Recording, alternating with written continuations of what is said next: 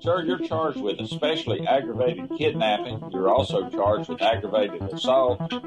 And you're charged with theft of a firearm worth less than $2,500. You're talking about stuff that is not for You will bring the jury. Hello and welcome to the Court of Public Opinion. I am the Recovery Addict, and boy do I have a case for you today. Why is the dog chewing on this guy? I think they have got the wrong guy They there. got the wrong guy. The dog was biting him. He roughing him up quite a bit. There's a lawsuit. 9 out of 10 judges prefer watching the Recovery Addict live stream in their courtroom. The fireworks are not done. Now we're getting commentary on the case. Dati mihi Anglican por service Latino. That's literally not true. Oh, for crumb's sake. Is that correct? I didn't ask you to interrupt me. Good morning, good morning, good morning. Welcome to the Court of Public Opinion. I am the Recovery Addict. Hope you're doing absolutely fabulous this morning. Let's see. I need to find, oh, there she is. Kim, first in chat today. Congratulations, Kim. Hello. Your promptness and punctuality has earned you a punishment. Everything IP-related worldwide is your responsibility.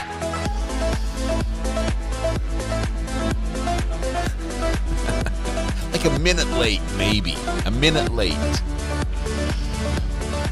All right. It's good to be here. Last call for birthday. We're going to stick to the schedule today, says Greeners. We're turning over a new leaf.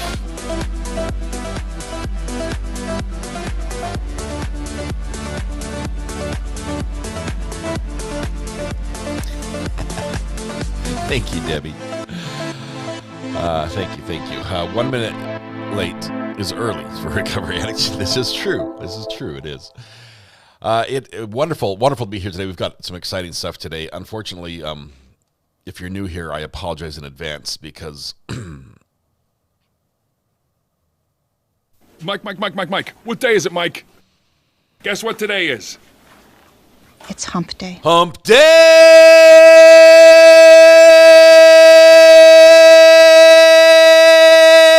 Welcome to Wednesday.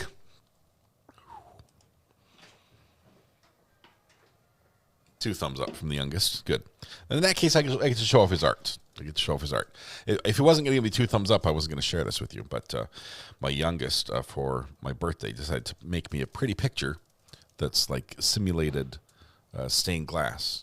And he made this out of foil and markers. It's like a flower, a beautiful flower on a stained glass window. I don't know how he came up with this.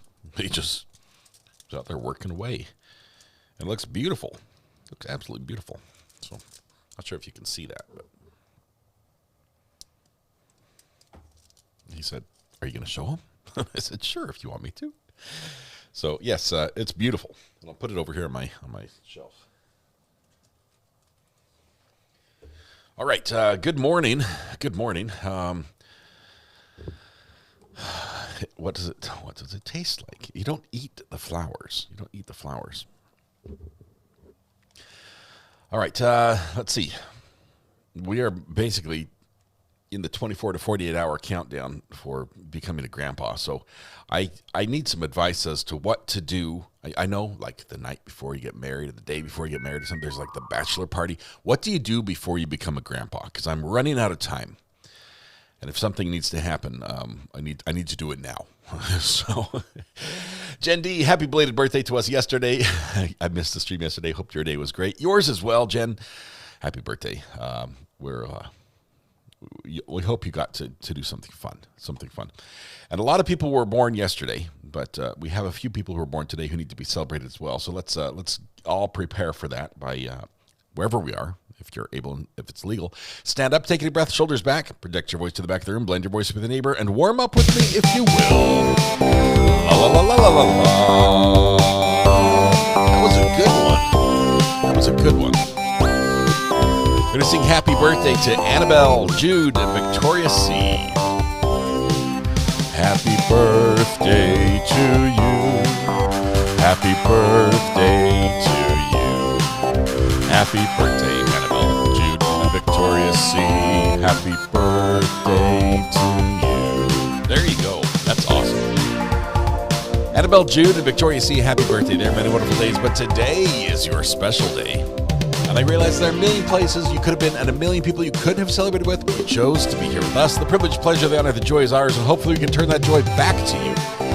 Make your day just a little more special. Begin by helping yourself to free pancakes at Denny's, IHOP Village, and Waffle House, McDonald's, Tammy Dunlap's House, Andy's Grill, Bob Evans, and Cracker Barrel. Apparently, be the grandparent. It's awesome. It's awesome. I'm looking forward to it. Apparently, I have to start telling old stories over and over again. Learn more dad jokes. Have a grandpa party. At a grandpa party, someone's just going to gift me a walker. And they're going to be like, ha, ha, ha. And I'm going to be like, thank you. I could use that. Yeah, that's what's going to happen. Dancers are doing great. I actually had pancakes this morning, by the way. Did not yesterday. Yesterday my daughter made me scrambled eggs, but I had my birthday pancakes this morning. They were also free, so hopefully you get to enjoy yours as well. All right, we'll be going to court in just a moment. Let's see. There we go. At a grandpa party, you get a pack of Depends and Pampers. The baby comes in 24 to 48 hours range. They're inducing, so you never know how fast it's going to go. But tell you something, this new baby has almost 70,000 voluntary aunts and uncles. Drum solo for the finish. We'll be back in court in a second.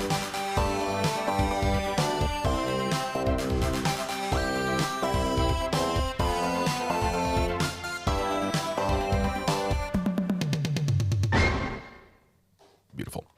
Happy birthday, everybody. Good morning. Good morning. We are back in court for the Judy Church trial. Well, now we're back in court for the Judy Church trial, which is going to begin shortly. But it's almost at the end. It is almost at the end of the state's case. We are reaching the final moments here. So let's see if they have anything to discuss here with the lawyers prior to the jurors coming out on the floor. Let's see. Can't touch this. Golly 62. Thanks for the cactus. Can't touch this. Get a real drum and jam out for us. We gave our air. Well, it's a real drum set, but it was like a Roland. It was one of those electronic drum sets. That's what it was. That's the word I'm looking for. We gave that to a friend of ours. Okay. Because we heard he played the drums before growing up, and he talked about it, and his face lit up when he'd said that. But he doesn't have drums now, and we're trying to get rid of ours because we don't play them ever, ever. It had been like a year and a half since anyone had even tried to play them, and so we gave him those, and he went and he started playing, and he got this huge wig and put it on. Good morning. We're back on the record with case on trial. His wife took a picture of it and sent it to us. I think we have all our jurors here and ready to go. Excellent. Anything we need to discuss before we bring the jurors in? Nope. Very good. Excellent. Let's begin. Starting the day off. Yesterday was spicy in the morning. We were hoping just to have a regular day in court. Up until the poisoning text, I was on the fence. That one pushed me to the guilty side, says Allie. Yeah. I daydream of poisoning someone. I've got someone picked out. Yeah, that was rough.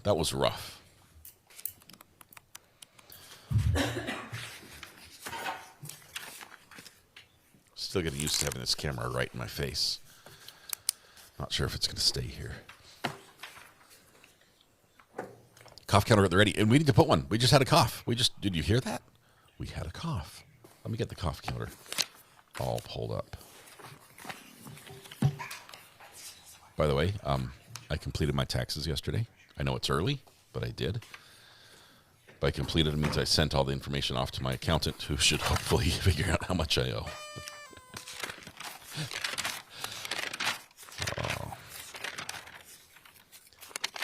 Usually we try to make it so we owe either the state or the feds, and the other one owes us a refund. Usually that's like our happy medium, so we can get a little bit of a refund from one side or the other. Okay, we have had one cough so far today, so let me go ahead and add that to the counter, make it 551, and we'll turn on our cough counter. If we have a full day of court, we're definitely getting over the 600 mark. Yeah.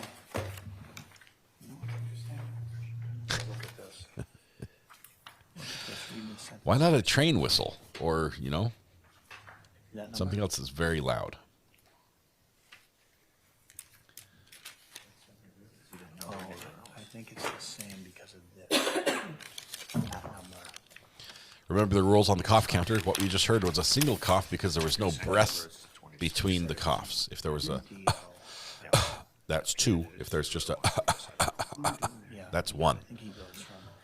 So Milligrams to liter to milligram. Come on, camera. Deciliter. So I think he changes it to liter.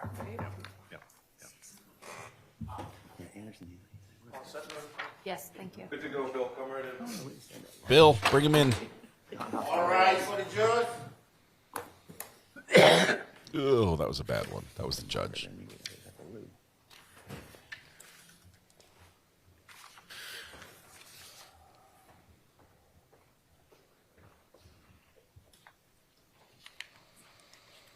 Kelsey, we have strict rules for the counter. We need to keep it fair and honest.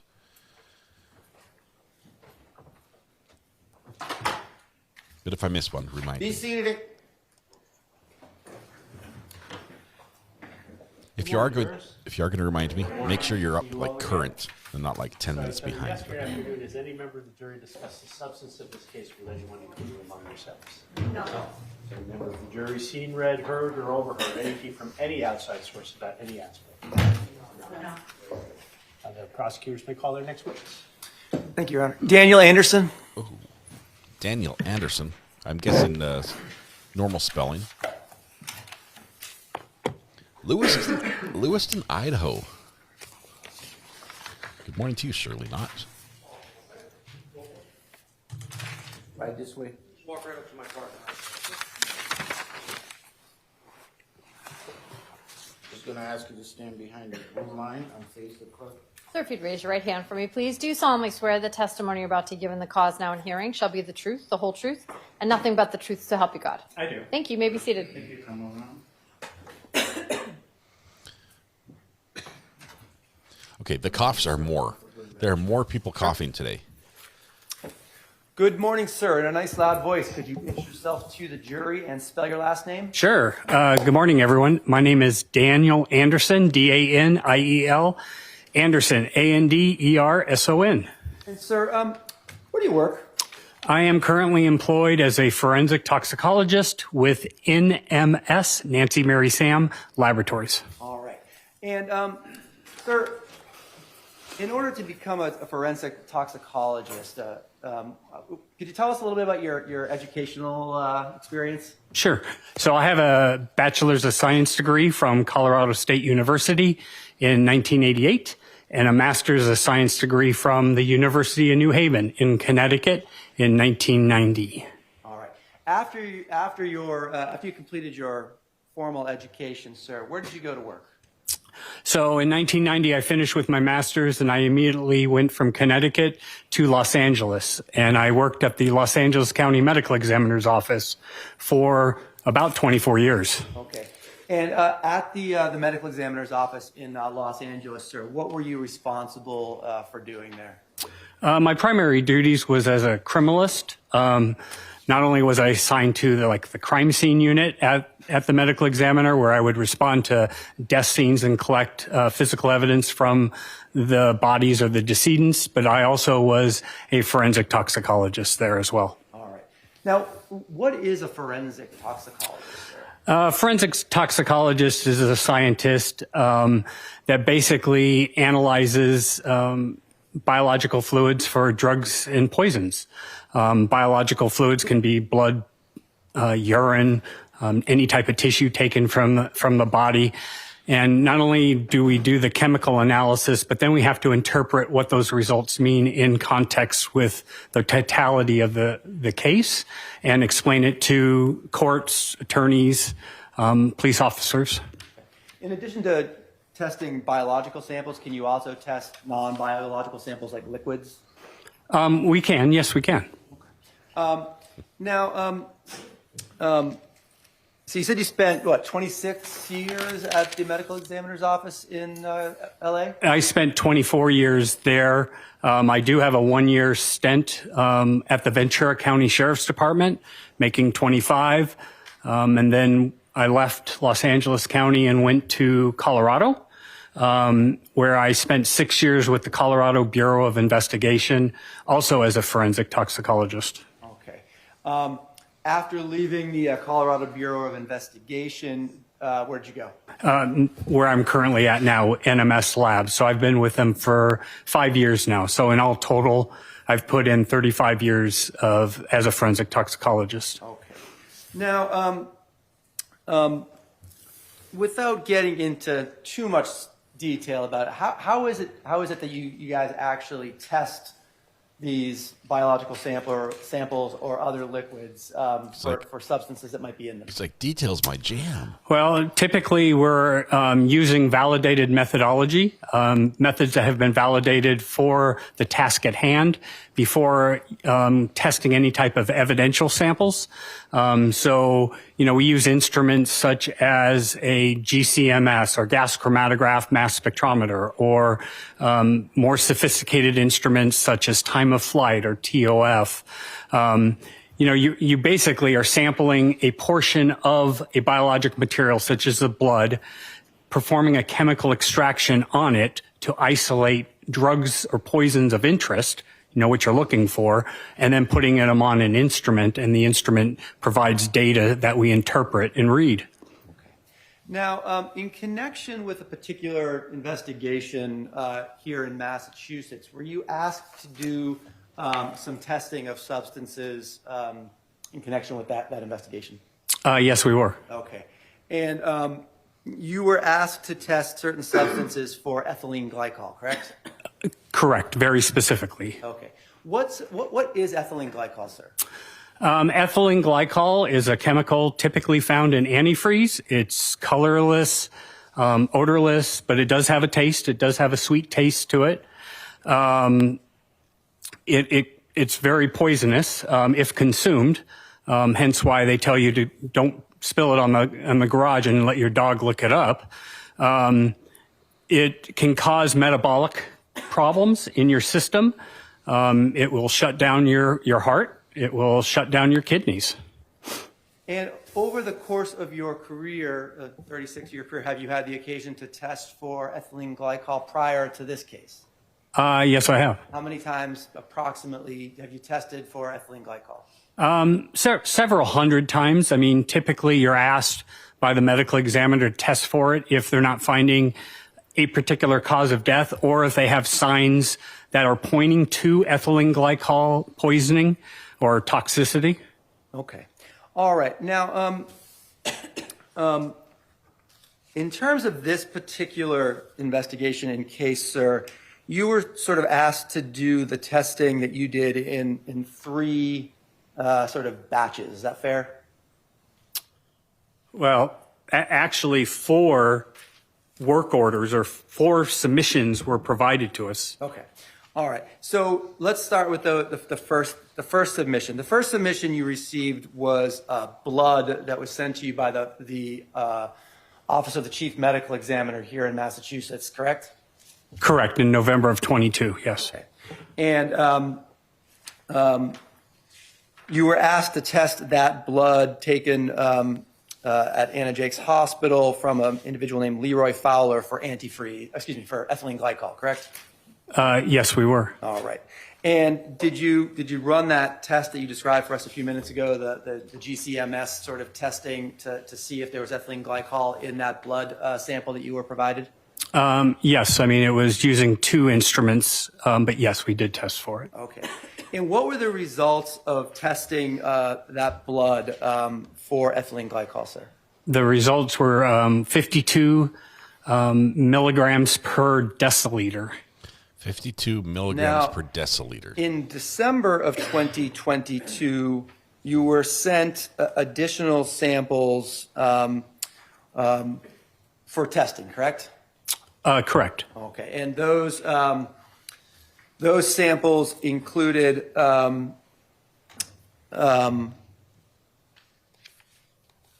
a liquid from a Powerade bottle, a liquid from a Rain-X de-icer bottle, and then a liquid that came to you it came to the lab here in Massachusetts in a specimen jar from a Fanta can, correct? I mean, yes. I mean, that type of information was provided to us by the law enforcement agency. All the descriptors, yes. I mean, we receive it in a little container separate from what they receive it from, but Fair. a portion of. All right. So now the sample that came from the Powerade bottle, was that tested for ethylene glycol? It was, yes. Okay. And what was the results of the testing of that liquid, sir? 2,400 milligrams per deciliter. Okay. The liquid that was in the diluted. Rain-X de-icer, what were the results of that testing, sir? I believe it was 11 milligrams per deciliter. Okay. And then finally, the orange liquid that you were told, and I know you don't know exactly where it came from, but you were told came from the Fanta can. What were the results of the testing on that liquid?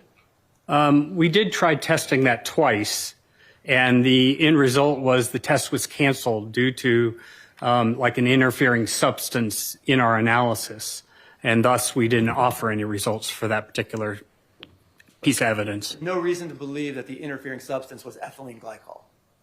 Oh, no, looking at the raw data itself, it didn't appear to be any ethylene glycol, but we could not make any formal conclusions on a report without the interferences, thus it was canceled. Hang on. And then This is the finally, Powerade bottle? you were They don't know provided what it was? with 2 samples of liquids. One that you were told was from an unopened bottle of Rain-X de-icer purchased by the Massachusetts State Police, and a second one that was a bottle of antifreeze, also purchased by the Massachusetts State Police just for comparison purposes, correct? Correct, I did. All right. Now, with respect to the item that was identified as the Rain-X de-icer, what was the results of the sort of the comparison testing that you did on that for ethylene glycol? I don't necessarily remember the specific numbers, but it was very low amounts of, I believe, ethylene glycol and propylene glycol. All right. And if I suggested to you that the results were 7.6 milligrams per deciliter of ethylene glycol, would that refresh your memory as to the amount of ethylene glycol that was present in there? It's a small amount, so yes, I would agree with that. Okay. And then with regard to the antifreeze that was tested by your lab, sir, do you remember the results of the testing of the antifreeze for ethylene glycol? I do. And what was it? It was 120,000 milligrams per deciliter. Okay. Now, do you know what? Well, let me ask you, sir. You've used the terms milligrams per deciliter to describe the results of all of these testing, the amount of ethylene glycol in the liquid. What does that mean, milligrams per deciliter? It's a weight per volume explanation. I mean, that's how the units are expressed. You know, you talk about milligrams. There's 1,000 milligrams in a gram. So I express it as, you know, when I say 2,400 milligrams, I could say 2.4 grams as well. The deciliter is an interesting volume. Deciliter is 100 milliliters or 0.1 liters. And so you start doing the math. I mean, you can express these numbers in many different ways with different types of units. It's just how the laboratory reports out. And obviously, you try to keep all of the expressions of this measurement in the same units so that they can sort of be compared to each other more easily? You try to, but I mean, the way it's expressed from NMS perspective versus what you look at it in the literature, you really have to do some conversions. Okay. All right. Now, sir, are you familiar with a substance called the denatonium benzoate? I am. Okay. And is that a substance that NMS Labs tests for? No, we don't. Okay. And in the course of your career, have you ever tested for denatonium benzoate? The bittering agent? No, I have not. And Would you ever recommend to an investigator that they test for Objection. Well, let me hear the question, and then I'll rule on the objection. Would you finish your question, please? Thank you. Would you ever recommend to an investigator that they test for denatonium benzoate if ethylene glycol was present? Just a moment. Let me see counsel at sidebar. All right. The objection is, would you ever recommend to an investigator if they should test for the bittering agent if they suspect that they have antifreeze, ethylene glycol, which is in antifreeze?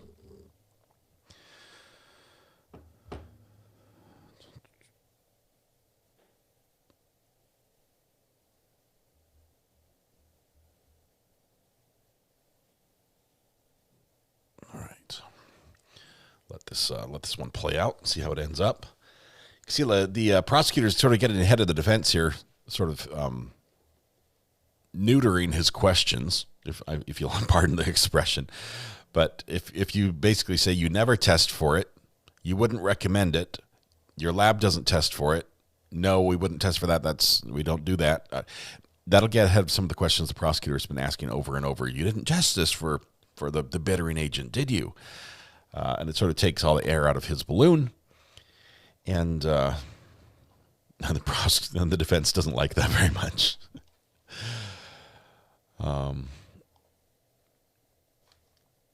He has all this memorized. I can't even remember my own name under pressure. Yeah, it's impressive remembering all these measurements, precise measurements, and the ratios. It's not just the amount, but the ratio with whatever factors they decided to test. Curious what it was that got in the way of the test. And if I remember correctly, they said that it was the liquid in the bottle, right? It was the liquid in the bottle, the Powerade bottle, that they couldn't get a number off of. Something interfered. The defense just bitter. Oh, red pen. That was... But yep. He spent all day blowing up that balloon. That's his only balloon. He has nothing else. Yeah. We're up to 571 coughs. If we could get more likes than coughs today, that would be great. We need your friends and all of you to help with that, though. Not sure why the objection is quite so... why he was so forceful with the objection, right? He just jumped up, objection! And is it because of its speculation? Would you ever suggest? Is it because it's outside? I don't know. Seems right in his line of expertise. We haven't really had an expert witness yet with the expert witness designation, but he is, 30 years of experience, so it shouldn't be too hard to get him that little check mark.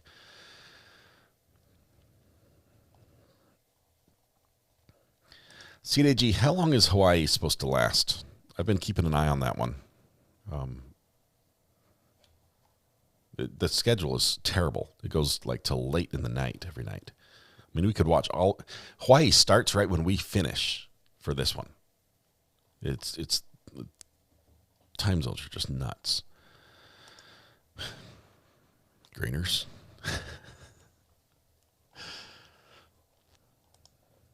Just going to cough on the like. Thank you. I went back and it was liquid in Fanta can.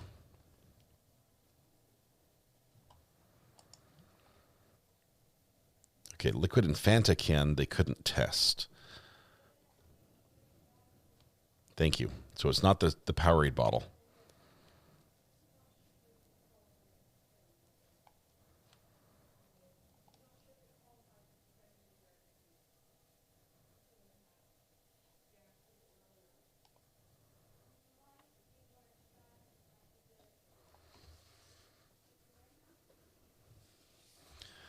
We'll just wait for this sidebar to wrap up. Has anyone translated this for us? Sigillum Republica, Massachusetts. What does it mean? I think you told me and I forgot already.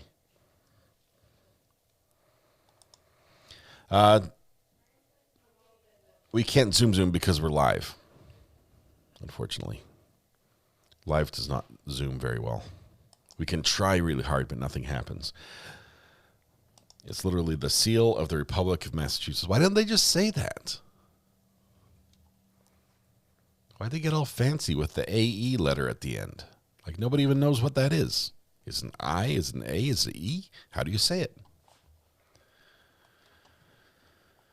All right. Because Latin is fancy and courty. The language of the courts. Archaic. Because they have to use Latin. If they don't use it, who would? Right? Nobody. Kelly Jordan's just had a slow start to the day. We just got an investigator who's the toxicologist who's given us the numbers, the details of the different chemicals, and where the poison was and where it wasn't. Apparently, they also use metric in Massachusetts. It's just scientists. Scientists use metric because honestly, it's easier. The like button is buried now. Oh, man. They've already just messed up my, like on this screen right here. Look, this screen. This is where I have I try to clear something off the screen. Anything I put on the screen goes right there as far as pinned messages. Pinned messages is right here. This is like the wrong place for a pinned message. I realize it probably helps you guys, but I can't deal with it. It's terrible. I think I'm going to drink my last can of Mountain Dew this morning, though.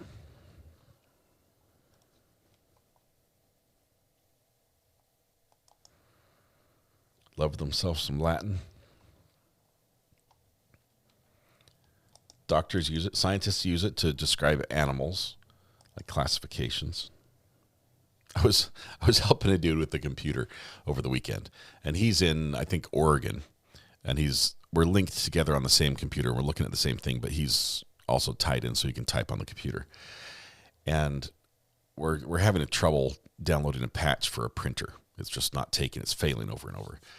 And he jumps on the internet. He pulls up Google, and to test to see if the internet was working, he searched for sea otter by the full Latin name. Like his search was the full Latin name for sea otter, and it pulls up, oh, you're looking for sea otter. I'm like, that's just a flex, right? That's just you like showing off that you know what the full scientific name of sea otter is. See? Anybody else would have just said sea otter. But it was funny. Good guy. Josh knows scientific bird names. Got to make sure it isn't cached, different Latin animal each time. Yes, for sure. The AE, which you managed to actually produce on screen here, is pronounced like bay without the B. So A.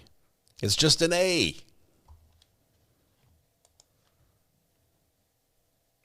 Why do we have extra letters that make the same sounds our other letters make? Don't look up the scientific name of...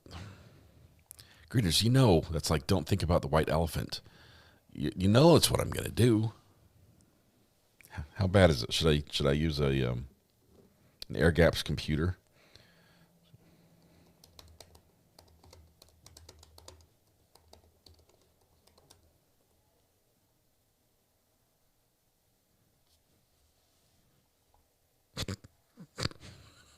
Greeners, you're fired.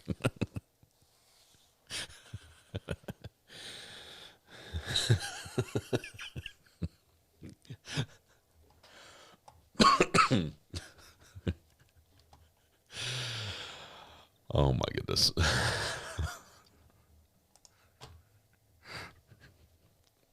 He was right. He's right. Don't look it up. About 5 minutes, and I really think it will be about 5 minutes. I need to have a little bit further discussion. Judge has no arms today. And with the witness before I make a ruling and we proceed. He's pulled his arms into his robe. All right. He's freezing. We have a no-arm judge. How can you bang the gavel with no arms, Judge?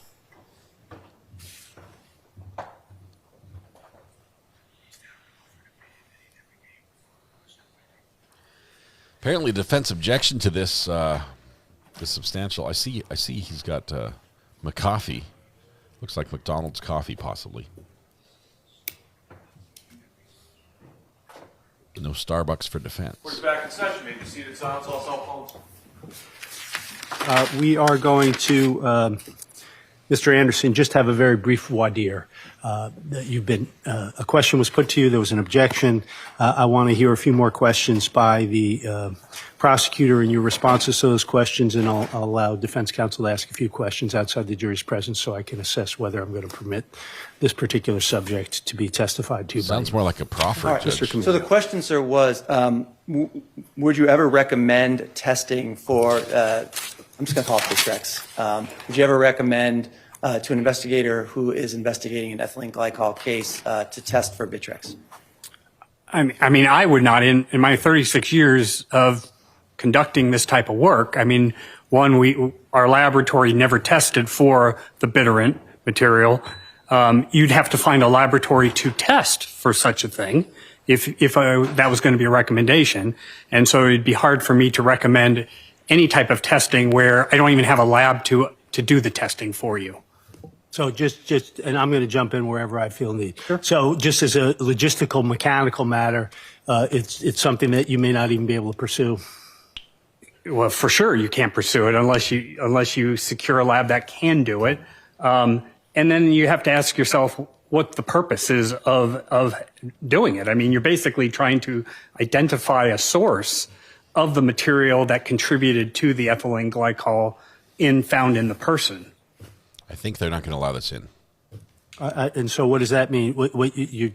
That it doesn't have a purpose? I'm not sure I follow you. I mean, sitting here and in all my years of experience, I don't have a purpose for it. No, it'd be I mean, if I was trying to identify the source of the problem, I'd be going after the ethylene glycol as the main contributor, if that's the question at hand. Mr. Camellia? No, I don't. I think that covers it. Mr. Scully. Thank you, Your Honor. Morning. Good morning. So if an investigator came to you, because your answer is a little bit hypothetical, right? You would never investigate to an investigator, or you would never recommend to an investigator to test for Bitrex. That seemed to be what you said, right? True. I mean, I'd ask the why question. Right. And in this case, you were not asked whether or not to test for Bitrex, right? Correct. Okay. So it's a little bit of a hypothetical. You would agree, right? I would agree. All right. So if this hypothetical investigator came to you and said, we suspect that this person may have intentionally consumed antifreeze, and we think that there might be a bittering agent in there, and we want to know whether there's ethylene glycol in the sample, and we want to know whether there's a bittering agent, would you advise that officer to, one, we can test for the ethylene glycol right here, but since you want to know what is the bittering agent, we should look for another laboratory to see if there's somebody available to do that second test so you have both answers?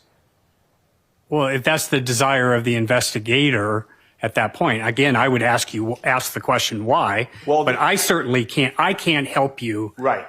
My lab and myself can't help you in that situation. This is a hypothetical investigator, so this one wants to know both answers, right? In the hypothetical I just gave you. It appears so, yes. Right, because in their investigation, they feel it's relevant. Correct. In this hypothetical, yes, they feel like it's important. They want to get to the bottom of, is there just ethylene glycol, or is there ethylene glycol and a bittering agent? If that's the question at hand, yes. That's important to them, yes. Okay, so there are no more questions.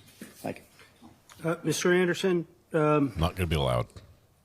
If someone said to you, an investigator, we have some question whether some liquid with ethylene glycol in it might have been consumed by a decedent unknowingly or perhaps knowingly, and so we're wondering whether there's a bittering agent in it which might shed some light on whether they would have known that something was amiss or not.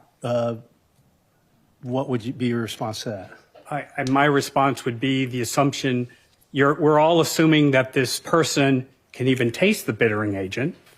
I'm not even 100% sure that the entire population can taste it.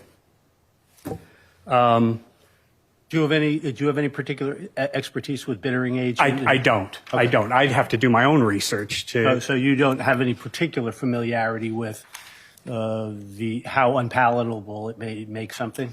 True, I don't. And when you start getting into ethylene glycol being spiked into another substance to hide it or not hide it, then you start to wonder, even if you find the bittering agent, is it too dilute to even taste? And you'd have to go through that whole research of what is the minimum amount that 100% of the population can and can't taste. I mean, there's a lot of questions from a science perspective that I would have. You know, if you had two sources of ethylene glycol, one had it and one did not have the bittering agent, I mean, you're not able to test for the bittering agent in the person, in the blood sample. So it's not like you can identify the source as being one with or one without because this person didn't have any in the blood. I mean, that would be another scenario. There's a lot of questions at hand. Okay. And it's not something you've thought about before? No. I've only had one other true poisoning case, poisoned by another with ethylene glycol in my career, besides this one. This will be the second one. All right. That's not what you brag about in court as an expert. Any follow-up on anything I've asked, Mr. Capilio? Mr. Scully? Just respect to that one other true poisoning case that you had with ethylene glycol. When was that? Year 2000 out of Los Angeles. The defendant's name was Angelina Rodriguez. She's sitting on death row in California. Thank you. All right. So I'm going to permit the question to be put to this witness and the witness, Mr. Anderson, to answer in a certain limited fashion. I appreciate his responses to the voir dire questions, especially the ones that I put to him. It's clear to me that Mr. Anderson is very knowledgeable, thoughtful, and experienced, but Bitrex is not his field of expertise. Either by training or prior experience. I will permit him to answer the question, would he have recommended, if an investigator asked about testing for Bitrex, whether that should be pursued. I will permit him to answer in two fashions that he laid out in his voir dire. One is no, his lab doesn't do it. No lab he's ever worked for has done it, and it may be difficult to find a lab that would do it. That's sort of a mechanical or logistical impediment to pursuing such testing.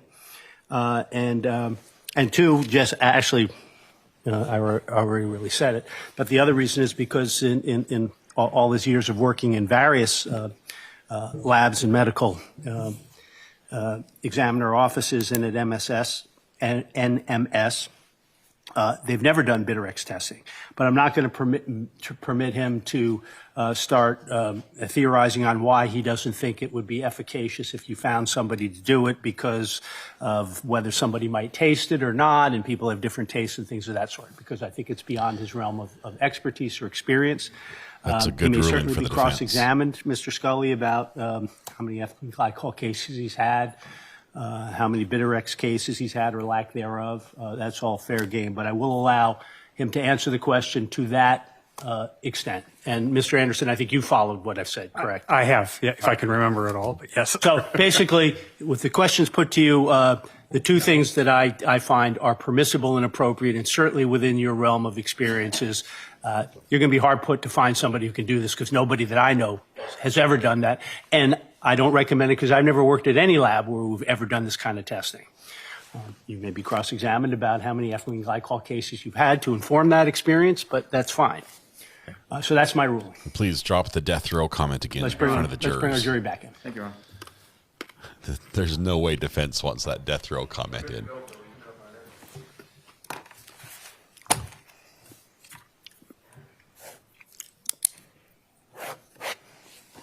The only other time we've seen this, the lady. Where is MSS NMS? NMS. Nancy Mary Sam? Yes. It's outside of Philadelphia, Pennsylvania. Yes, November I Mike find Sierra. it very hard to say for some reason. I'm usually pretty good with words. Brandy but that Joe, one I find thank hard you to very say. much. Yeah, it used to be National Medical Services. Had a wonderful birthday. You guys made it amazing. That was a soundbite comment.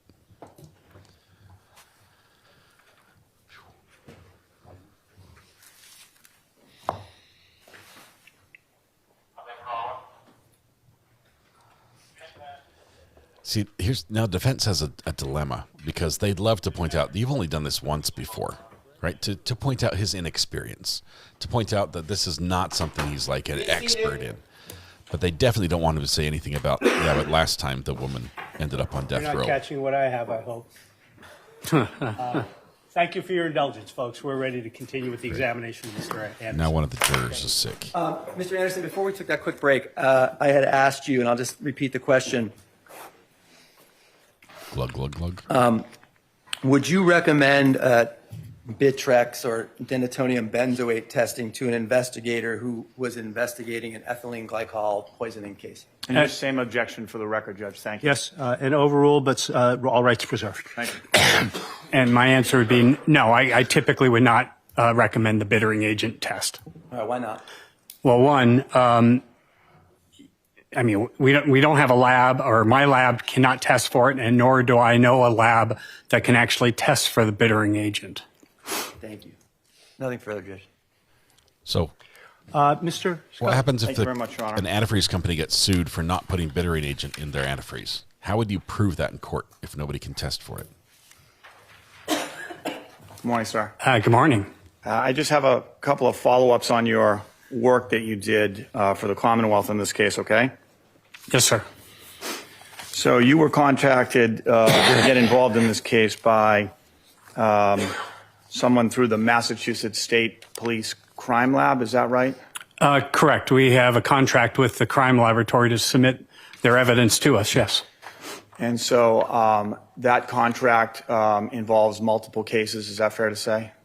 It is in this case, yes, multiple pieces of evidence, yes. Yeah. And do you do other cases in conjunction with the Massachusetts State Police Crime Lab? Yes, we have. Okay. How long has the crime lab been a customer of NMS Laboratories? That I don't know specifically. Okay. But they're a client, right? They are. I mean, we have many clients throughout the nation. Right. I'm just asking you about ours. Again, I don't necessarily know the history of the Mass Police Department submitting. Okay. And did you have some direct contact with a Massachusetts State Police trooper at the time, Lewis Williams? Well, after all the testing was completed, or at least in the midst of it, yes. Okay. So you know that name? Trooper Williams, yes, I do. Okay. So I just want to run through some of the test results, and I have a few follow-up questions with each one. The first one I just want to ask about is what was referred to on direct examination as the Fanta soda. This was the interference or the one where the testing was canceled. Is that right? Correct. Okay. So there was a sample that was provided, and is it fair to say that your lab undertook an attempt to test that sample to see if it had ethylene glycol present in the sample? Yes, we were asked to look for the three glycols, or the glycol panel on that particular one. Usually before we cancel any testing, we'll perform the test. It fails. We'll perform it again to ensure that it just was not that particular batch or date. Okay. And it failed again. Failed twice. It did fail twice. And that substance, did you ever find out what the nature of that failure was? No, there was some underlying substance in that orange fluid or liquid that was causing some concerns analytically. Okay. Where you look at it and it wasn't passing all the acceptable criteria that it needs to pass in order to be reported, and thus it was canceled. Okay. So you don't know what the actual substance was that was tested, right? Even though we're calling it something from the Fanta. Correct. I mean, in the field of toxicology, I mean, they call that a direct analysis. You're asked to look for 3 glycols. You go to look for those 3 glycols to see if you can detect them, and there was some underlying substance that was causing us some problems, analytical interferences, and thus it could be something else, and you're not looking to identify that something else. You just cancel it and be done. Okay. All right. So that test got canceled. And another test that you had done, and these aren't the exact order that you performed them, but the other another test that you did was for a product that was identified as Rain-X, right? And this is the one that was sent with the 3 samples that were part of the case file connected to the Leroy Fowler. Is that right? Oh, I'm going to need a little bit more descriptor because Okay. I'm not sure which one we're talking about. Item 2-1.1 in your patient name for your lab. That helps. Can you help me out with the result so I can identify? Give them the report. That's an evidential number by Mass State. Yes, you may. Oh, thank you. I appreciate it. Yes, sir. Okay, what was that? The results are the 11 milligrams per deciliter result. Okay. And that was connected to item 2-1.1, right? Hey, Skip. If you say so, yes. I'll come back up. Okay. I think you can talk in shorthand, and Mr. Camilio will accept it if you say Rain-X from 108 Central versus, store-bought Rain-X, so we know which you're talking about. That this result was the Rain-X? He already testified to it. Yes. So, but the Rain-X from 108 Central, correct? Rain-X, yes. Yes. From the house. So that's what I just want to make sure the jury's understanding which one you're talking about, not the store-bought one, the one from 108 Central. So we all understand that, correct? All right. Thank you very much, Your Honor. I don't plan on asking any questions, sir, about the store-bought products. Okay, that's helpful too. Just the ones that were directly involved with this case. Thank you. Okay. So one of the things that you put that in your report is that ethylene glycol is basically manifested in 3 stages when it's following ingestion, right? If you're referring to the reference comment on that report, Yes. those are canned comments on every report that has an ethylene glycol result. Okay, well, tell me if this is what you wrote. Following ingestion, toxicity of ethylene glycol is manifested in 3 stages, depending on the dose administered. Initially, CNS depression is noted, with signs including intoxication, coma, convulsions, and possibly death. Also, during this 1 to 12 hours post-ingestion period, metabolic acidosis and gastrointestinal disturbances can be noted. The second stage, 12 to 24 hours post-ingestion, is also characterized by cardiopulmonary disturbances, including tachycardia, tachypnea, and hypertension. In severe ingestions, congestive heart failure and circulatory collapse may be seen. The end stage of ethylene glycol toxicity is renal failure 24 to 72 hours post-ingestion, signed Daniel T. Anderson, forensic toxologist. That's what you wrote in your letter about the results of the testing of the Rain-X in this case. Is that correct, sir? Yes, that's my report. That's my signature. And those are the exact words just above your signature. Is that correct, sir? Correct. Those are a canned comment, reference comment put on all reports. Canned, yes. but you didn't submit something inaccurate and then sign it, right? No, I believe that that's what it says, and I believe in what it says, yes. Okay, so it's accurate, right? Sure. The other thing that you included in this report was an advisement that unless alternate arrangements are made by you, The remainder of the submitted specimens will be discarded 1 year from the date of this report, and generated data will be discarded 5 years from the date of the analysis performed, right? Correct. Okay, when you're saying you, that's the Mass State Police crime lab that provided the sample. This is an advisement to them, right? Yes, it is. Okay. Do you know whether arrangements were made by them to come and get this sample, which is the Rain-X we're talking about? I don't know off the top Do you know of my what head. happened to that sample? I do not. Okay.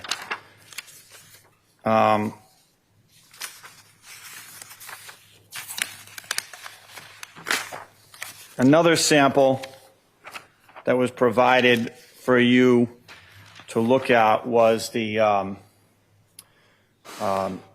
sample, and you called it patient name 2-2.1, right? And this is the Powerade, the sample that came from the Powerade bottle in this case. And if we could get a stipulation to that from the prosecutor. I don't know. I mean, yet it was tested. I don't know what I'm stipulating to. I think you're agreeing that the test result he's about to ask Mr. Anderson about is from the Powerade. As soon as I hear the question, I'm happy to.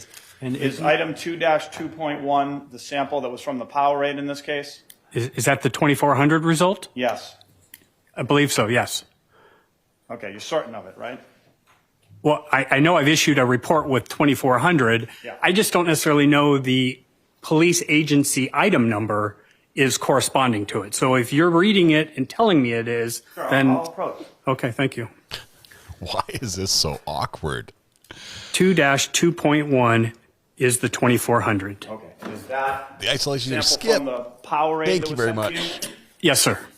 Good to have you here, my friend. And Hope this you're doing great. 2-2.1 is listed on an NMS lab form in your letterhead, and you gave it this sample that patient name, right? Well, the agency gave it that patient name. We actually assign it a work order number. NMS gave it that patient name. No. The patient name is just dictated from the paperwork that we received from the police agency. That's the NMS. It says patient name, NMS, and they call it 2.2-1, right? Correct. And we get that information from the paperwork submitted by the police agency. These guys are going Now- to duke it out after this during break. The result that you found there was the 2400 number, and that's milligrams per deciliter, right? Yes, sir. Okay. So what I'm going to ask now is, based on the sample size that you had, the Powerade, the sample from the Powerade that you tested, that we were just talking about, 2-2.1. That was a quiet cough. What by was way. the percentage of ethylene glycol that was in that whole sample?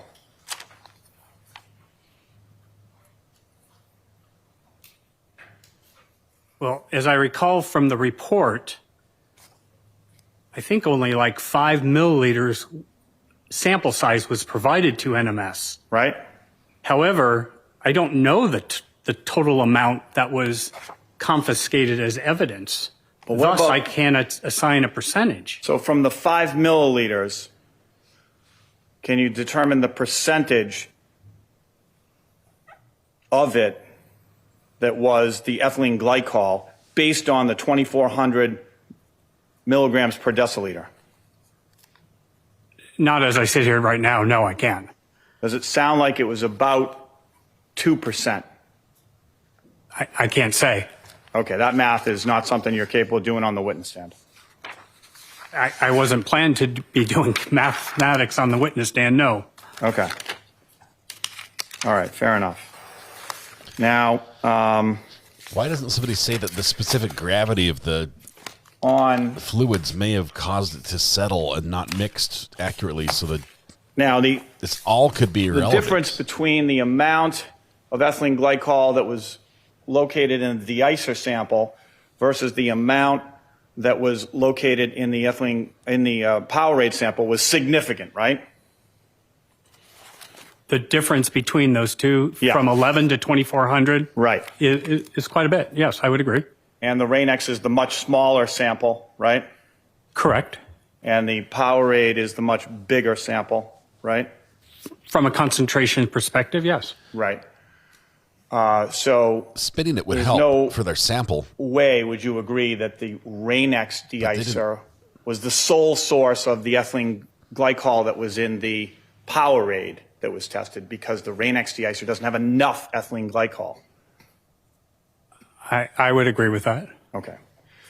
So there must have been some other source of ethylene glycol to get in that Powerade sample that was tested, right?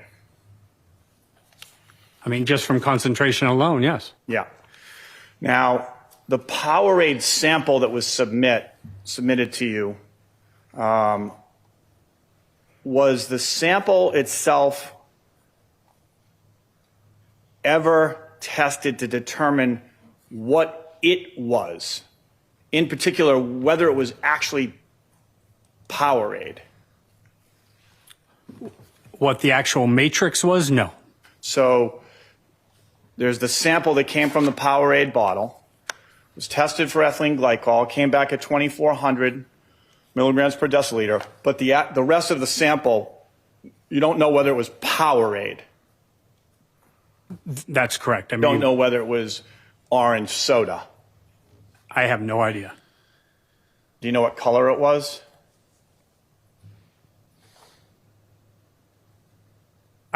I don't off the top of my head, no. I mean, it may say at the bottom of that report, it was some of the liquids were noted to have color to them, but I don't recall. Okay. You don't recall the color. That's okay. And so you don't know what the actual rest of the liquid was, right? I mean, in my experience, there's no way of testing whether it was Kool-Aid, orange juice, soda. We wouldn't be able to test for that. Okay.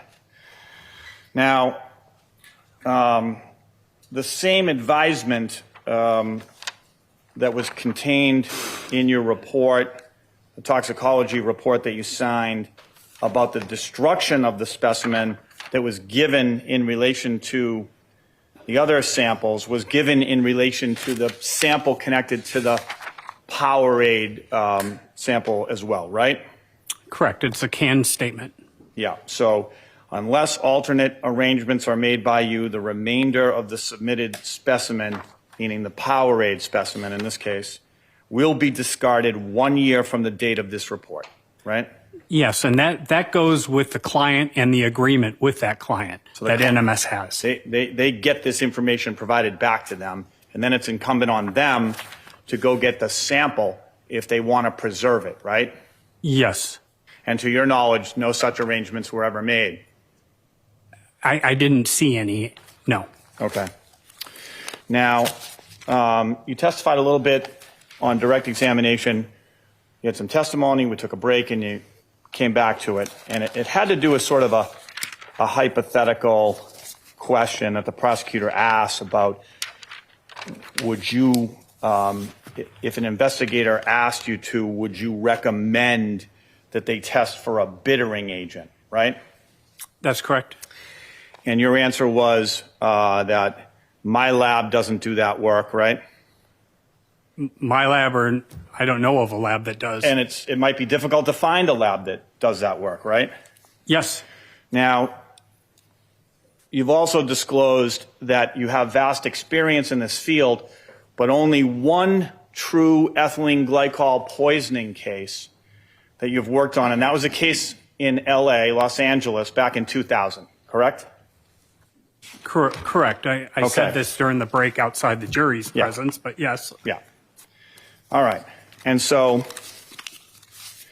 in this case, that was a hypothetical that the prosecutor asked you to answer about a hypothetical investigator, not a real investigator, because they never specifically asked you to test for it in this particular case, the right? Prosecutor, it was you. That's correct. Okay. And your lab doesn't do the testing anyway, so you wouldn't have been able to do it.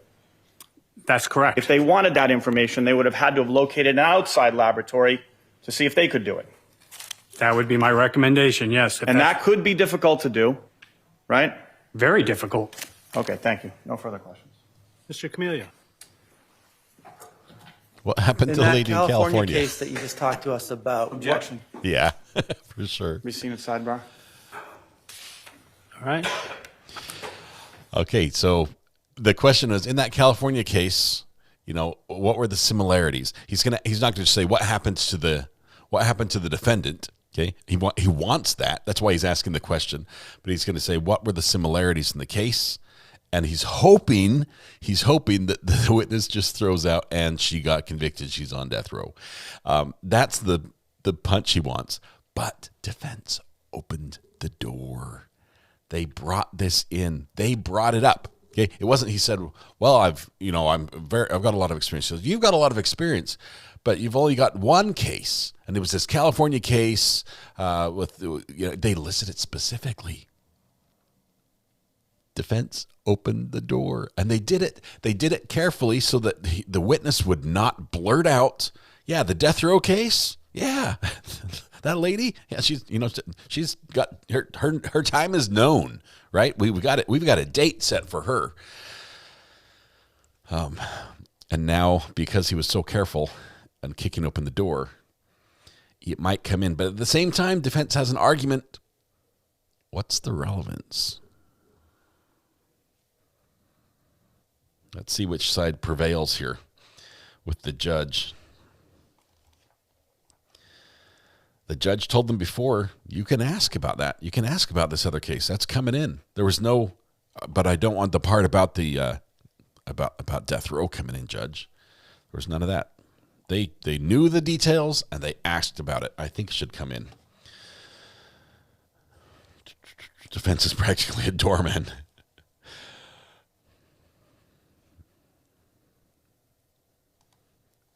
Advert popped up on my Insta GeForce Orange Fanta. This isn't just a drink. It's a whole vibe in a bottle. They're listening to us. He thought the crack in the door would go unnoticed.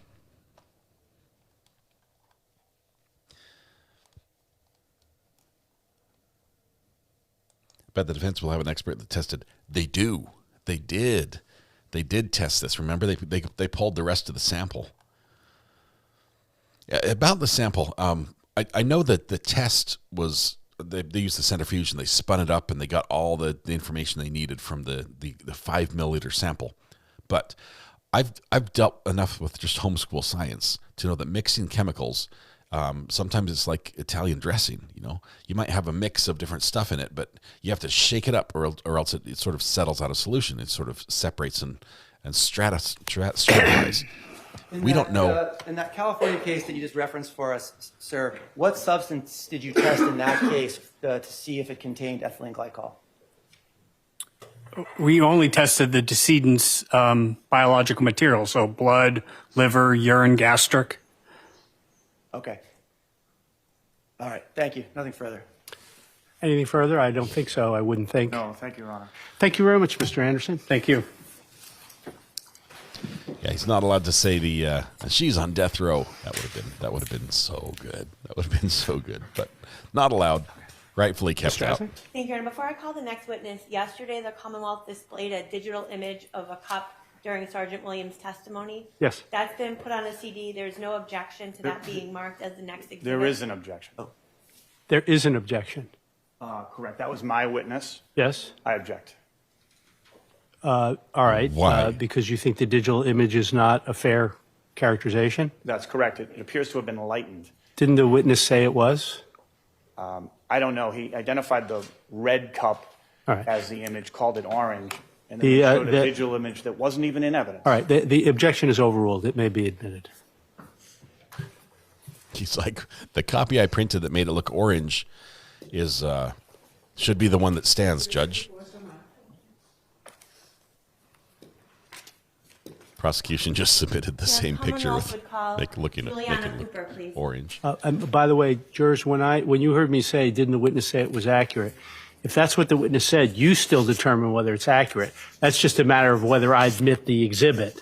That is, it's been authenticated in some fashion as an appropriate picture for you to see. But it's always for you to decide whether, as you heard Mr. Scully suggest, it's been lightened or whether it's, in fact, an accurate depiction of the liquid. Would you raise your right hand for me, please?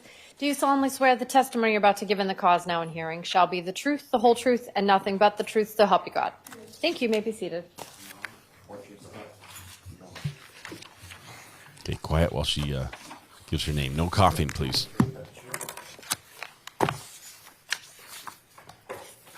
May I proceed, Your Honor? Yes, you may.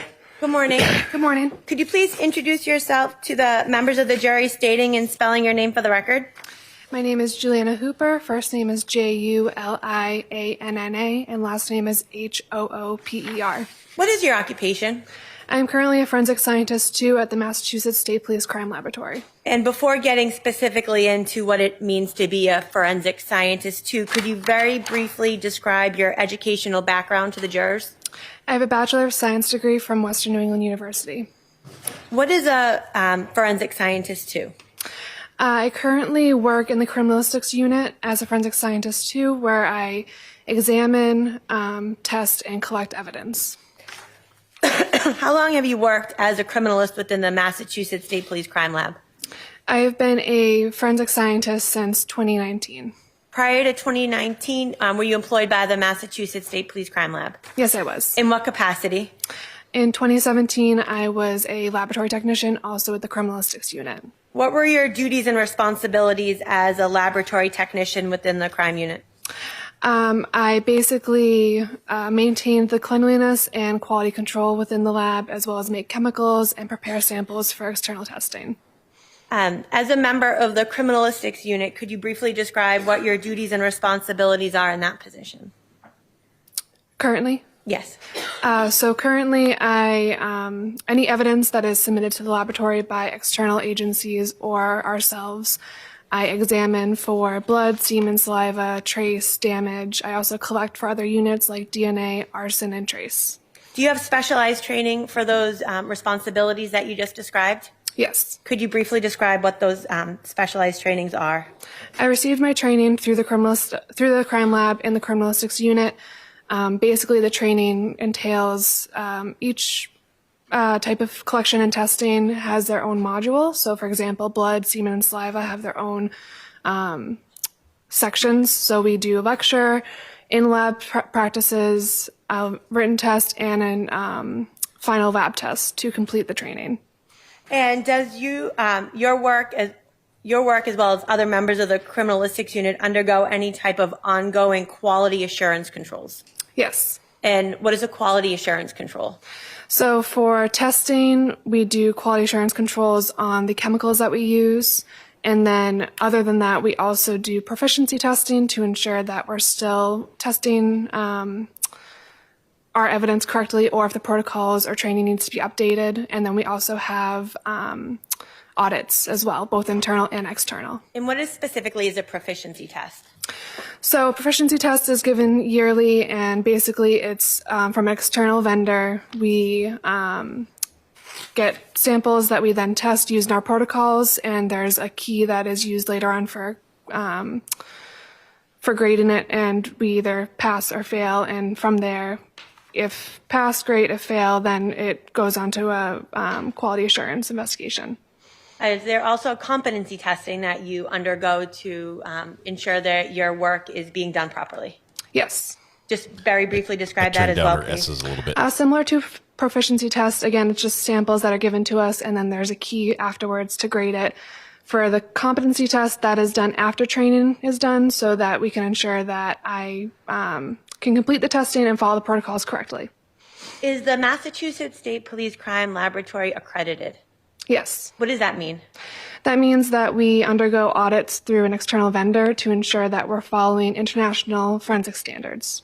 Does the work that you specifically do in your unit undergo any type of review process? Yes. What type of process does your work undergo for review? Once I complete work with a specific case, it then gets reviewed by a peer to ensure that everything that I did was done correctly and based on our protocols. In the the criminalistics unit, before getting into the specifics of this case, in the criminalistics unit, how are cases assigned to you or other members of your unit? Once they have been reviewed by our case management unit, it's then assigned to our criminalistics unit itself, which then is assigned to me by my supervisor.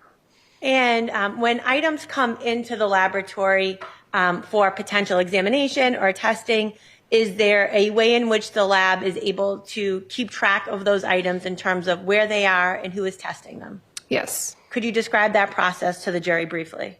We use an electronic laboratory information management system that basically tracks it through the case number and item numbers and tracks the custody of the item as it goes through the lab. Is a short nickname for that the LIM system? Yes. Is every case that's submitted to the lab given a unique case number assigned to it? Yes. Is it fair to say that for every potential or every piece of evidence that's submitted to the lab, it has a unique item number that goes with that case number? Yes. And is that tracked throughout the lab depending on if it's in the criminalistics unit, the arson unit, crime scene services, if fingerprinting was done? Correct. Once your supervisor assigns you a case, what is the process? What do you do?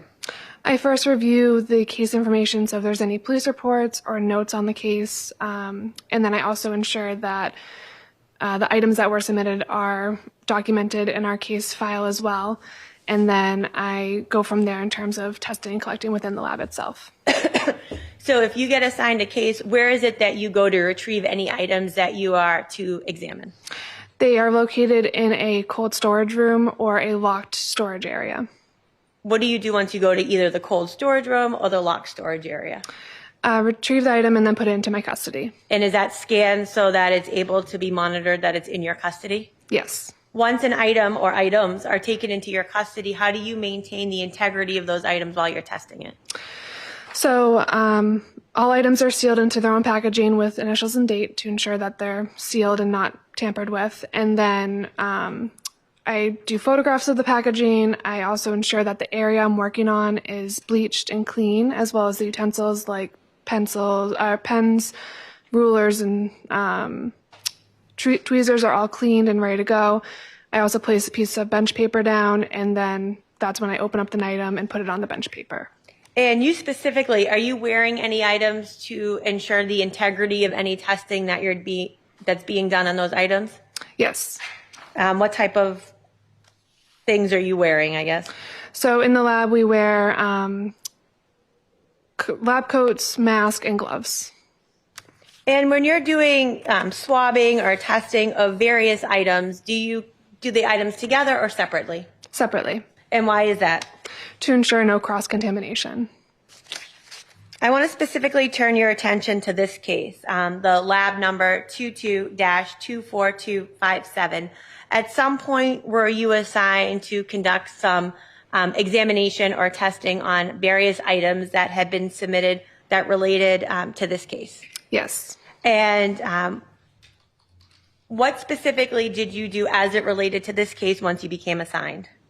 After I was assigned, reviewed the case, and then started working on specific items that were submitted. I want to specifically talk to you about item 2-1. Do you remember what that item was? Yes. And what was that? It was submitted as a de-icer bottle. And what did you first do as it related to that de-icer bottle 2-1?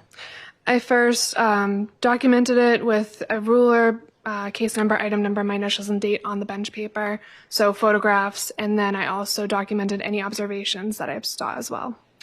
If I may approach, Your Honor? Yes, you may.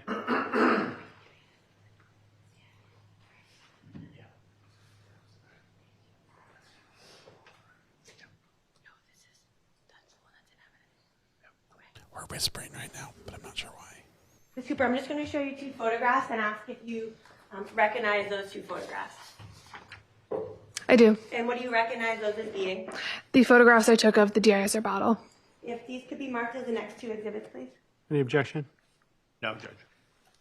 They may be admitted. Exhibit 55 and 56. So with the court's permission, if I may publish exhibit 55. Yes, you may. Thank you.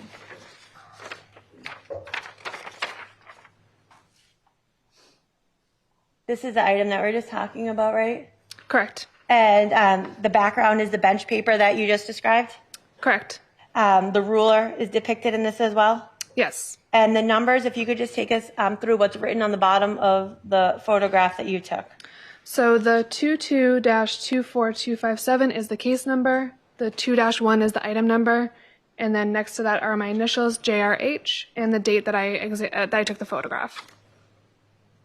I'm going to now show you what's been marked as Exhibit 56 and ask if you recognize that. Yes. And again, those same markings on the bottom that you just described? Yes. After photographing that bottle, what, if anything, did you do as it related to that item? After photographing and documenting observations, I then swabbed areas of that bottle. And could you kind of take the jury through, when you say you swabbed areas of the bottle, what is the process for which you use to swab an item?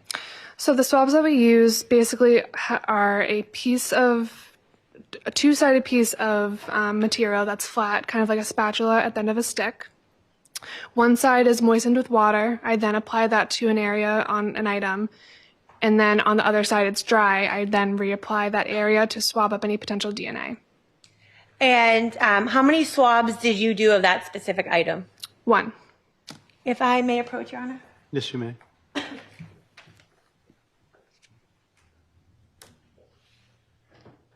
going to show you what's been marked as Exhibit 22. Is this the actual exhibit that is depicted in the photograph that you were just discussing?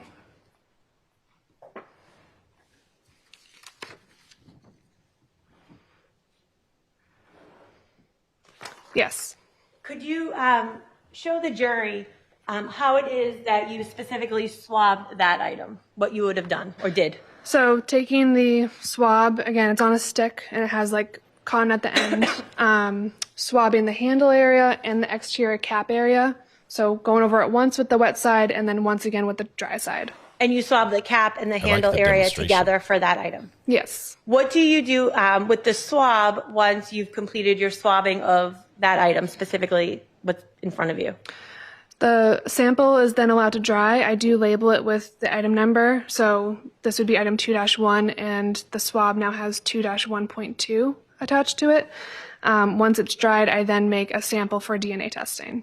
And is it fair to say that that was given item 2-1 when it was submitted to the lab as potential evidence, correct? Yes. Any prior testing that would have been done as it related to that item, whether a fluid was removed from it, that was item 2-1.1? Correct. If there was any other sampling before that, it would have been given an item number first as 2-1.1, and then when I worked on it, my sample would be 2-1.2. And in this case, that's specifically the item number that it was, item 2-1.2. Yes. What did you do with the swab of that item 2-1.2 once it was dry? Once it's dry, I then prepared a half of the swab for DNA testing. Why do you do half of the swab? That is routine for this type of analysis. So it's just general DNA collection. So we do half of the sample for DNA and we preserve the other half for any additional DNA testing that may be done later on. How are you able to obtain half of the swab? What specifically do you do? I use a sterile scalpel to cut the half. And that half that is cut that then is going on to DNA, is that given another lab number to correspond with the half of the swab that then is being sent to DNA? Yes. And in this case, what specifically was that half a swab number that was sent to DNA? 2-1.2.1. And is that the extent of the testing that you did as it related to the item that's in front of you, the Rain-X bottle? Yes. Did you have an occasion to do additional testing on items that were submitted to the lab? Yes. Specifically, did you have an occasion to do testing on item 2-2? Yes. And what is item 2-2? Item 2-2 was submitted as a Powerade bottle. And could you very briefly again just take us through what you did with the Powerade bottle as it related to your examination? Similar to the de-icer bottle, bleached the area, new bench paper, item number, case number, all that type of stuff with the ruler on the bench paper, photographs, and then documentation of anything that I observed. So any testing or swabbing that you did as it related to the Rain-X bottle everything's cleared away, your entire station is cleared, bleached, and you essentially start over with the second item? Yes. If I may approach, Your Honor? Yes, you may. I'm going to show you 2 additional photographs, and the super and ask if you recognize this. And I'll also take that away.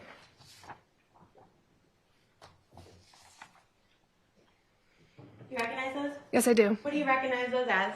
These are photographs of item 2-2, the Powerade bottle. And you took those? Yes. If those could be marked as the next 2 exhibits, please. Any objection?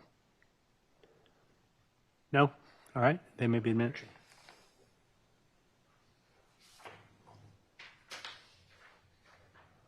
Is it 57, 58, so marked?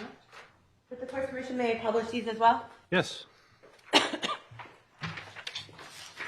going to show you what's been marked as Exhibit 57 You got the first. rare on-camera Again, cough. this is the Powerade bottle that you were just describing. Yes. And this is the clean bench paper that you described behind it? Correct. Again, the lab number that you described, the specific item number, your initials, and the date. Yes. Why are these pictures so I'm going to show grainy? you what's been marked as Exhibit 58. And is that just the other side of the Powerade with those same identifying numbers and letters on the bottom? Correct. What did you do as it related to item 2-2 after you photographed it? Similar to the previous item 2-1, I also swabbed it for potential DNA testing as well. How many swabs did you do as it related to the Powerade bottle? I did 2 separate swabs and samples. And when you do 2 separate swabs and samples, do you follow the same procedure that you just described in terms of the moist Q-tip and swabbing it? Yes. Which 2 areas did you swab when you tested the Powerade? The first sample I took was 2-2.2, which was 1 swab of the entire exterior of the Powerade bottle. And then the second sample I took, which was 2-2.3, was a swab of the interior cap and mouth area of the bottle. And if I may approach? Yes.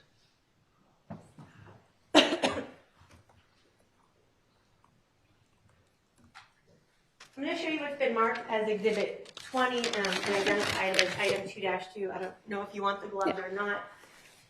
But if you could describe to the jurors specifically the first swab that you did, the exterior of that item, which became 2-2.2. Could you show the jury which area you swabbed on that item? So for 2-2.2, that was the swab of the entire exterior. So again, just taking the swab and doing the entire surface once over with the wet side and then again with the dry side to collect any potential DNA. And did you follow the same procedure that you described relative to what you do with the swab after you've completed the swabbing, having it dry? Yes. And did you cut that swab in half and send half to DNA? Yes. Was the swab that was sent to DNA given another item number to indicate that it was half of the original swab? Yes, it would have been given 2-2.2.1. Now, as it related to the second swab that you did of the Powerade, did you change your gloves in between doing the first swab and the second swab? Yes. And could you describe to the jury specifically what you did as it related to that Powerade bottle when you did that second swab of the interior cap and mouth area? So for the second swab, I would remove the cap first and then swab the... If you don't, yeah, could you show them specifically what you did if you don't? So basically swab all outside of the mouth area and the inside of the mouth area right here. And then also on that same swab, the interior of the cap as well. And is it fair to say that second swab was the specific area that was not encompassed in the first swab of the exterior? Correct. All of the areas that you swabbed during that second swabbing were covered by the cap that you had to remove to swab? Yes. And did you follow the same procedure as it related to that swab as you've previously described on the other swabbings? Yes. And after it dried, did you cut it in half and then send it for DNA? Yes. What item number did that become? That would then be 2-2.3.1. And when you cut that swab in half and sent it to become or became 2-2.3.1, the scapular that you used to cut it, was that cleaned or different than the scapular that you used to cut the swab from the exterior? Yes. So for each sample, it would be their own scalpels, disposable, clean, one-time use.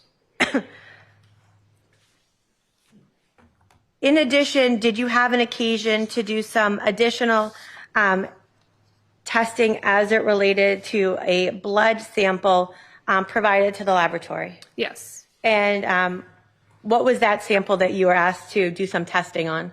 That was 5-1. And was that the known blood sample of Leroy Fowler taken from autopsy? Yes. And what did you do as it related to 5-1? So basically it is a blood tube that we receive, and all that is required is to take a couple of drops from it and place it on a clean piece of paper that then gets sent to the DNA unit. Did you follow the same procedure as it related to that blood tube that you were asked to essentially send to DNA by photographing the item prior to taking the blood from it? Yes. If I may approach, Your Honor? Yes, you may.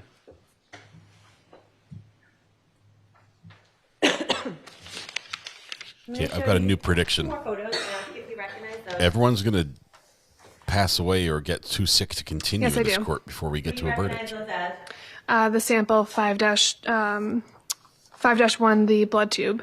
Is it fair to say that it was originally in packaging and you had to remove the tube and you also photographed that as well? Yes. If those could be marked as the next two exhibits, please. No objection, Judge. They may.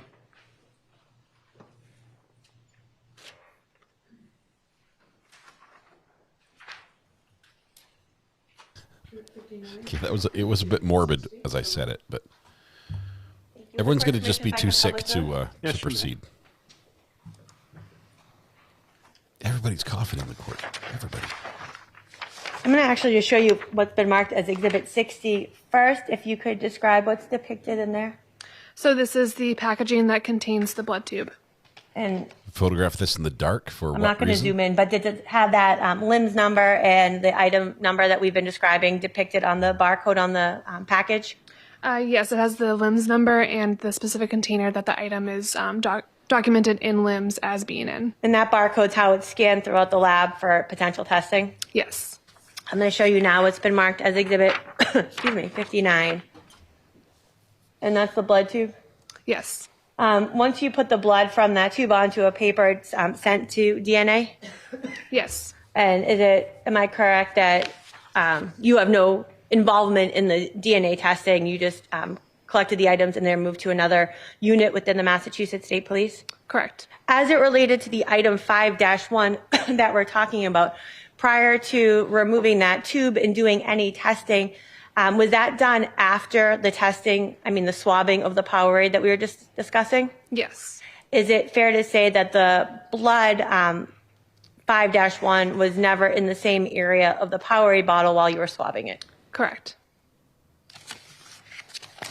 I have no further questions for this witness. Mr. Norconis.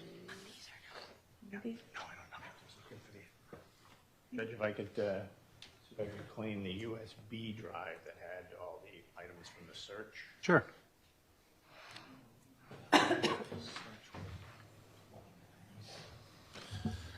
The coughing has accelerated exponentially. The frequency of the coughing has accelerated exponentially. If I said it wrong, then it sounds like the cough velocity is higher, which might be true as well, but 29 contains photos. okay, whoever just coughed last, that person's sick and needs to stop coughing or go home. If it's a juror, they need to be dismissed. No, that was one that was marked.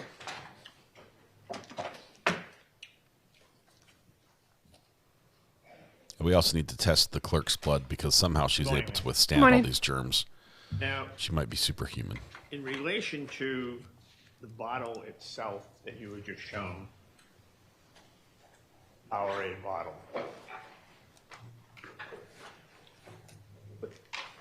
Yes, you may. Yeah.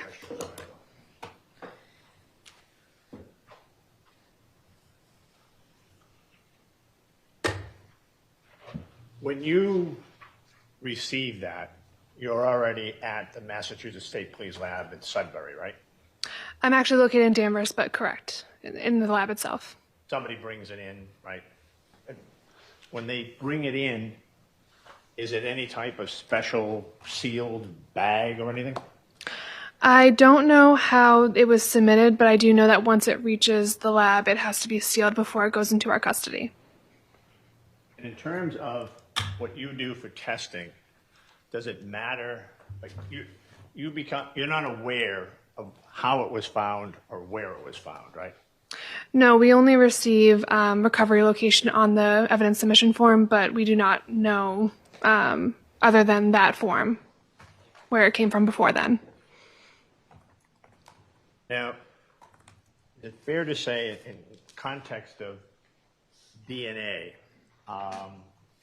that, like fingerprints, DNA can be left on a substance, and the presence of that alone does not provide sufficient information as to how it was deposited, right? Correct. When it was deposited, correct? Yes. Or who deposited it, correct? Correct. And DNA can cling to an object. The studies would show you for decades, right, if it's undisturbed. Yes. And in the normal household, that might simply be days or weeks, correct? Yes. And in terms of, there's something called secondary transfer, right? Yes. All right. Secondary transfer would be that an individual can deposit DNA on an object without ever touching it, right? It can have touched something else that then touched that object. I have heard of secondary transfer. I don't know the definition. I'm not as familiar with that as someone in DNA may have been. DNA can be left on an object by someone who That was touched your it, clue. was touched She by doesn't someone do who then DNA. touched She the does object, or even swabs. further removed. It can travel easily itself, right? It doesn't necessarily always have to be, I touched this.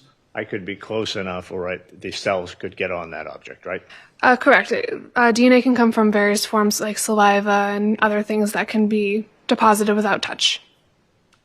So when you bottle itself, in this particular case, if it came from a recycle bin, would be able to have that from item 29, it's an exhibit. If the object that was placed or given to you came from a large recycle bin with numerous other objects from that same household, then there could have been a transfer aspect from any of those other items to that bottle, correct? There is a possibility of contamination. And particularly because you would not know how long it had sat in that container, correct? Correct. And how long and what the weather conditions may be. A little bit of wind could blow DNA from one of the other objects. The to weather that in the object, kitchen right? garbage? I don't know about that, but I do know that the reason why we test and collect from items separately is because there can be cross-contamination when they come into contact with each other. So that could be another reason for cross-contamination.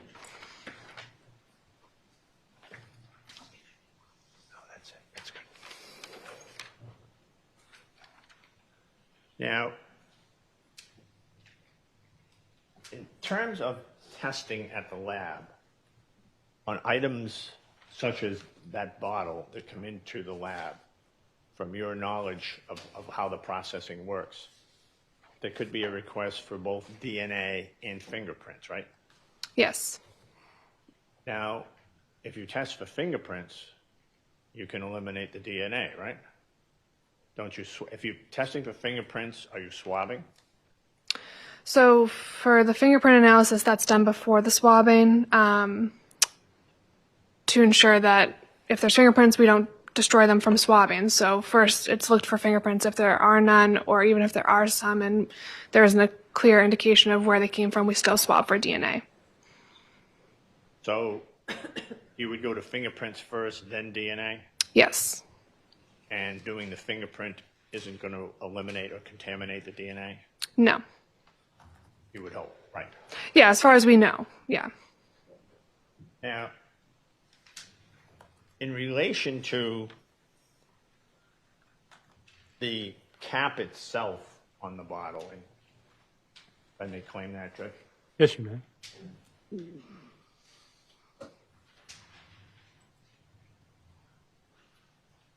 Fair to say that this is full. I can't drink it with that cap on, right? Oh, correct. Yes. So I have to take the cap off, right? Yes. And when I take the cap off, I want to put it in the jury box here. I could put the cap here, right? Correct. Therefore, if there's someone else's DNA in there, it's going to get in potentially on the inside of the cap, right? Potentially. Right? Either transfer or if I move the cap, right? And in the household situation, if my wife touched my hand, I wiped my mouth on it, I could have had her DNA on my lips, right? Potentially. I do know that for the skin cells in the mouth, they are a little bit more loose than skin cells on skin. So I don't know how much of DNA would be left behind, or if any. I'm not sure.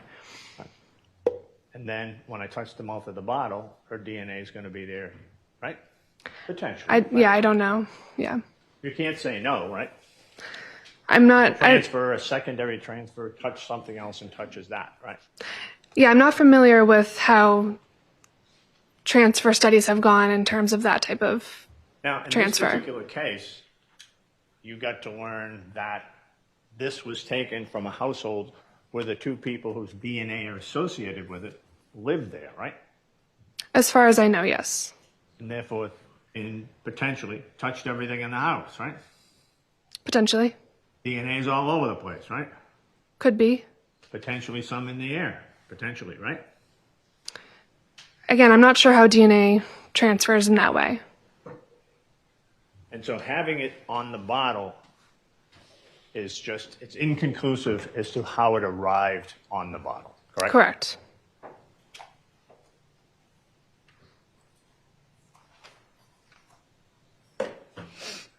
Now, and again, as far as how long it had been on the bottle itself, right? Correct. And were there any fingerprints on the bottle? Did you strike that? Did you do the fingerprint testing? I did not. Okay. And again, that was done before the DNA testing, right? Correct.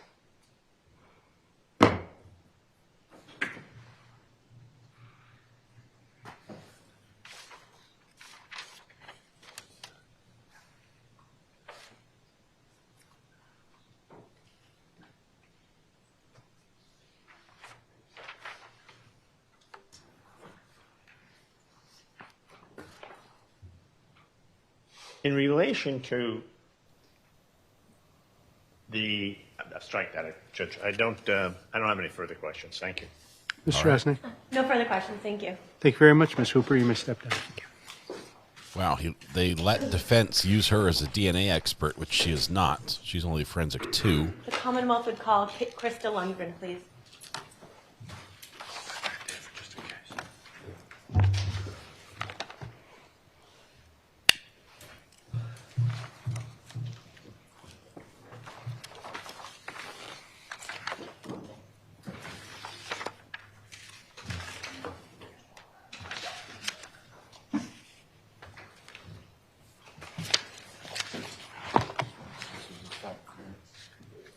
Raise your right hand for me, please. Do you solemnly swear the testimony you're about to give in the cause now in hearing shall be the truth, the whole truth, and nothing but the truth, so help you God? I do. Thank you. You may be seated.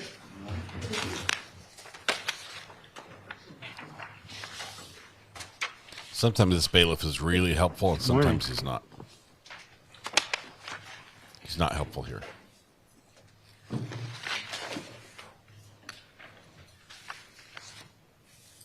Sometimes he May I does proceed, Your everything Honor? but sit in the chair for them. Good morning. Good morning. Could you please introduce yourself to the members of the jury, telling them your name and then also spelling it for the record? Yes, my name is Krista Lundgren, Krista Lundgren. What is your current occupation?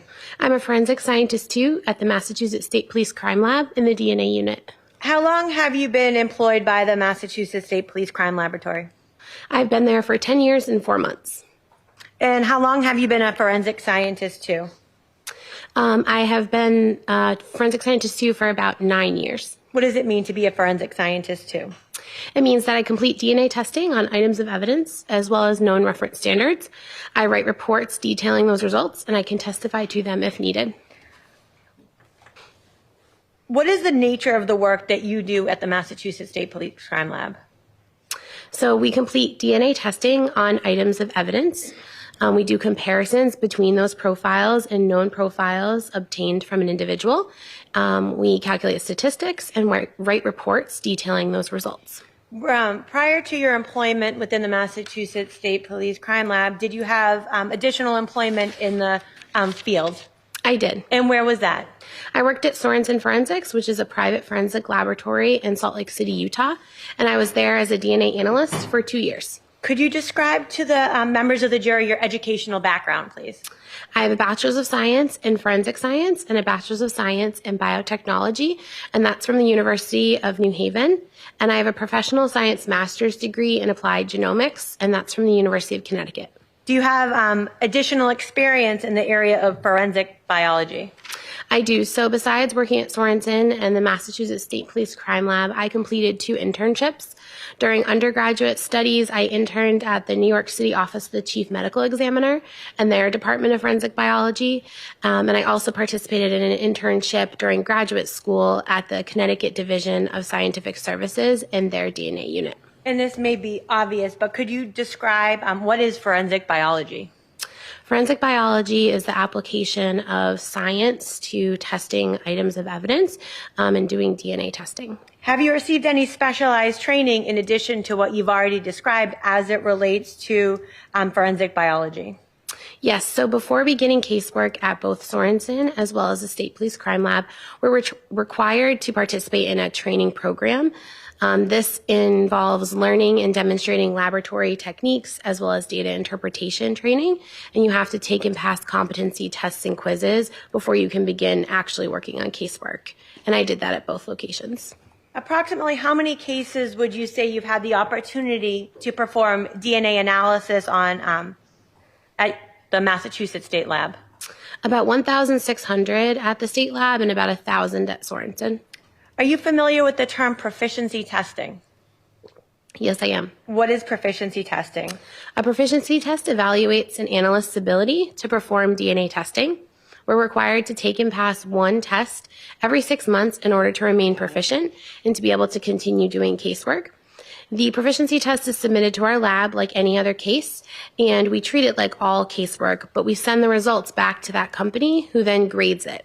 And again, we have to take and pass one every 6 months. And approximately how many proficiency tests have you participated in? I've taken and passed 4 at Sorensen and 19 at the State Police Crime Lab. How many times have you testified regarding DNA analysis that you've done during your time with the Massachusetts State Lab? Over 50. And what about with Sorensen Forensics? About 10 times with them. Is the Massachusetts State Police Crime Laboratory accredited? We are. What does that mean? Thank you, Ricky. It means that we've received formal recognition from an external source that we meet or exceed the quality assurance guidelines that are set forth by the FBI, as well as we're meeting the ISO 17025 standards for forensic testing. And where do those standards come from? They're generated by the accreditation body, which is ANAB at our laboratory, and we need to follow those in order to remain accredited. And that's a neutral body that evaluates what the state police lab is doing to making sure that what they're doing is accurate and reliable? Correct. What type of quality assurance methods does the Massachusetts State Police Lab take to ensure reliable results in its testing? There are many that we take, but one of the major ones is we have standard operating procedures that we call SOPs. These are similar to a recipe where it tells us how much chemicals to use, how long to use instrumentation for, so that regardless of who is doing that step in the lab, it's being done the same way every time. We also include positive and negative controls throughout our testing. So the positive control will show if the reaction worked properly, and the negative control will show if there's been any contamination introduced throughout that step.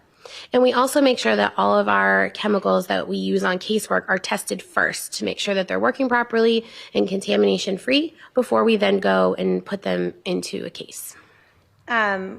And you may have mentioned some of this already, but does the Massachusetts State Police Lab follow standardized protocols and procedures with its testing? We do. And is that in conjunction with some of the stuff that you were just testifying to? Yes. Does your work undergo any type of review process?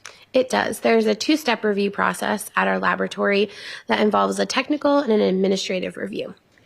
You had mentioned that these protocols and procedures and assurance methods that are done at the lab are steps to prevent any type of contamination. Is that correct? That's correct. Are you familiar with an elimination database? We are. And what is am. that? Or you are.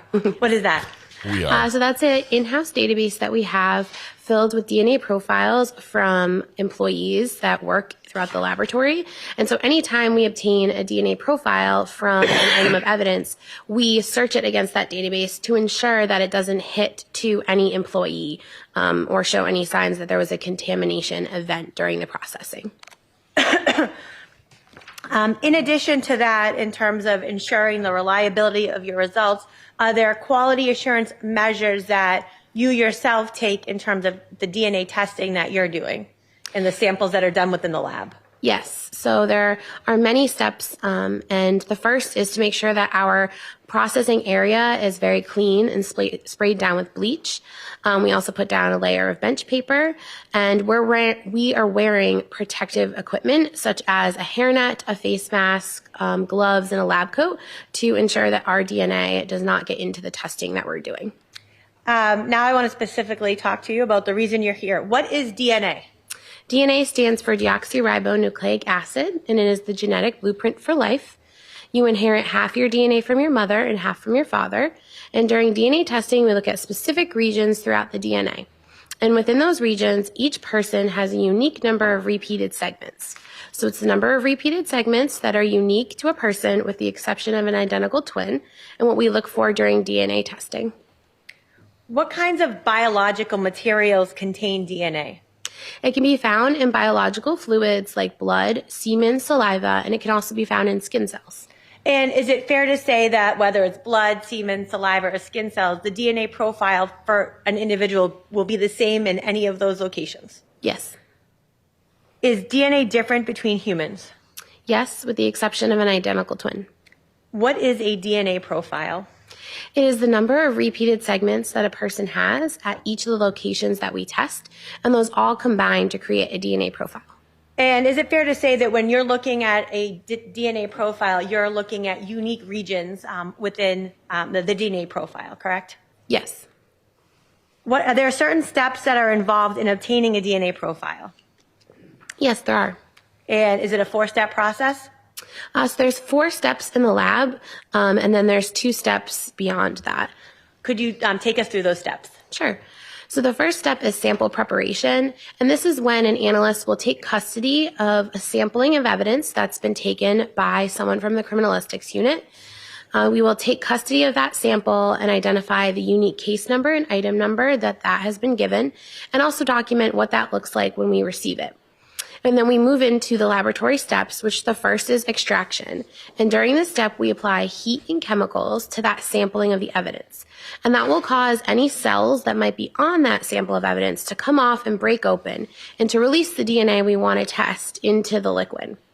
We can then separate all unwanted cellular material from the DNA so that all that's left at the end of extraction is just the DNA we want to analyze.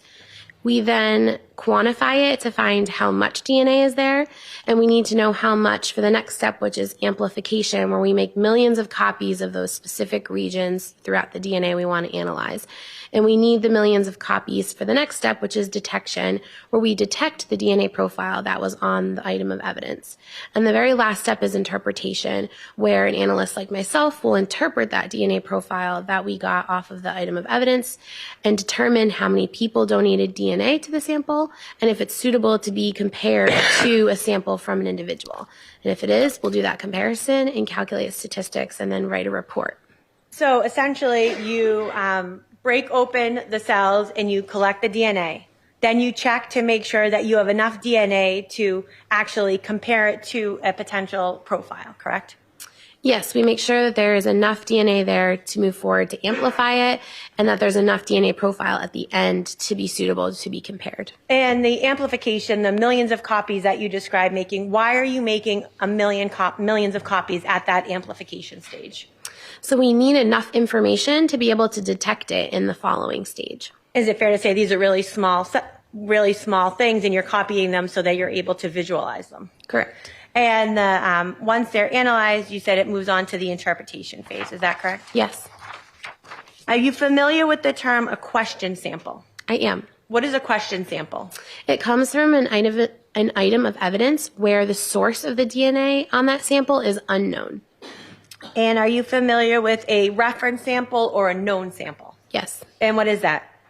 That is a sample taken directly from an individual where the source of the DNA is known. So an example would be blood drawn directly from your arm or a swab taken from the inside of your mouth. And is it fair to say a known standard doesn't matter if it's blood from your arm or a swab from your mouth? The DNA is going to be the same no matter where it's taken from a person?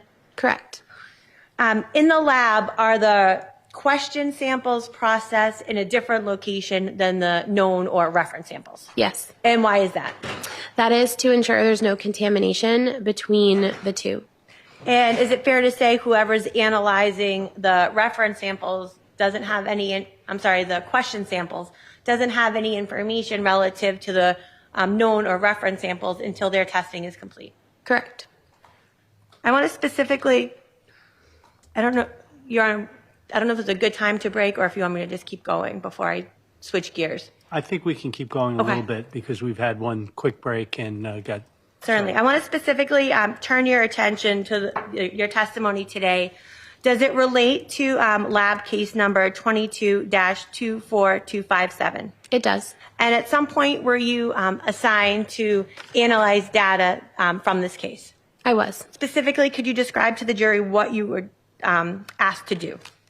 So there were 3 samples that were sent for DNA testing. The first was item 2-1.2.1, which was a sample of the handle and exterior cap of a bottle of de-icer. The second item was sample 2-2.2.1, which was a swabbing of the exterior of a Powerade bottle. And the final sample was item 2-2.3.1, which was a swabbing of the mouth and interior cap of the Powerade bottle. And all 3 of those were recovered from 108 Central Avenue. And specifically, those 3 items was the process that you described in terms of generating a potential DNA profile done as it related to each of those 3 items that you just described? Yes. Was testing also done at the lab on reference samples? Yes. And specifically, were there 3 reference samples that were provided to your lab where known DNA profiles were generated for future comparison with any DNA profile that may be able to be generated from the 3 items that you just described? Yes. And specifically, was one of them related to item 5-1.01.1.1, a known blood standard of Leroy Fowler? It was. And was one of them item 7-1.1, a known DNA swab of Judy Church? It was. And was one of those items item 8-1.1, a known blood swab, saliva swab of Barbara Randall? It was. And that's generated in another part of the lab, and it's essentially provided to you after your testing to compare whether any of those 3 individuals were consistent with the profile that you may have been able to generate, correct? Yes. I want to specifically talk to you about item 2-1.2.1, the sample of a handle and exterior cap of a bottle of de-icer from 108 Central Avenue. Could you describe to the members of the jury what the results were as it related to your examination of that testing? The DNA profile was a mixture not suitable for comparison due to the quality of the profile. And we should have probably talked about this earlier, but what is a mixture? A mixture is when there's DNA detected from more than one individual. And on a unknown profile or a question sample, is a mixture common? Yes. And why is that? Because it depends.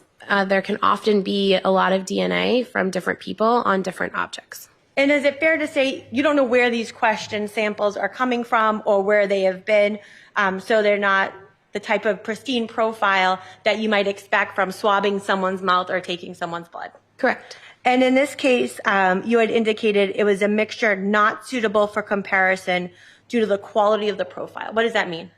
That means that there is not enough information or enough DNA there to generate a profile that was suitable to compare to a reference standard. As it related to item 2-2.2.2.1, the sample of the exterior of a Powerade bottle from 108 Central Avenue, was the same process that you described done as it related to that item? Yes. And were you able to determine if that was a single source profile, a mixture, either way? Yes. And what were you able to determine?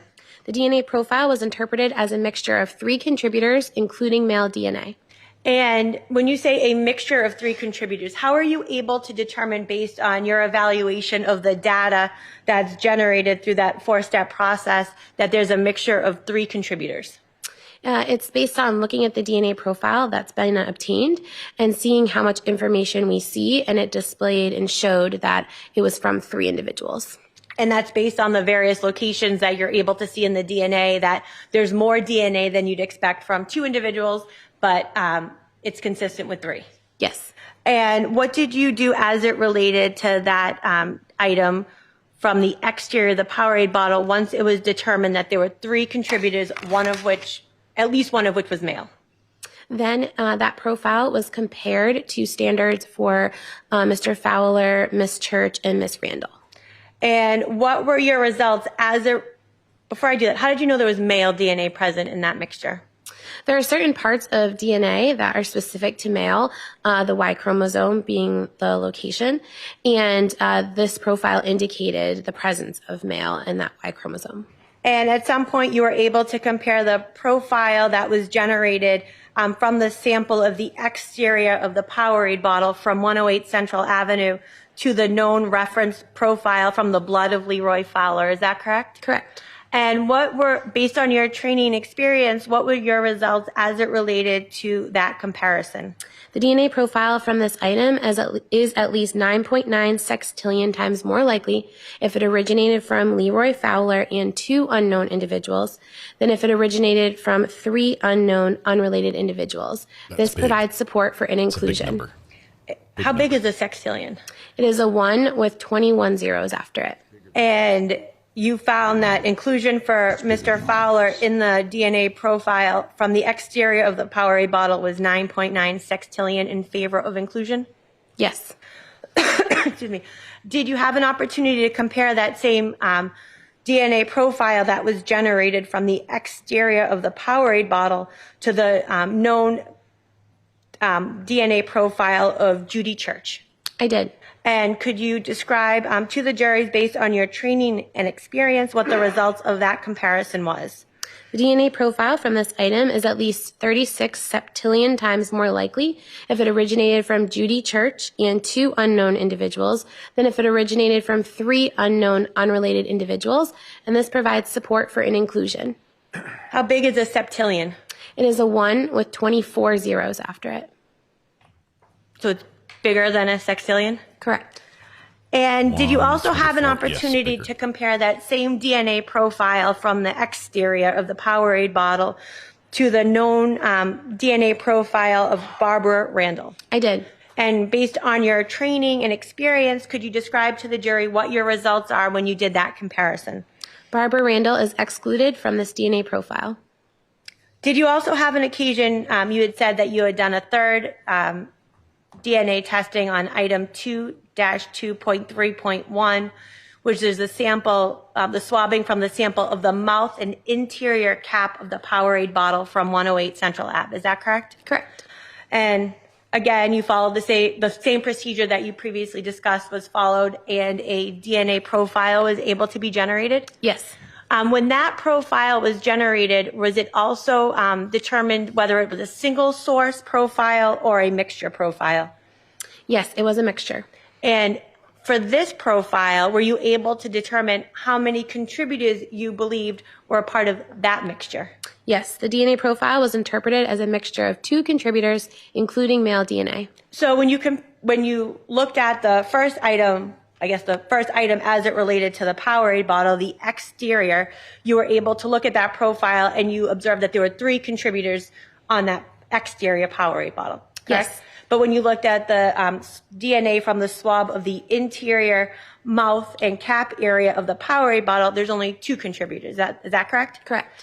And were you able to compare was there also male DNA found in that profile as well? There was.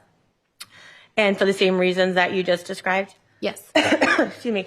Did you have an occasion to compare the DNA profile generated from the sample of the mouth and interior cap of the Powerade bottle from 108 Central Avenue to the known DNA profile of Leroy Fowler? I did. And based on your training and experience, what were your results as it related to that comparison? The DNA profile is at least 23 septillion times more likely if it originated from Leroy Fowler and an unknown individual than if it originated from 2 unknown, unrelated individuals, and this provides support for an inclusion. And septillion, you said, was with 24 zeros? Septillion, yes, one with 24. And this was 23 septillion in favor of Mr. Fowler being included as a contributor in that mixture of 2 contributors from the interior mouth, the swab of the mouth and interior cap of the Powerade bottle? Yes, that DNA profile is at least 23 septillion times more likely. Did you have an occasion to compare that DNA profile to the known profile of Judy Church? I did. And could you just, based on your training and experience, what were the results of that comparison?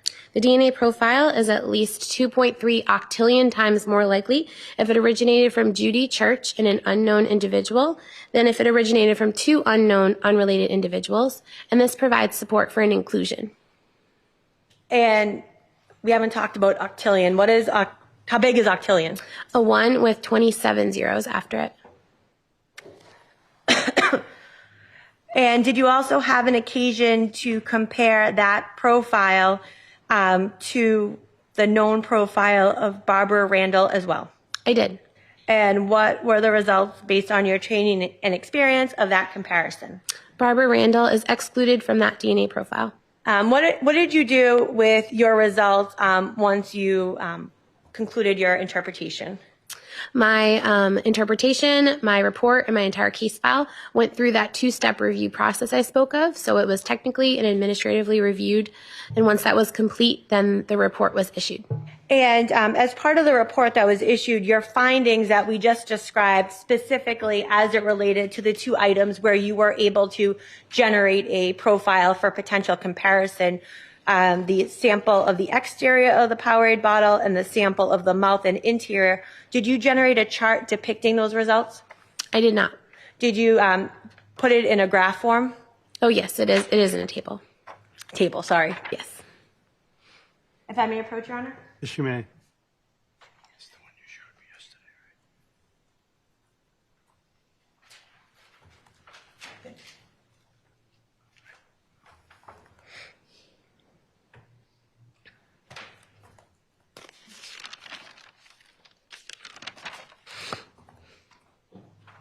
I'm working on fixing a couple messages while they're talking DNA stuff. Sorry, the and table, coughing. right? Yes. I'm going to show you a table and ask if you recognize that table. I do. Is that the table that was generated depicting the results that we've been talking about as it related to your testing in this case? Yes. If this could be marked as the next exhibit, please. Mr. Narconis? No objection. Exhibit 61? Exhibit 21, so not 61. With the court's permission, may I publish this as well? Yes, you may. I'm going to show you what's been marked as exhibit 61. Let's see. Is it fair to say the item number is depicted on the far left? It is. And that's the item number we're talking about, and then the sample description? Correct. The third column, the DNA profile description, is that where you are able to document what you testify to in terms of how many contributors you were able to locate within the profile? Yes. So for 2-2.2.1, mixture of 3 contributors, and for item 2-2.3.1, a mixture of 2 contributors? Correct.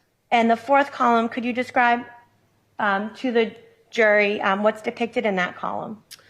Those are the names of the individuals that were compared to those mixtures. So fair to say for each of those items, you compared 3 reference comparisons to the DNA profile that you were able to generate from the question sample? Yes. And the hypothesis interpretation, this is what you testified to, that the hypothesis for this first item, the exterior of the Powerade sample, hypothesis 1, that Leroy Fowler is included as a contributor, that 9.96 sextillion in favor of the fact that he's included as a contributor? Correct.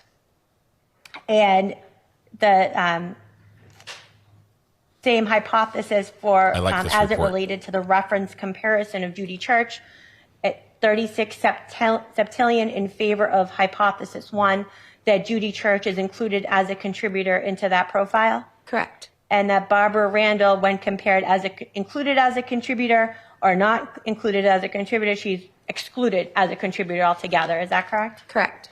And very briefly, as it related to that sample of the mouth and interior cap of the Powerade, again, you compared it to the same 3 reference individuals, correct? Correct. And the hypothesis that you looked at is listed next to their names? Yes. And as it related to hypothesis 1, that Leroy Fowler is included as a contributor, the statistical weight was that in favor of that hypothesis, that he was in fact a contributor, 23 septillion? Yes. And as it related to hypothesis 1, that Judy Church is included as a contributor, 2.3 octillion in favor of that? Yes. And again, as it related to Barbara Randall, under both hypotheses, she's actually excluded from the profile. Yes. I have no further questions for this witness.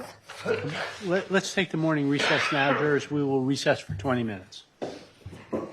All right.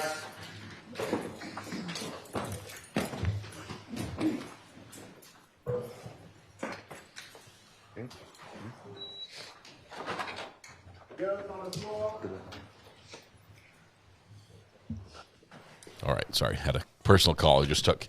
I was muted. I'm unmuted now. Recess, I call the swing, says Red Pen. Did you ever get your cake? I got my cake, and not only that, by the way, I have to say thank you to Josh. I got my cake. I ate it upside down in a bowl with milk, as birthday cake should be consumed. Don't knock it till you've tried it. Recess for 20 minutes. And then if you've tried it, you shouldn't knock it either. But then I also got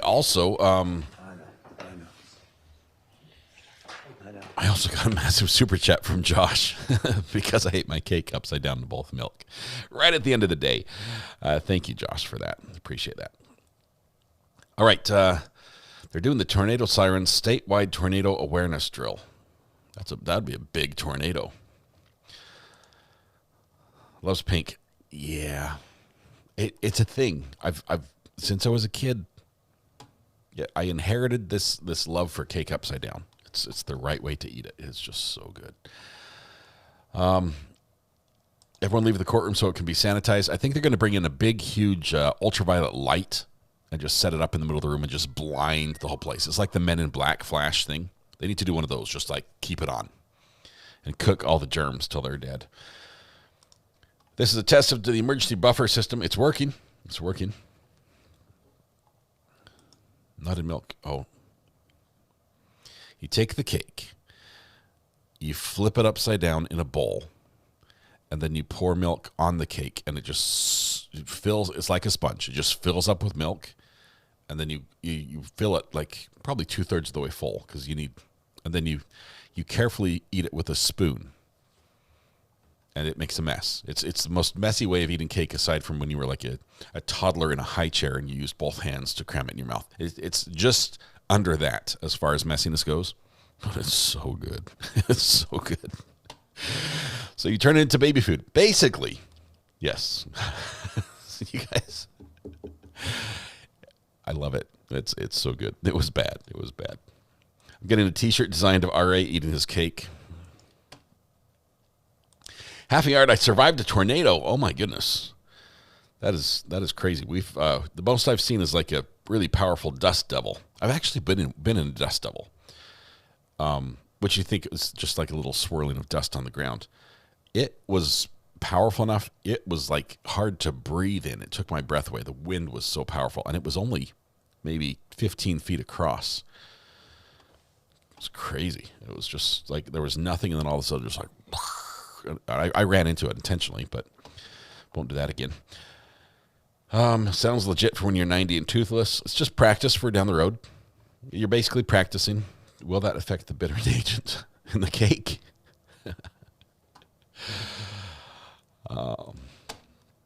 Drama Llama Mama. Did he hear my description of how to properly eat cake? Blue Star, is the tornado alarm on the phone or outside somewhere? I wonder if it's like a push message, like an Amber Alert.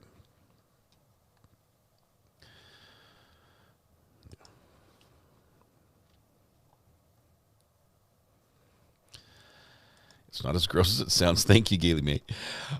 I can see it being good depending on the cake. Yellow cake, milk chocolate frosting. This is the way. Do any of your kids eat it that way? Yesterday, my oldest son at home, who is my third oldest son, tried it for the first time in his life, and he's like, that's actually good. I'm like, what have I been telling you?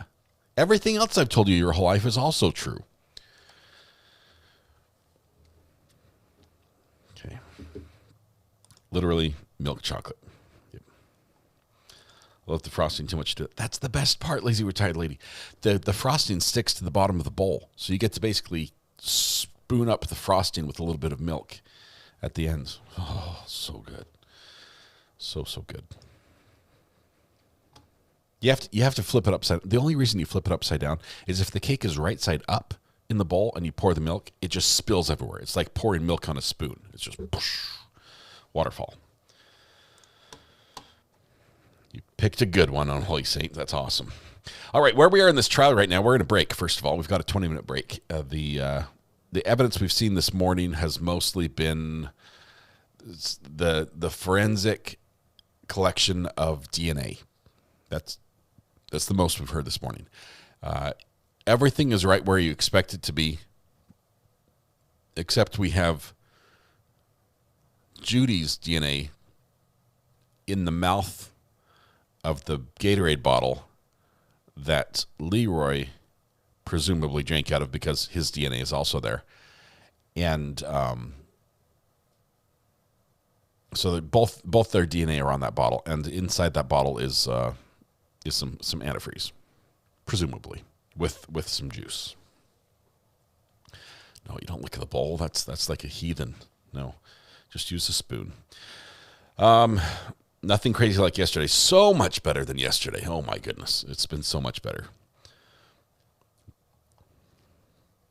The defense has been really feisty, though. They've been like really. I think they know they're losing right now. Honestly, they know that things are not going well for them. Why is my mic so quiet? Test 1 2 1 2. It's a little bit better. They know they're losing, and they're not happy about it. So they've just been grumpy, really grumpy all morning. All right. I think she was testing the difference to see how much the bitterness was. I don't think she was testing it herself. I think she was drinking some of it to make room for the poison.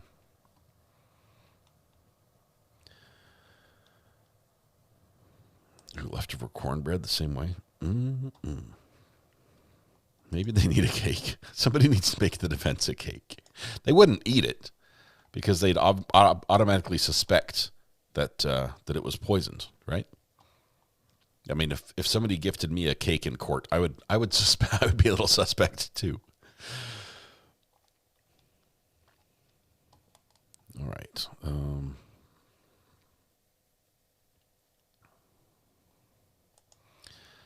Let's see. My new pick is a drawing she did, and she named it Galileo. I had to do Leo so the RA could pronounce it. Okay.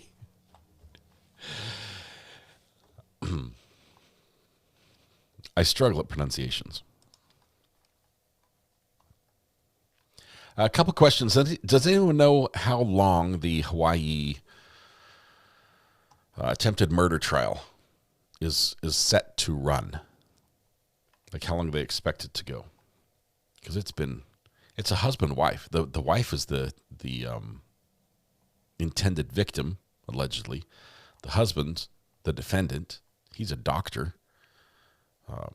Involves like straight out of a horror film, doctor with a syringe trying to kill you, holding you down on the ground, trying to stab you with it. It's got some stuff in it. And then knocking the syringe away and getting beaten in the head with a rock, yelling for help and having people save you at the last second. It's got some stuff in it. The wife testified yesterday and she rocked it. Oh my goodness, she rocked it. I was watching that. The only problem is Hawaii starts at like 3:30 Eastern time. That's like, good morning, jurors. Welcome. It's so late. We'd have to watch it all on replay.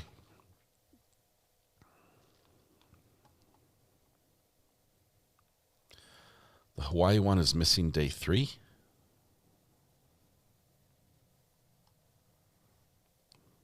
What happened on day 3? And it might not actually be missing. It might be there.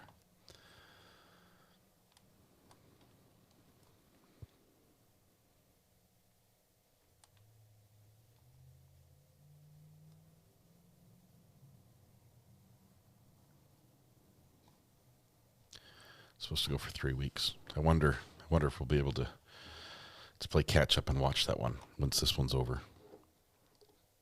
I like it for a couple of reasons. We'd basically all be on the replay crew for that one. I don't like that, but because everyone would know what's going on. But I like it because it's a Hawaii. We don't get to hear about Hawaii. It's like, oh, we were climbing the volcano. How many places get to say that? We just went out to climb the volcano. Has the raw photos. Oh, that one. The raw photos might be a little much.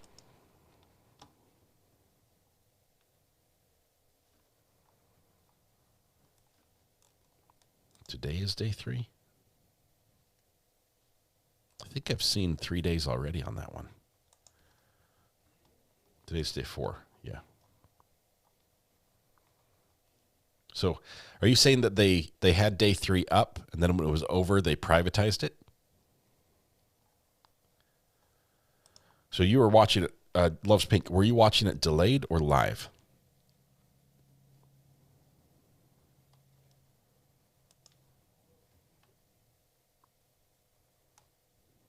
Delayed. Okay. All right. Didn't have court on Monday. I saw that. Yeah, we'll take a look at that. I'll keep an eye out for what's happening in Hawaii.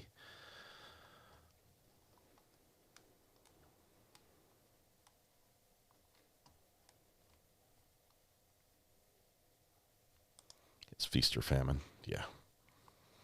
So much going on.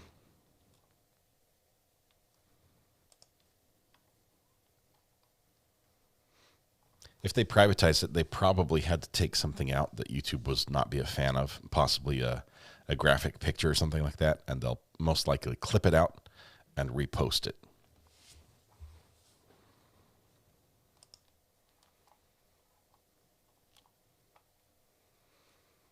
All right, long delay here as we wait for them to finish doing what they do.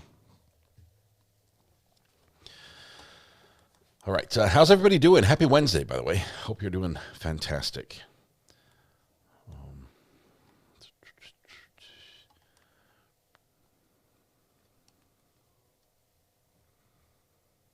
They chopped up day 3. Kay had it. We'll look around. Yeah, you can't tell. You can't tell anymore because if we watch that, we don't want anyone to be spoiled by it. Day 3's out there. Yeah. We'll look for day 3.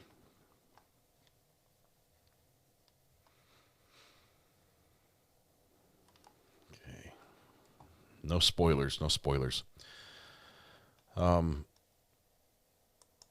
Veterans Treatment Court in what area? Little stubby. It depends on the state entirely.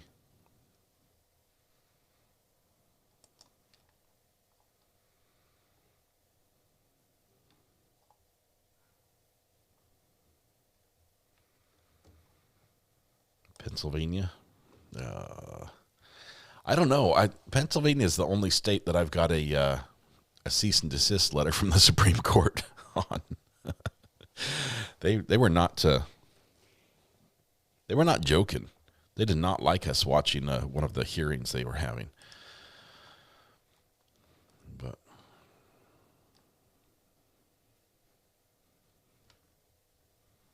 Mary, I am so sorry. I'm so sorry. Yeah, I've got a nice letter. I've saved it. I'll have to look for it.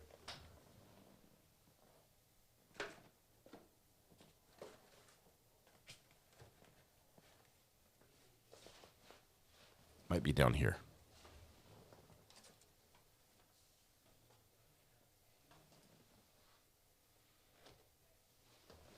I put it in a safe place and now I can't find it, but I do have one.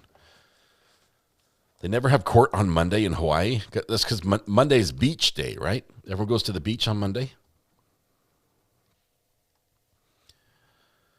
I noticed that the court doesn't have shield in the room. I'd like to know why. Aurora, which court are you talking about? This court here, why they don't have like a sneeze guard all around the judge? I don't know, because if any courtroom needed a sneeze guard, it's this one. Please stop watching our publicly streamed video. Pretty much. That was pretty much what they wanted to say.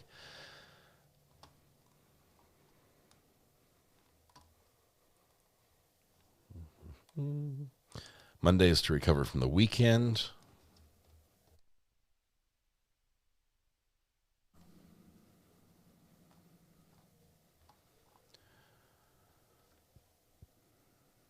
Okay, everything's good. All right.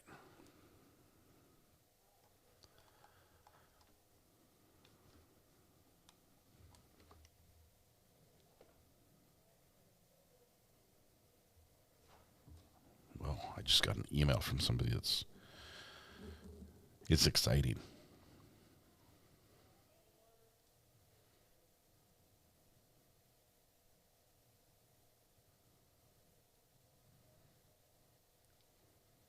I got an email from the director of Ross Video speaking about U.S. sports and entertainment.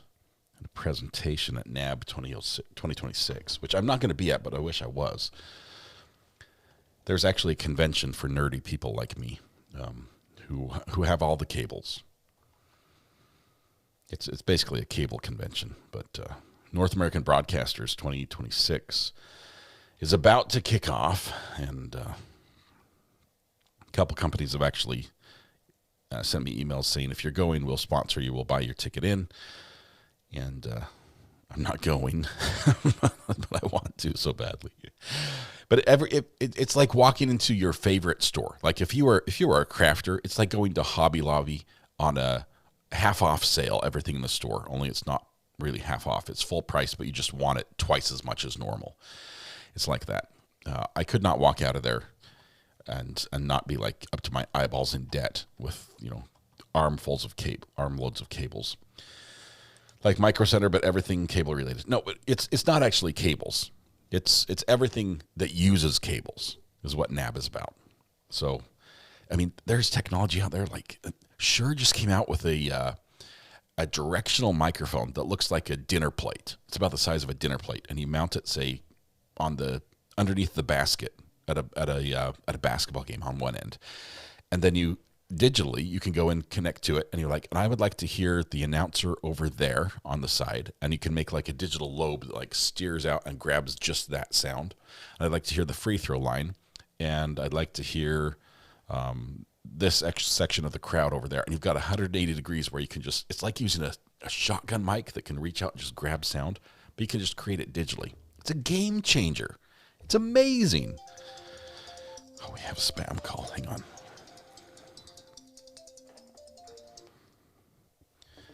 Hello? Hello?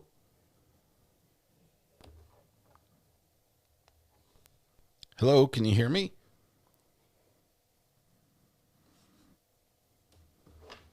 Hello? It wasn't working. Anyway, it's awesome. Sure, just basically reinvented the wheel. All right, you missed my joke. My one joke, I never have any. It's almost screener's level. I read this morning there's a blinker fluid trial coming up. The defendant blinked twice and thought no more of it.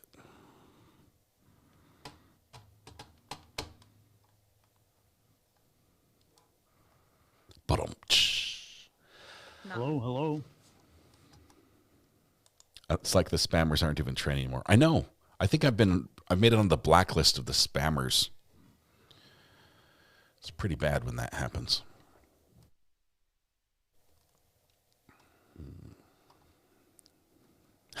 Greeners.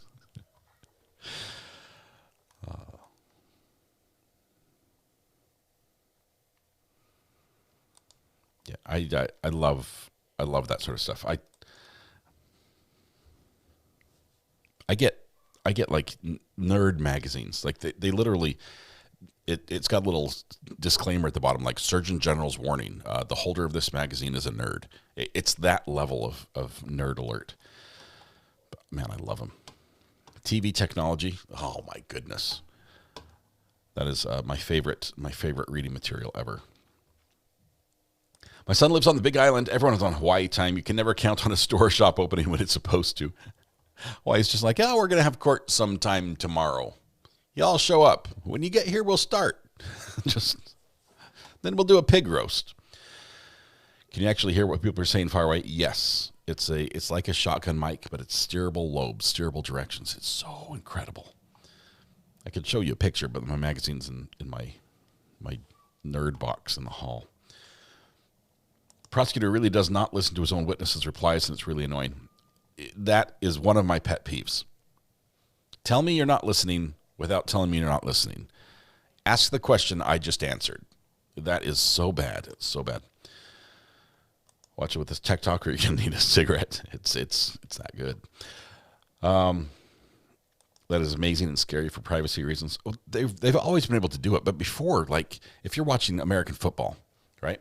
On the sidelines, there's a guy who's holding like a massive, salad bowl, a glass bowl or something, and it's got little wires and stuff inside. He's wearing headphones, and he has to point it at people to, you have to see the actions. He's got this massive thing on his chest, and he's pointing it. It's a big concave shape, and it's like a super ear, and it's like cupping your hands behind your ears, but like 50 times more effective.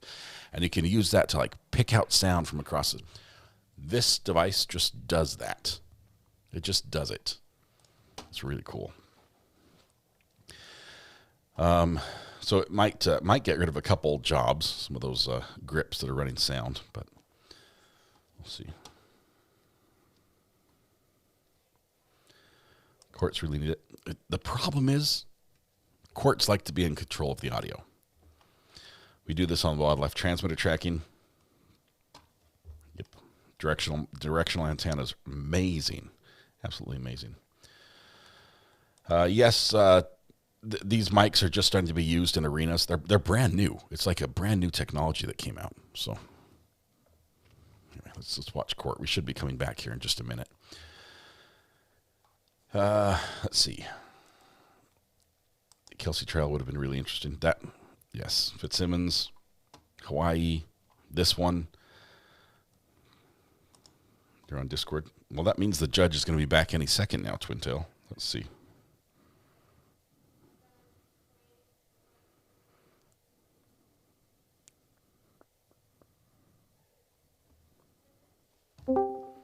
Hey, Twin Tail, how are you doing? Ooh. Happy birthday. Why, thank you. I feel older, though. Fair enough. Do you want me to say it to you in Icelandic? Yes. Til hamingju með afmælið. I what?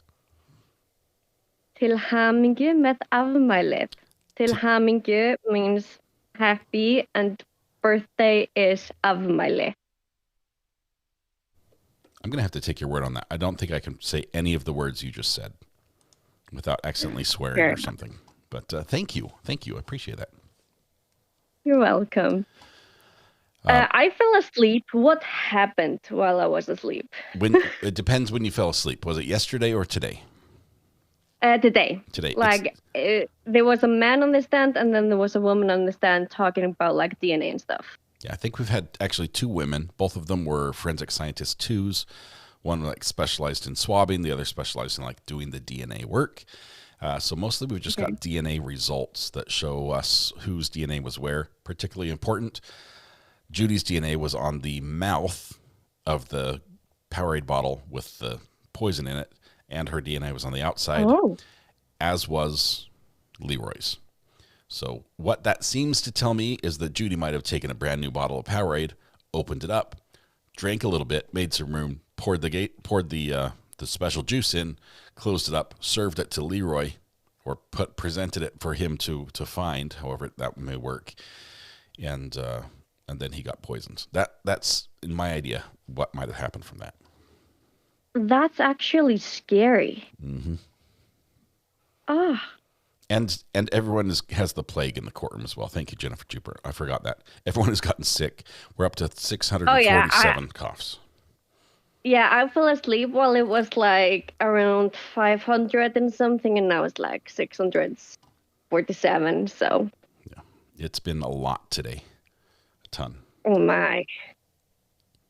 Yeah, like I got out of bed before 7, hasn't happened in years, and I've been so productive today. So after I got home from my statue business, I literally just passed out on the couch. You got back in bed. Yeah. So your day was over. I got on done. the couch. Not bad, but yes. I appreciate you just leaving it right there at statue business. Thank you for that. I appreciate that. Paints all the picture I need. But you are welcome. Yep. I was finishing an order, and I will be packaging an order tomorrow. Just putting the final touches on it, huh? Yeah. I'm sorry. All right. That's wonderful. That's great. I won't say any more than that. Thank you. Thank you. All right. Well, Twin Tail Fox, thank you very much. I think the judge will be coming back here in just a moment, but thanks for the call and for the birthday wishes. You're welcome. All right. We'll Bye. See you. Bye. Oh, man. Here's the judge. Perfect timing. Back on the record with case on trial. Ms. Drasnik wishes to address the court. Approach sidebar on an issue before the jury comes in? Yes. Thank you. All right. So we're back on the record, and then we went straight to sidebar from the prosecution.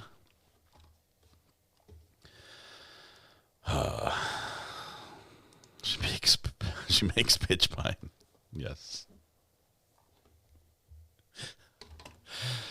Link for statues. No. Schmoopy. Hang on. I think what you can do is find Twin Tail Fox in chat and right click on her profile, go to her channel, see if there's a link that way. I think that might be the best way to do it, other than putting the link in chat. They're spicy. 3D greeners. You know I have to click to see if I need to time you out now. Oh, okay, never mind. Okay, it's good. It's just a 3D printer. Thank you. It's my own affiliate link. Yeah, feel free to shop on Amazon after clicking on that link. Buy anything you need. Buy everything you need and a few things you don't. Maybe a couple things you want. And after clicking on that affiliate link, and Amazon will thank me. Will thank me. Now I'm trying to have port. Don't raise All right, hush. We're back. We're ready whenever they are. They're lining up me.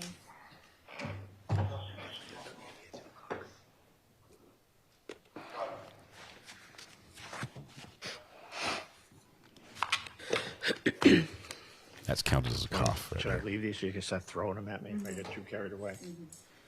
Oh, please do. That would make for an entertaining day. Oh, is it? Okay. Bad idea. Bad idea. Terrible idea.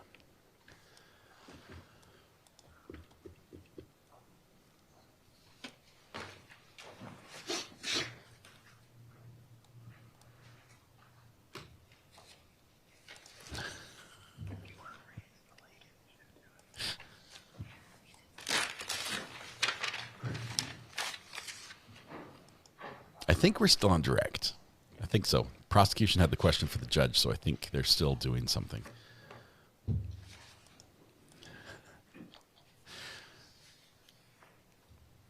Y'all are in trouble. You heard the warm up for that cough.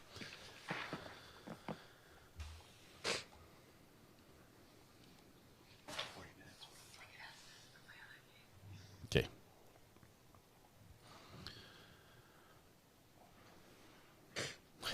Y'all, we're just going to time out chat for the next 5 minutes. Yeah.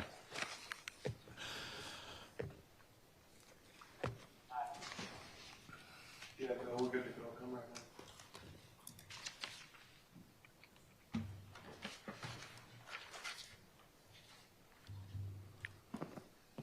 This is an example of why we delete some messages that aren't in and of themselves bad. The message was okay, but it was like approaching the line, and then the 50 message that it caused are not okay. So this is why we delete. This is a great insight into how moderation works. Unfortunately, the first message was from one of our moderators. Like All right, for the girls. Okay, the coffers have returned. Or excuse me, the jurors have returned. Let them come in and take a seat.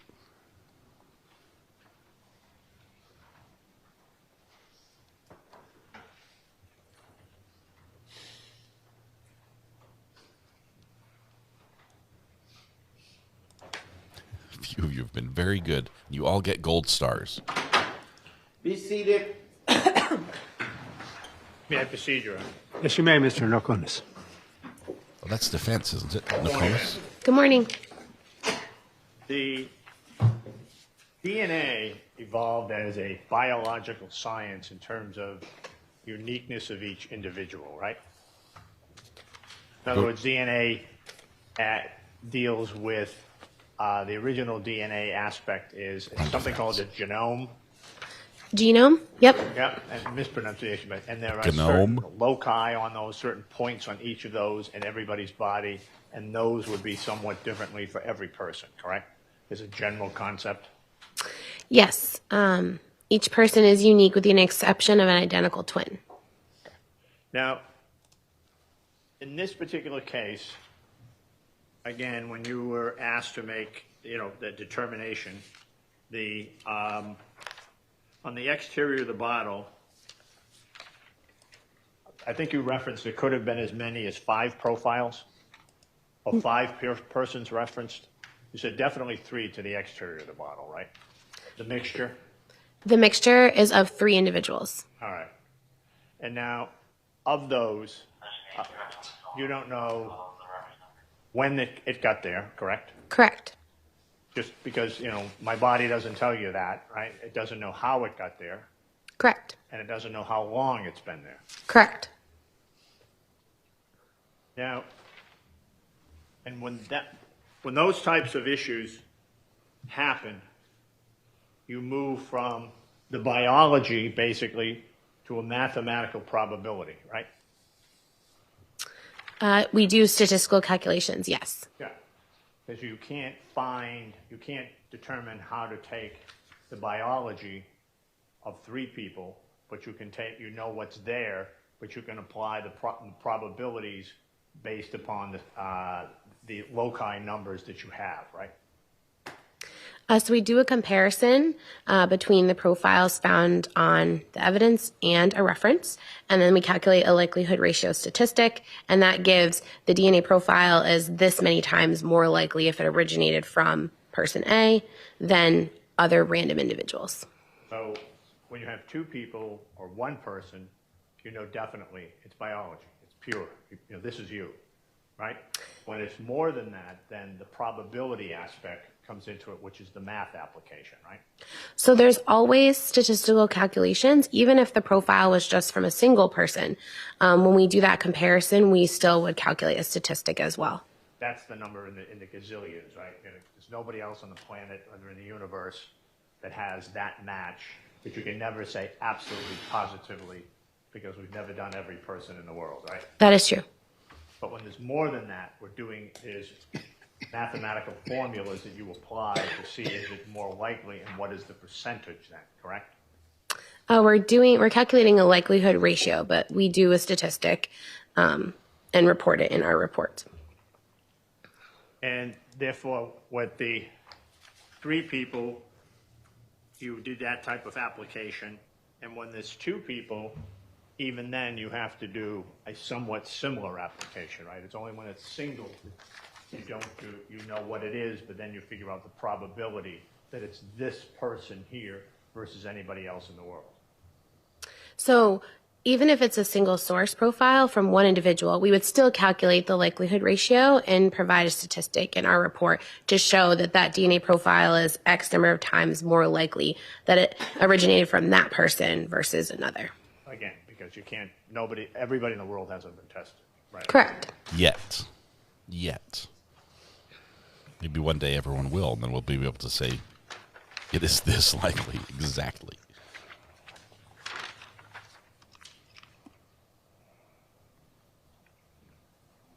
In the aspect of whether it's male or female, that's because the X's and the Y's change for the loci, right? So there's a sex-determining region in our DNA, and a female has an XX and a male has an XY. So anytime we see an indication of that Y location, that tells us that there's male DNA present.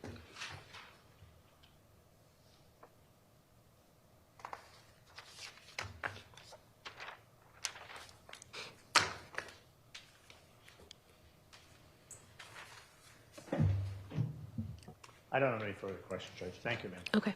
Ms. Strasser. I have no questions. Thank you. Thank you, Ms. Lundgren. You may step down. Thank you. Judge just put a fresh candy in his mouth. He's going to find a spot in his cheek to hide it while he can talk. John Haywood.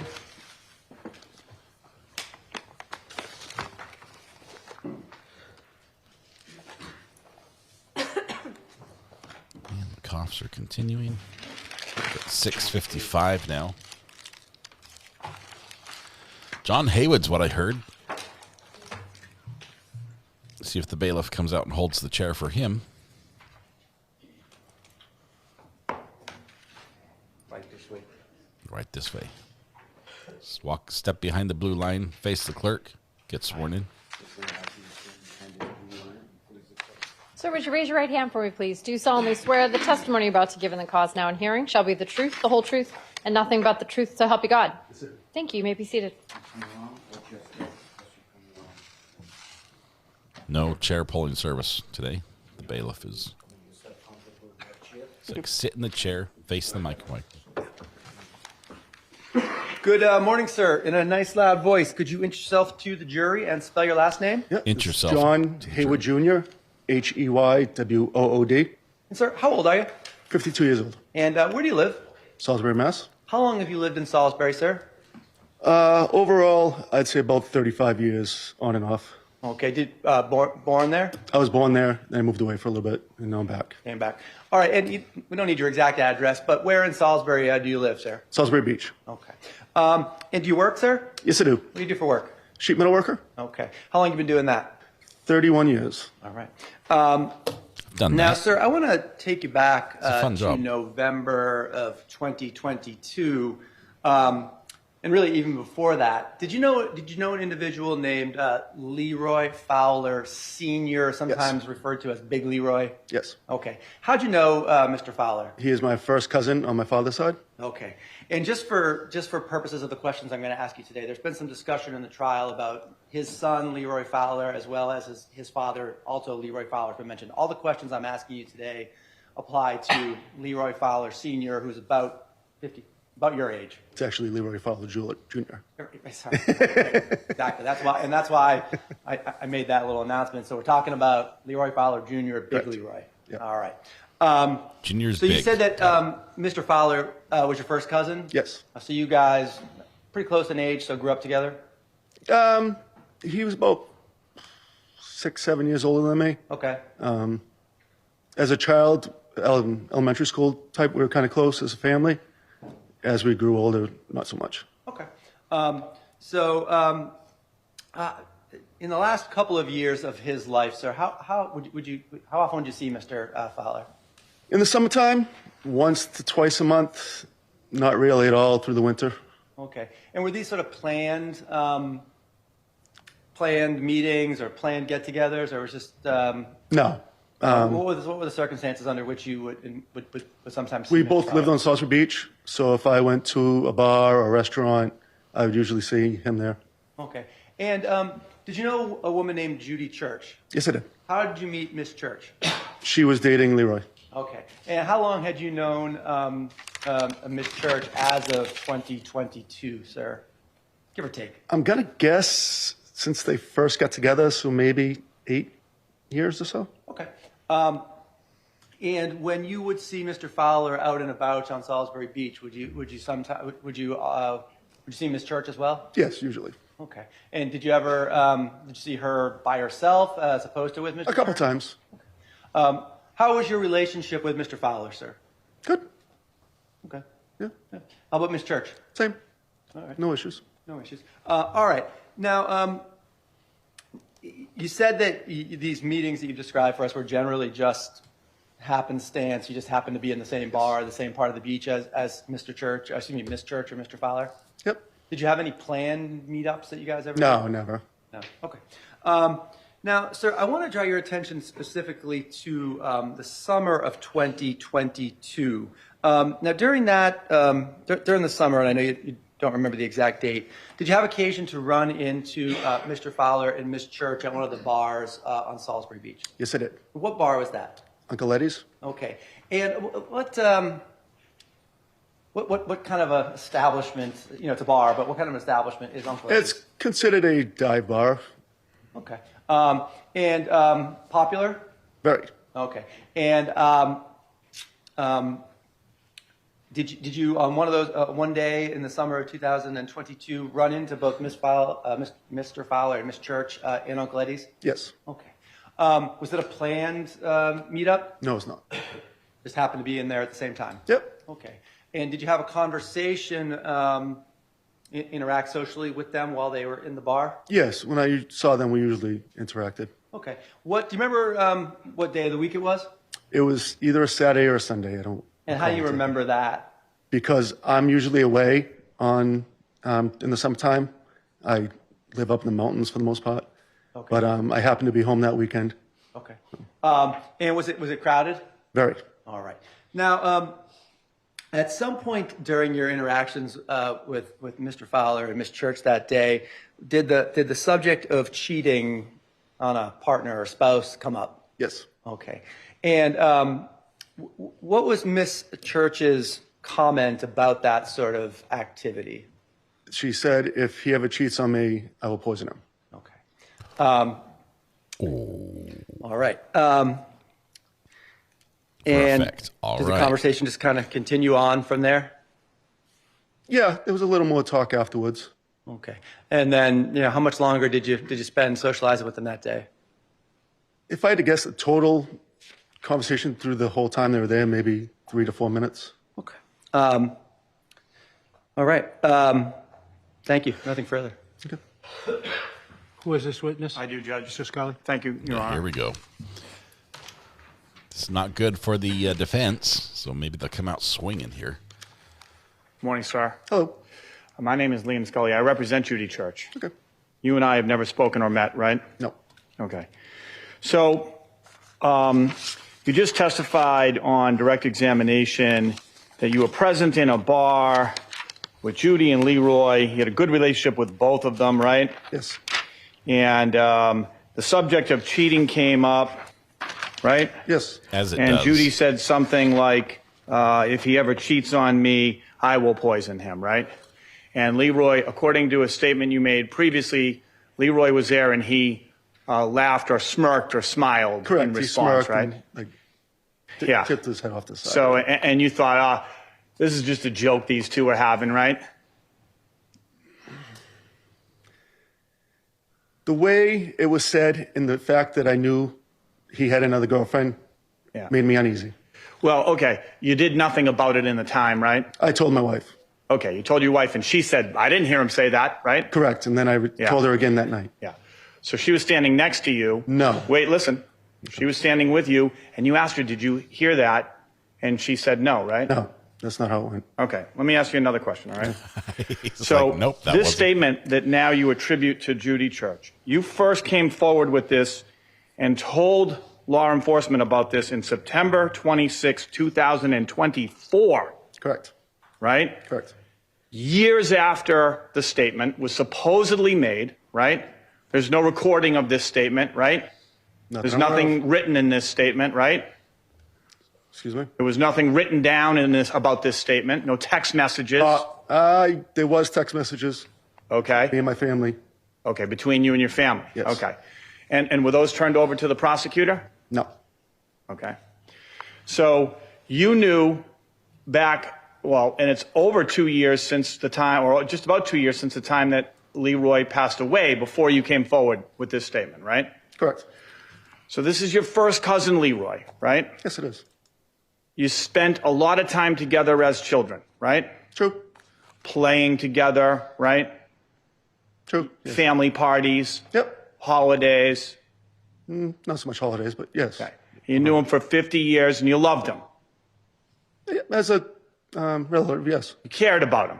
Yes. You didn't want anything bad to happen to him. No. Okay. And then when he died in November of 2022, did you go to his funeral? Yes, I did. And did you go to his wake? Yes, I did. And did you express condolences to Tammy Carbone? Yes, I did. And did you express condolences to his son Leroy? Yes. And express condolences to Michael Hawkins? I'm not familiar with Michael Hawkins. You don't know Michael Hawkins as well? You remember seeing somebody, you ever get introduced to him? I don't recall. Okay. And Tammy is also your first cousin, right? Correct. And so you become aware at that time that Leroy died, and he died of maybe antifreeze poisoning, right? Correct. That becomes a known and accepted thing in the family at that time, right? Yes. And not long after that, in fact, Judy gets charged as having committed this poisoning, right? Correct. Okay. So, and you were aware that the family had been meeting with police officers, right? I knew from the newspaper that they'd met. Yeah. That's all I know. And so November 11th, 12th, 13th, Mr. Fowler dies. You don't come forward to the police with this statement about Judy in November. No. December of 2022, you don't come forward with this statement to the police about Judy. Nope. Keep it to yourself. Yes. A secret. No, I told my siblings, and my mother, all right, and my wife. And January, we go to 2023. January, February, March, April, May, June, July. Mr. Scully, I think we can all do the months. Go ahead. Yeah, all the way to November of 2023. You don't say anything to law enforcement. Correct. The anniversary, first anniversary of Leroy Fowler's passing, his death. November of 2023. There's an ongoing criminal case. Judy Church has been charged, right? Yes. It's in the media, right? If you say so. Well, is it? I try not to follow the news or anything. Okay. Did you know that this case was being covered by the media? I knew about the case, yes. Right. And you knew that this would be a difficult time, the 1-year anniversary for Leroy's son Leroy and for Tammy, right? I never crossed my mind. So November, the 1-year anniversary comes and goes, and you don't say anything to law enforcement? No. And then we get to 2024, and I won't count out all the months, but all those months go by, all the way to September 26, 2024, right? Or strike that, September 23rd, 2024, right? If you say so, I don't know. You walk into the police and give them a written statement. You remember that? Yep. Okay. And that's you coming forward now with this information that all those years ago you were in a bar with Judy and she said, if you cheat on me, I'll poison you, to Leroy? Correct. Okay. And when you came forward that day, what inspired you to come forward was the case was in the news again. It was my sister make me feel very guilty about having knowledge and not saying The it. defense had filed a motion to dismiss based on the Objection, Judge. bittering agent. Objection, Wait, Judge. just a moment. Just a moment. Come to sidebar, please. Whoa. So he comes out swinging. This is a must-win exchange between the defense and this witness. They have to win. This guy is wrecking their case. So make it look like, and this is what he's doing, make it look like the only reason you came forward and talked to the police was because it looks like we were winning. And so then you came up with this story, right? You came up with this story that, oh, actually, she said that she was going to poison him. So that happened, but you didn't say anything for years before. He's got a point. You didn't say anything. But he also might have a point in saying there are text messages to back this up. They might be able to get those. They don't have them now. I don't know why the prosecution wouldn't have looked for those. But we'll see. We'll see what happens here. Why does that not work? Still working on my gavel awards. Yes, I'm trying. I'm trying to get there. Restore chat. Pop out chat.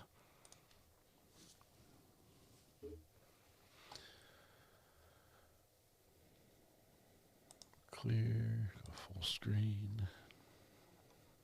He's gonna get a spanking. Yeah, he was barging ahead when he shouldn't have. They're stuck on the bittering agent. They filed a motion to dismiss because of the bittering agent, as if that was going to dismiss it.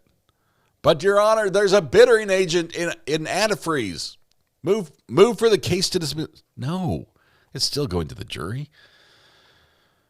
Someone's getting a whooping. Love this judge. He's great. I do love him.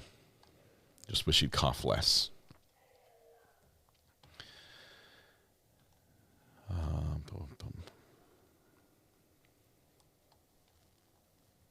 Thought the attorney was going to go for the "you want your 15 minutes of fame" argument.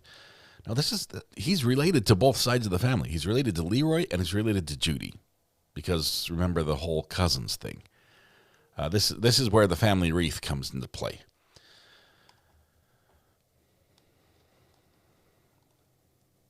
Who is this agent bittering and what agency does he work for? Not us. I can imagine someone hopping on the case would get resolved without their input exposure to the investigation courtroom. Okay, so this the attack that this witness is getting from the defense happens to be pretty much the exact same attack that happened to our friend in the burn pile, Martha Jane. May I rephrase that question, Your Honor? Yes, you may. Only I was involved. At the time that you walked into the police station on September 23rd, 2024, to give them this information about this statement that you say Judy made a couple of years prior to that, this case was back in the news due to a number of pretrial proceedings and being covered. And you learned about the proceedings to a degree, right? No. No. All right. So you go in on the 23rd, right? And do you remember that to be the day? Yeah, I don't know the date. May I approach, Your Honor? Yes, you may. Just gotta get my glasses. Griffin, thanks for the clarification. He was not related to Judy. I misheard that. All right. Does that refresh your memory about the date that you came in to give your statement to the police? On September 23rd. 2024, right? Correct. Okay. I'm counting it.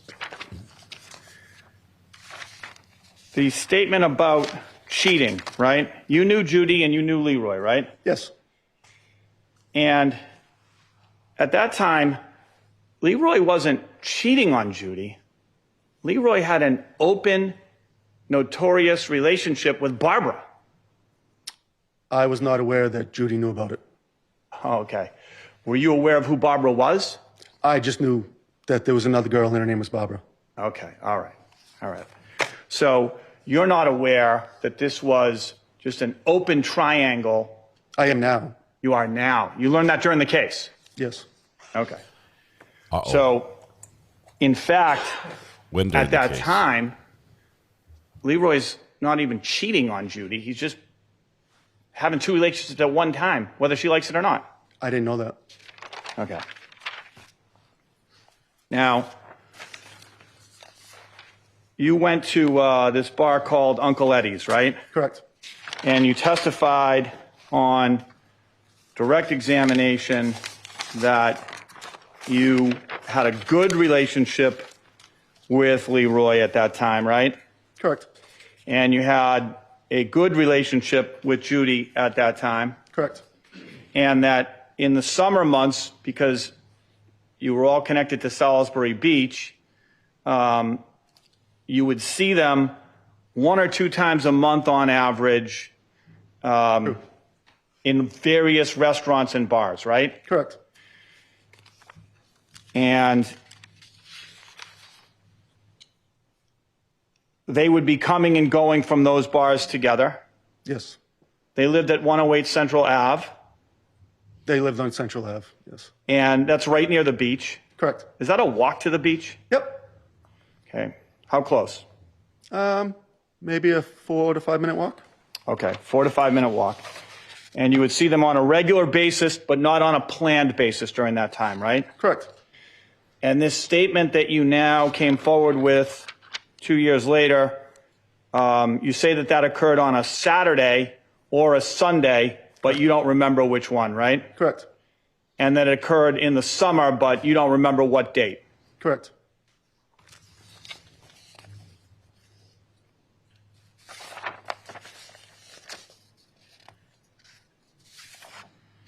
And that Leroy smirked in response. Yes. Okay. No further questions, Adam.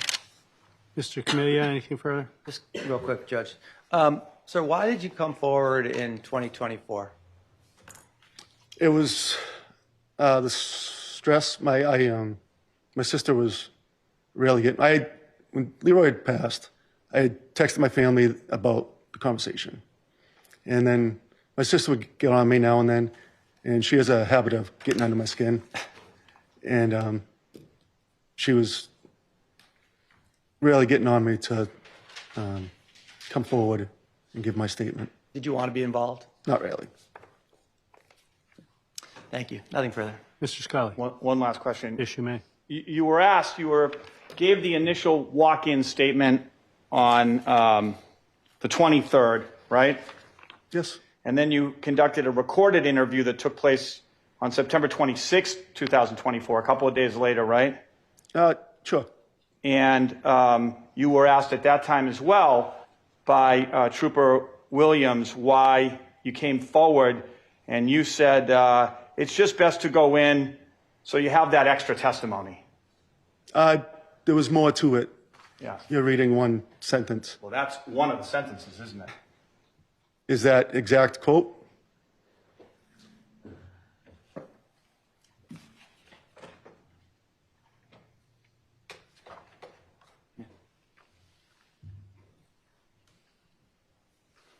It's right here. Can I read the full quote? Well, why don't I read it to you, okay? I talked to my family. Some more. They said maybe I should. It's just best to go in, have that extra testimony. Correct. That's the exact quote, right? Correct. So you came in for extra testimony to pile on in the evidence that was being brought against Judy Church from 2 years prior, didn't you? I came in because my conscience was getting on me, and also to help the case. Right. Extra testimony. As a Right? witness. Those are your words. As a witness, correct. Nothing further wrong. Thank you. You may step down. Oh, Judge, I'm sorry. I do have in response to that. Okay. So the full statement about why you came forward was actually more extensive, was it not? Correct. You said Objection scope. Well, it's kicked not the beyond door the scope. I am allowing, this is the third round of questioning, which I rarely allow, and about the only circumstance I do it is if a statement has come up right at the end and it's an issue of completeness. It's about the only time I allow what is, at this point, redirect. I will give Mr. Scully one more go-around, too, after this, but go ahead, Mr. Camilio. Thank you. And your full statement was, I was going to come forward initially, and then I saw through the papers like the evidence and stuff, and nobody really wants to get involved in a murder case. So, and then Trooper Williams says, yeah, and you replied, I told like my family and stuff, but it's been eating at me for the past few weeks. And Trooper Williams asked, is there any reason the past few weeks? And you said, I don't know, I really don't know. Is that a more accurate and complete Yes. description? Thank you. Mr. Scully. Extra testimony to help the case, to help the guy you love who's gone, Leroy Fowler, right? That's part of the quote. Yeah. And that's what you were doing. That is one part of a long quote. Nothing further, Your Honor. Thank you. Now you may step down. Wow. Thank you.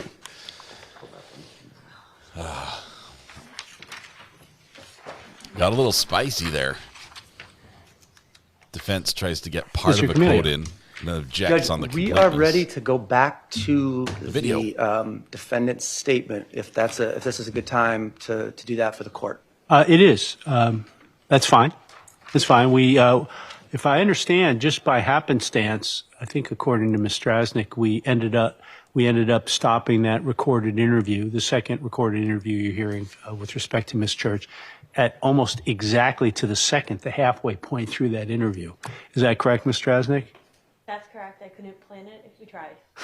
So we just happened to stop right at the halfway point. So we have half of that interview left to be played. And I told you we would play it, but you'll recall we suspended the playing so we could ensure that we completed the testimony of Sergeant Williams. So now we'll get back to playing the second half of that interview. All right, buckle up. Here comes the rest of the interview. And more coughing. And this is exhibit, what's the thumb drive exhibit? 48, Your Honor. 48? Yep, and we're going to pick up at 4633, which is where we stopped. Could I have one moment just to get organized on that, Judge? Yes, you may. Before we start playing it, you mean? Yes. Everyone's having a moment to cough. Oh, my goodness, Judge, that was a bad one.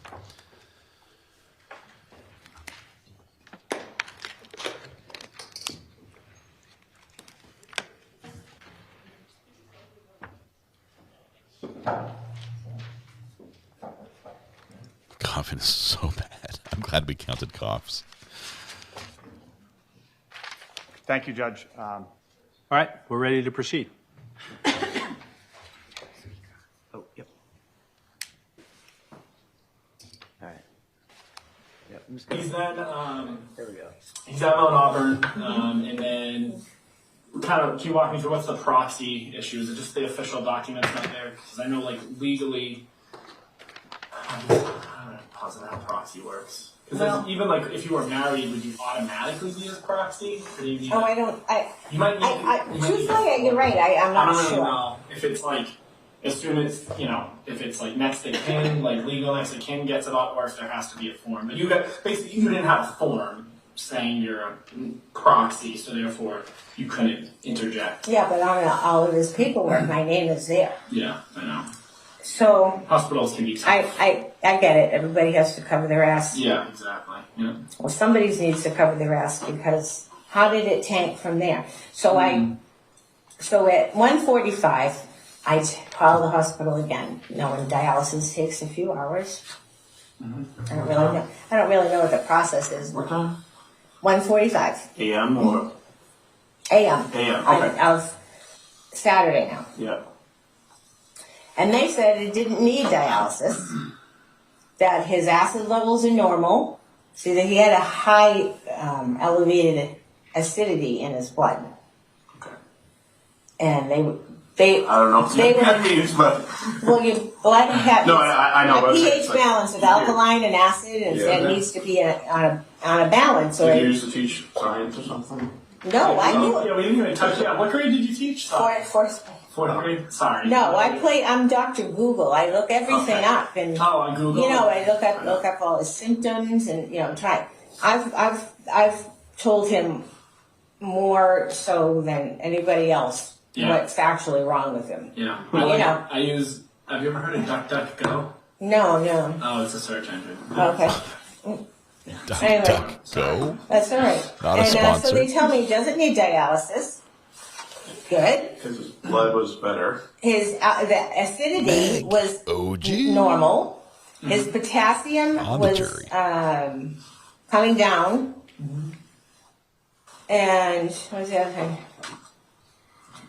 The police are like, oh, you Google everything. Oh, do and that, you know, he'd Mental be health. off the ventilation in the morning. Now that all sounds wonderful to me. Yeah. And I wrote it all down because I wanted to give that information to Tammy and Leroy. Yep. Okay. And I did. Yep. You know, visiting hours were from 1 to 8. I'm going to Yeah. go sit with him. Blah, blah, blah. And, Blah, blah, oh, no, blah. and then I called the Surgery. hospital at 10 too, around 10 a.m. And she said, yep, everything's okay. He's okay. But the doctors are making their rounds this morning. Is this 10 a.m. Saturday or Sunday? Saturday. Saturday. Okay. Oh, well, let me think. Yeah. Because we saw you He's at Saturday. Mount Auburn. Yeah. Yeah. So we saw you with the pizza. You saw me Sunday. So that's why. Okay. No, we see you Saturday. Now you're again off. Yeah, we saw you Saturday. So yeah, so you're talking about. So basically, before we get to the 10 a.m., I'm assuming that was Sunday. So then you left. No, 10 a.m. was Saturday, before I left for the hospital. Oh yeah, because it's Anna Jake's Friday, Mount Auburn Friday, Saturday, 10 Saturday. a.m. Mount Auburn. Okay. Right. So, Yep. So you haven't seen us at this point. Yeah. Sorry.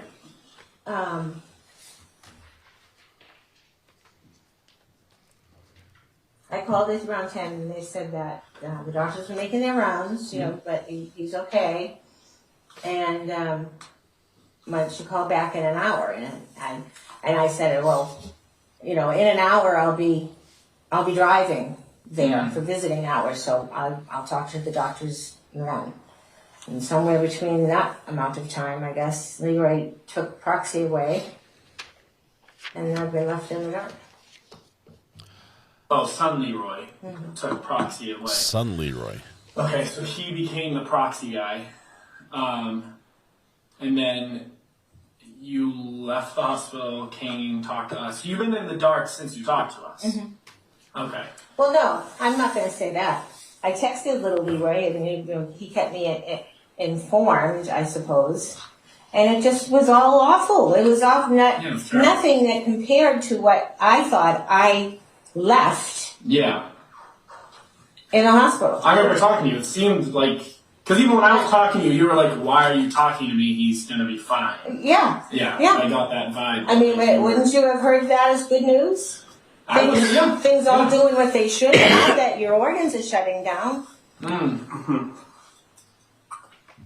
Yeah, I wonder if, because obviously that day when we talked to the hospital, at least I got the vibe that it could take a turn for the worse. I don't know. I don't want to speak on the hospital's behalf. I wonder if it's your family. Nobody wants to go to someone and say, you know, especially because what if they're wrong and he pulls through and they're like, well, why did we say all this to her? Right. You know, so I don't want to speak on their behalf. I'm making an assumption why they did that. Okay, so that's Saturday, and then who notified you that he passed away? His son. So it was okay. So Leroy has still talked to you. He hasn't Yes. Yes. jamming you. And I gave him the whole story. I texted him the whole thing. You know, it's the truth as I know it, and it can't change. I mean, Well, I'm facts not are making facts. any Yeah. facts are facts. Yeah, exactly.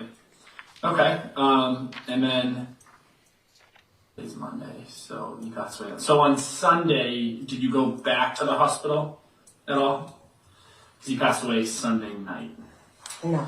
Okay, so you were home Sunday, and then you passed away Sunday night. Okay, so Is there anything then, and I know we just spent a lot of time talking about the timeline of 72 and then basically 72 hours after the incident, so we went over like 6 days. So I'm sure I missed something. Is there anything from Wednesday to basically now that I didn't ask you that you think I should know, or like an event that, like Wednesday, you're like, oh, I couldn't really remember what happened. Like, did anything pop into your head while you were talking about anything I didn't ask you during that whole time frame? No? Okay. I don't know. Probably. Yeah, I'm positive too.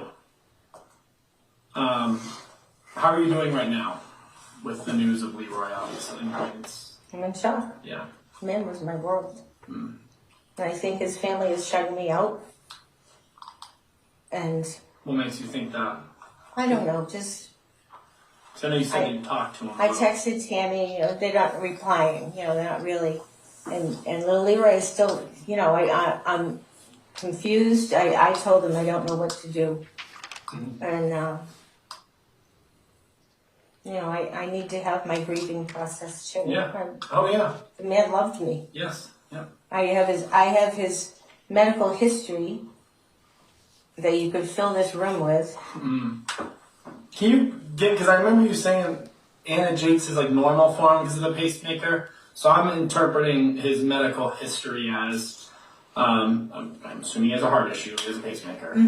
Is there anything else that's like you said bipolar, possible drug use, smoking, and a pacemaker, so his heart. Is there any other part of his body that you worry about? All of it. I mean... Or like, I guess, always. I think I misphrased that. Is there any other reason that he goes to the hospital? Like, how frequently does he go to the hospital to Anna Jakes? Is that like a once every 6 months? He doesn't go to Anna Jakes. His heart doctor is in Newington. Okay. And he hates Anna Jakes. Yeah. I actually was saying to the ambulance guy, don't take him to Anna Jakes. Okay. Is there a reason why he hates Anna? Just not. You go into Anna Jakes, you come out, you're dead. That's not a sponsor. His Whoa. history of Anna Jakes. Is he on any, I should have asked earlier, any prescription medication for his heart? Yeah, so I got a whole... Do you know? So a lot of stuff. Do you know any of them off the top of your head? I know there's like... I can throw the list. How many would you say prescriptions he has? Like 10?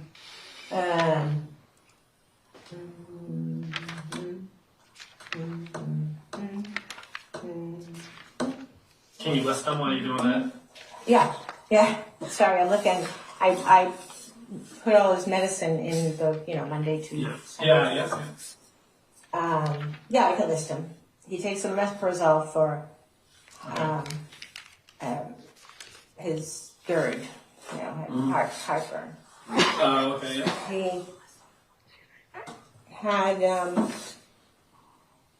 I won't be able to. Atorvastatin he takes, lisinopril, carvedilol, if I'm saying it right. I give him a baby aspirin. And he has gabapentin. He doesn't take it all the time. One of his legs get restless. Okay. And I think that's it. Okay. Did you check those pills like recently? Had he been taking them regularly? Yeah. Was there a chance he took too many, like the wrong day? No. Yeah. Okay. But he didn't double up by accident? No. Like Saturday, Sunday? I don't think even if he did, I took some in the morning and forgot, took some at night, I don't think there's anything in there that's going you have to take a lot. I guess on that topic, I know we had suicidal ideations, thoughts, statements, attempts, nothing like that. No. He seems like a happy-go-lucky guy based on how you describe him. Kind of goes to the beat of his own drum, but he was happy. Happy overall. Okay. Do you have any other questions about that timeline?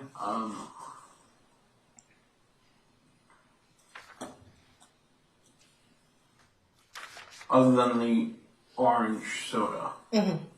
See, I'm wondering if something he took could have caused this, like the blood Percocets. Did you look around for that canister at all? No. Since that Oh yeah. No, I haven't. Oh yeah. We were saying how we would. I haven't even touched that one. Okay. Any other food, drink that could have, like, you know, I guess allergies. something like So that. they What would have have it. caused him to? He didn't have allergies. All right. Because I did Was listen he to that. throwing up at all? He said that he wanted to throw up that morning. When did he say Thank that? you for saying that, because it just, I think about it and, you know, he said he wanted to throw up and he would cough and, you know, some spittle would come out on the floor. This is when he's, you know, stumbling around. Okay. So I did listen to the 911 tape, and I actually did hear you say don't take him to Anajakes. And when they were trying to, I don't think they. I don't think they have a choice, really. Yeah, I think kind of the closest. You did say you thought he ingested something. So like, what made you think he ingested something? Because you don't, I don't have a conversation that seems normal at 4 and to he's legless. All of a sudden, yeah. So just kind of that was like kind of like the common sense. Something. Like, And that I had seen it before, back in 2019. okay. Do you have any other questions about that timeline? Is there anything that popped into your head, like he just said throw up? Like, is there anything that popped in your head while we were talking? No. So anything earlier in the week? Was he vomiting? Was he nauseous at all? Like leading up to that? No. Or you had said the other day he was like leaning against the wall to catch his breath while he was working. Oh yeah, he felt Did he get dizzy? dizzy. And how long was this happening? Was it just Thursday? No. Every Yeah, day? he'd be dizzy a lot, and I thought he was anemic, and I thought, you know, gotta cook him up some red meat. Yeah. He complained about a month ago about the urine.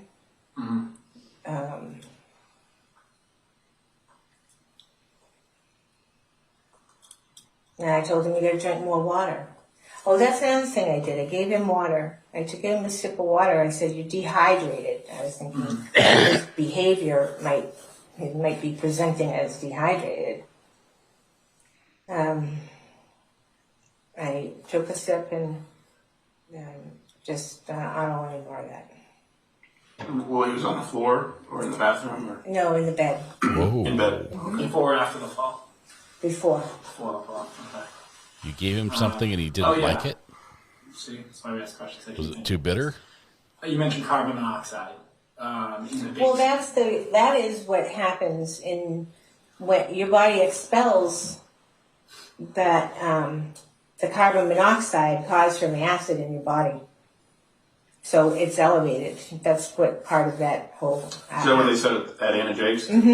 Why he might have a higher. Yeah. Oh, so not that carbon monoxide was the cause, but anything was worth looking into. I even told little Leroy last night. He kept saying there's an unknown toxin in his blood. And he said it wasn't Perks, it wasn't Coke, it wasn't, I don't know, whatever else it could have been. And it's an unknown. And I guess everybody wants to know what the unknown is, and so don't I.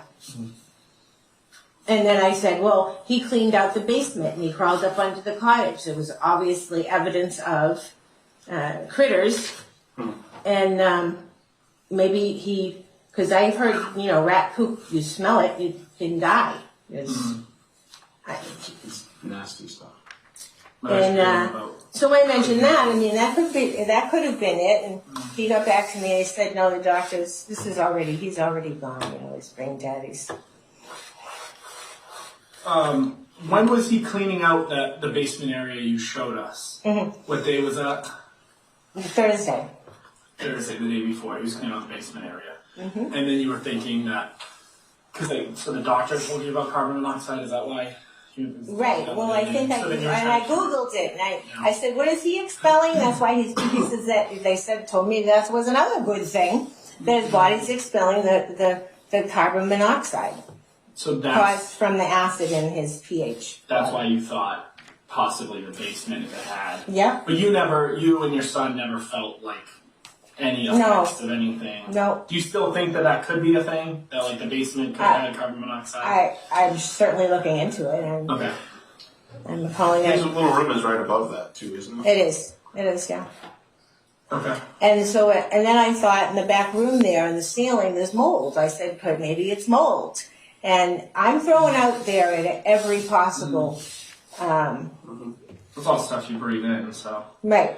When he told you he fell a couple times, what was your reaction?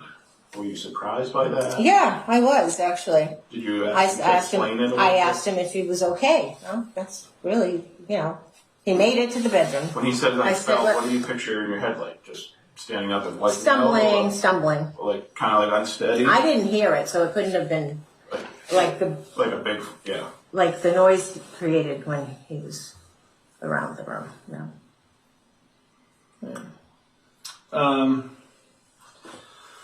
Sorry.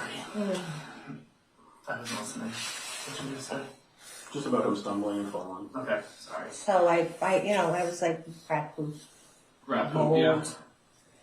You're just clutching at straws. To think. Like, yeah, I mean, I've heard of actually pigeon feces. You can get it's something in your lungs. It's I know It's a pigeon firefighter business. that happened to. It can cause some like disease that they determine. Okay. She doesn't seem to be grieving very much. All right. So, but do you have obviously anything else? people on the grieve timeline? differently. No. Once again, anything that's like because things are popping in. Well, as they do pop up, I will, definitely call you. Sure, I have my business too. But so I'll let you know too. Kind of extension on here. No, it's not. I think they're about to drop that they Okay, have so I more do know. information. So obviously we've been doing our invest. Well, he's been on it since Friday. I was notified Saturday. Death investigations, what we do, but we have been able to talk to the hospital, and we have preliminary results of what that toxin could be, and antifreeze was detected in his system.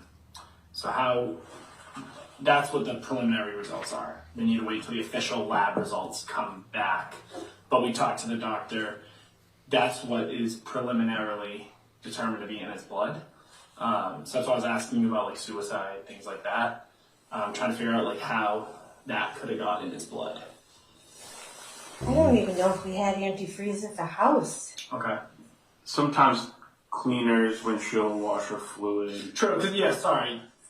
I think I interpreted like like it's a preliminary test result. It's not like the lab result came back and said antifreeze, just preliminary. So take it with a grain of salt when I say antifreeze, but something like I guess like maybe like a cleaner or a toxin or something. So you're thinking he drank this himself? Homemade alcohol.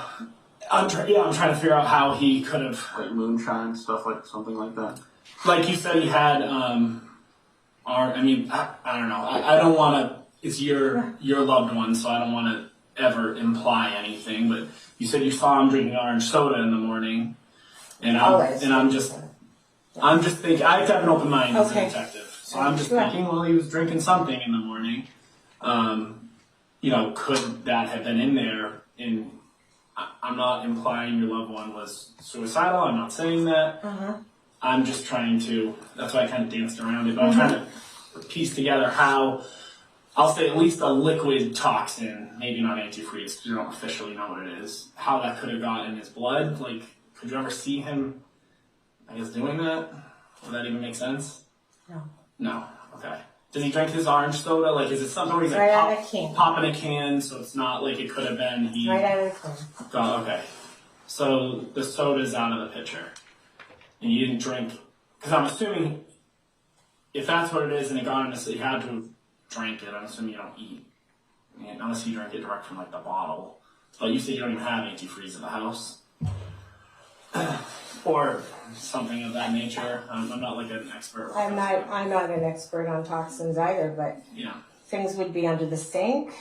Yeah. It could be things out in the back. He likes to fix bicycles. Yeah. But they don't need blinker fluid or antifreeze. Toxins in that.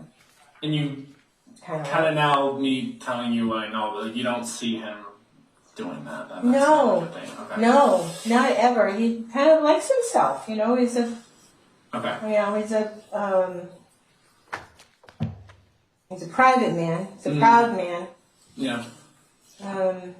likes his world to be his own world, you know, and not fodder for the rumor mills. Okay. So just Yeah. knowing that about him, it would be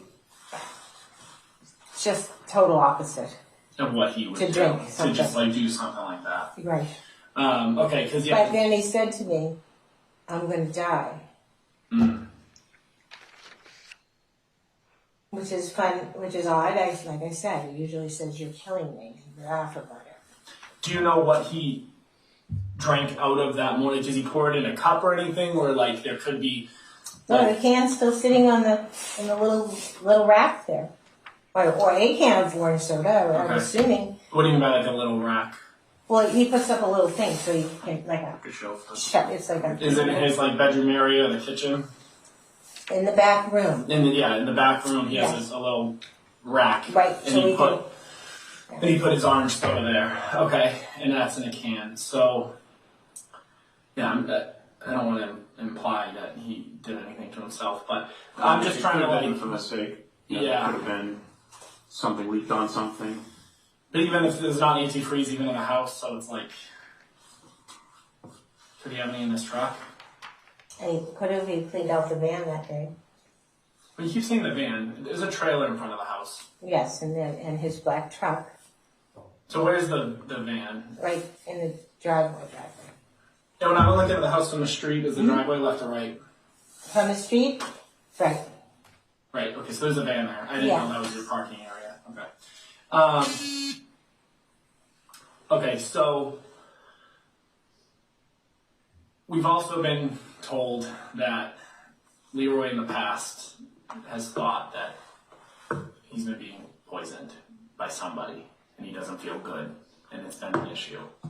So we're trying to piece together how he feels that way and that he has what they determine to be antifreeze in his system. Okay. I don't know how this antifreeze in his system. Okay. I make him coffee fraps.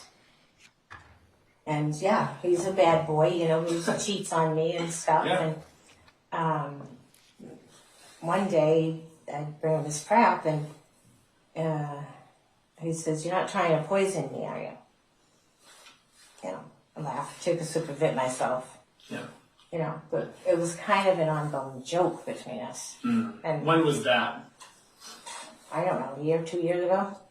Oh, so he's been going with this joke for a while then. Yeah, Okay. I mean, just us fooling around that, Yeah. you know. Yeah. Like right that, Wednesday, we watched a lot of true crime because now that's popping into my head. Yeah. He says, when I get to Florida, I think I'll become a serial killer. Okay. And so I just keep looking at him, you know, like, you know, but you wouldn't kill me. Yeah. You know? And, you know, he just had this look in his face, like, you know, yeah, I'm going to become a serial killer. He met Ayden Warnos. I don't know. Who She killed men down in Florida. Oh. And because he was homeless down there way back when. And she told him, "You're a good kid, get out of here, you don't belong here." Except killing him. Really? Yeah. Eileen who? Warnos. Warnos? Is she a serial killer? She was assassinated. Well, I mean, not executed. Electrocuted. Oh, so she was bad. She was a serial killer, and she got the death sentence. Anyway, so it was a story on TV, and he just gets this idea in his head. Yeah, so You know, maybe but active we, you know, and I look at him like, and he'd just be, everyone, you know, I'd be watching TV, and every time I look over, he'd be staring at me, you know, giving me a look like. What channel does he watch true crime on? I think it's called True Crime. Is that the channel? Oh, okay. I use like Netflix, so I'll be honest, I don't really watch a lot of TV anymore. Okay. So there's a channel called True Crime, and he watches True Crime. Mm-hmm. Do you like True Crime? Once in a while I watch them. I call them the murder shows. You watching the murder shows? Do you relate more to the detectives or to the serial killers like he does? I don't want to know anything about the serial killer. I like the process. Yeah, I think that, yeah, because that was surprising you said he relates to the serial killer. I feel like most people watch it to like see what the detectives do and the legal and how they solve the crime as opposed to I guess that'd be the opposite thing. So I'm just trying to piece it together. If the test results do come back that it is antifreeze, is there any enemies of Leroy? Is there anyone that you could see doing this? Anyone that would have the ability to do it?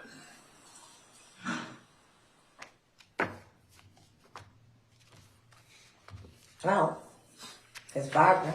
She's batshit crazy. Okay. Would she have like the motive or drive to do that? Like, Yeah, because he leaves, he comes back to me. He always comes home to me. I don't talk to her. I don't want to see her. I don't even want to bump into her. She's just evil incarnate. Evil in what? Incarnate. Oh, incarnate. Okay. She's just presents. She's, she has all her little minions that do things for her. And I'm like, what? Doesn't anybody have their own brain? Can't they think for themselves? And I'm not just saying that because I hate her. I know there's all kinds of drugs being sold in and out of that house. Could you see her, I guess, I know you love Leroy. Right? So did she love him, or was she just kind of like he was like a side piece to her and like you could see me? I think she loved him too. Okay. If evil can love. Yeah. What did she think about Florida? Did Leroy talk about her? And she just You guys are going to be moving down there. Right. Did he ever talk about her in No. regards to Florida? No, I'll never see her again. I don't care. He would say things like that to me. I got to get out of here. He kept saying, I got to get out of here.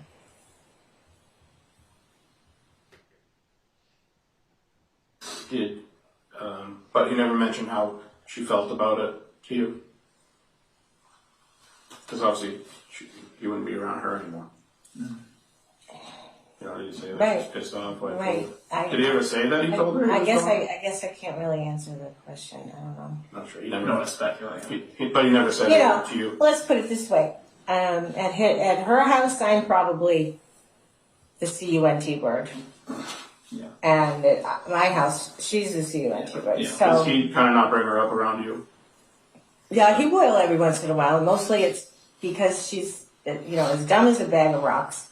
Thinks she knows everything. Thinks she's, knows Leroy's father and Leroy's father issues. And, these people are past dead before he even met this woman. And how do you know these things? And, but she was very manipulative and she'd do anything to have him back. So you could see her being capable of. I'd be the one being poisoned, you know what I'm saying? So would you not see her being capable of doing something to this to Leroy? I know you said maybe to you, but could you see her doing that to Leroy? Yep. Okay. Yep. And so if we found antifreeze in your house, Okay. right?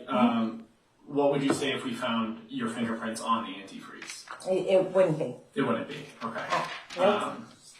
Unless I bought it, but I don't even remember buying antifreeze. Right. Anyway, If you you need did, antifreeze for? It's your car. Is it in your radiator? Yeah, Keep things from freezing? Yeah, we live in New England. It's November. I mean, Yeah, okay. yeah, and all right. it prevents freezing. Well, usually that, if I get an oil change, don't they do stuff like that? Okay, so there wouldn't be So antifreeze in your house. Your No. fingerprints wouldn't be on the antifreeze. Motor oil bottles, any of that. That's not more my- like Leroy buys that type of stuff. Mhm. These are hypothetical Okay, questions. yes. I'm not saying I have your fingerprints on an antifreeze bottle in your house. I'm not saying I'm sitting here. Right. I've been in your house today for like 30 seconds. I'm not Right, saying just like you wouldn't find, Yeah. his fingerprints on a pot or a pan. Yeah. All right. So these are just hypothetical questions that I'm asking. Can you understand where we're coming from? Obviously why we have to ask these questions. I understand it's uncomfortable. I want answers. Yes. I'm just. The family wants answers. Everybody wants answers, and like I said, I know it's preliminary test results of some toxin. So who knows? But until the final results come back, I mean, it Take could. the can of orange that's still sitting. I haven't touched that. Yeah. I stand there saying, I know I gotta look for that little container, but Do you have any questions for me right now?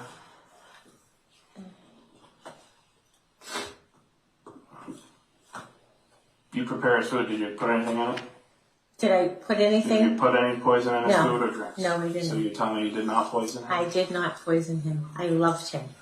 I wouldn't harm a hair on that man's head. You weren't upset that he's bouncing back and forth between you and the barber. It upsets me, but, you know, he comes home to me. He loves me. We have the future, the plan. Has he ever been sick before? Like, just not feeling good? No. Around you? No, it's usually... Do you have to take care of him at all? Well, you know, rub his back hurting. When was that? Like, what was that? If he asked me to rub his back? I know, but How would I are take you care thinking of of a him? specific, like, example? No, we just... Ask your question Have you again. ever had to, like, take care, like, he's feeling sick or ill? I take care of him. I know, like, when has that happened? He's never ill. He's hardly ever ill. Okay. I've never heard the man throw up in my life.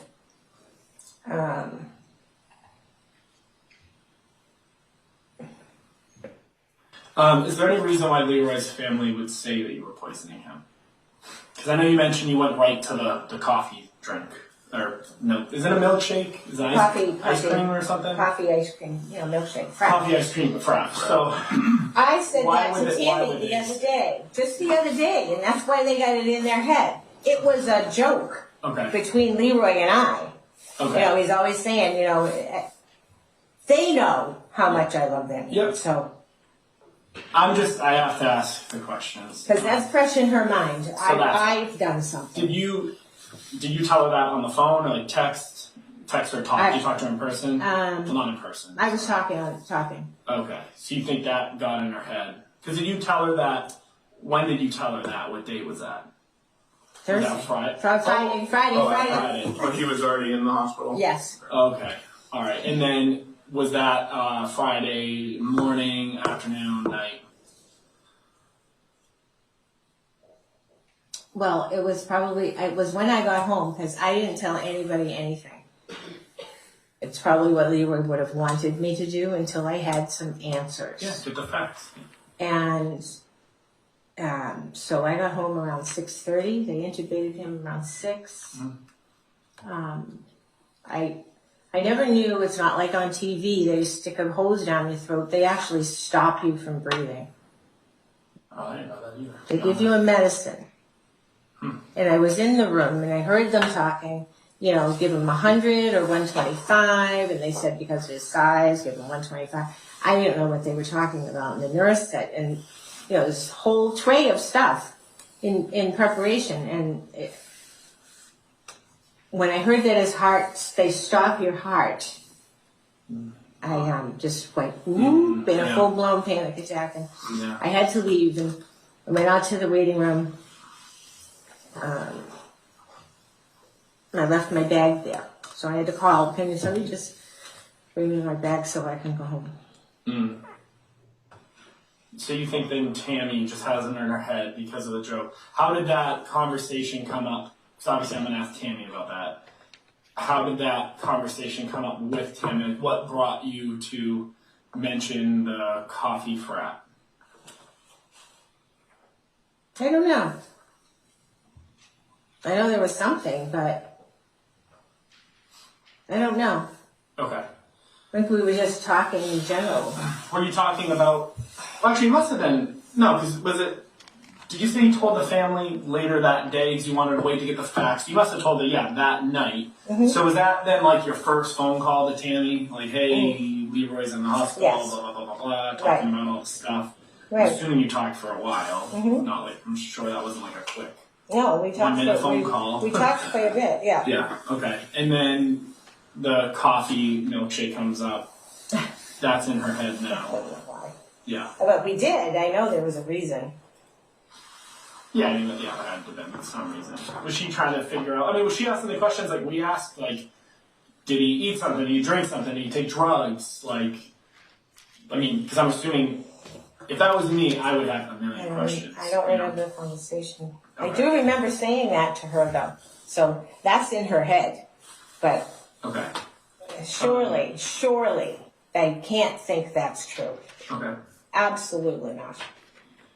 Okay. Absolutely not. I've done everything for that man in the name of love. Everything. Mm-hmm. To want him dead? Yeah. No. Never. Why would Leroy be telling his family that you're poisoning him? I know you kind of said it's the true crime. Because thing. he's a little fucking pissant liar, is what he is. Does his brain kind of implied with the shows? He thinks he's a genius and he talks like a dope. Okay. So you think he's basically just fabricating that? Yes, he's fabricating because he wants answers. And no, sorry, Leroy Senior. Oh my. Sorry, yes. Oh God, no. Sorry, So no, time out. Sorry, let me back up. There's two Leroys. Yes, I know. Completely understand. Because when you were answering that, I was surprised. Yeah, I'm sorry. Sorry. So Leroy, I'll say Senior. Mm-hmm. Why would he tell his family that he thinks you're poisoning him? I don't know. I don't know the context of the conversation. It could be.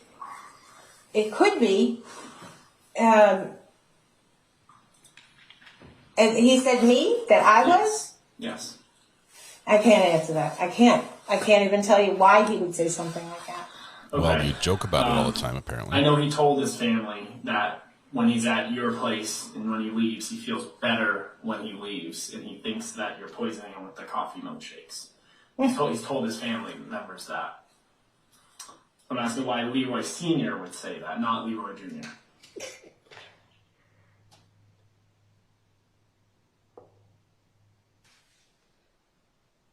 I don't know. Because I'll be honest with you, I've spoken to Tammy, I've spoken to Bill, I've spoken to Leroy, I've spoken to Mike Hawkins, obviously I've spoken to you. I haven't spoken to Barbara yet, but I've been working this ever since I got the call. And what if I told you that right now we are doing a search warrant on your house, like I told you in the lobby, and there is antifreeze in your kitchen? I don't know anything about it. You won't find the fingerprints on it. Do you know why there'd be antifreeze in your kitchen? Do I know why there would be? No. Because I know with me, I usually, I have gasoline for my lawnmower, I leave it in the shed though. I don't know.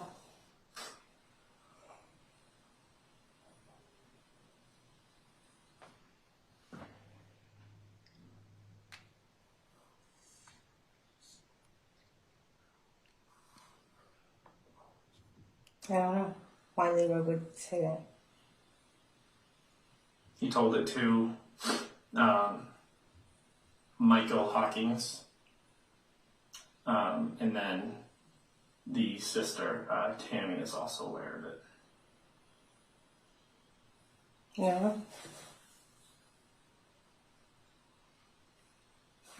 If you're looking to me to be the bad guy, they're putting the blame on me, and they're just going to focus on me, and it isn't me. I Do you don't think know. there's antifreeze in his system? I don't know. No, why would I? Why would he drink it? As I told you, the man loves himself.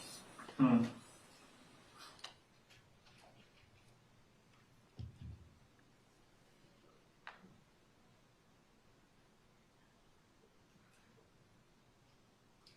don't know what else to say.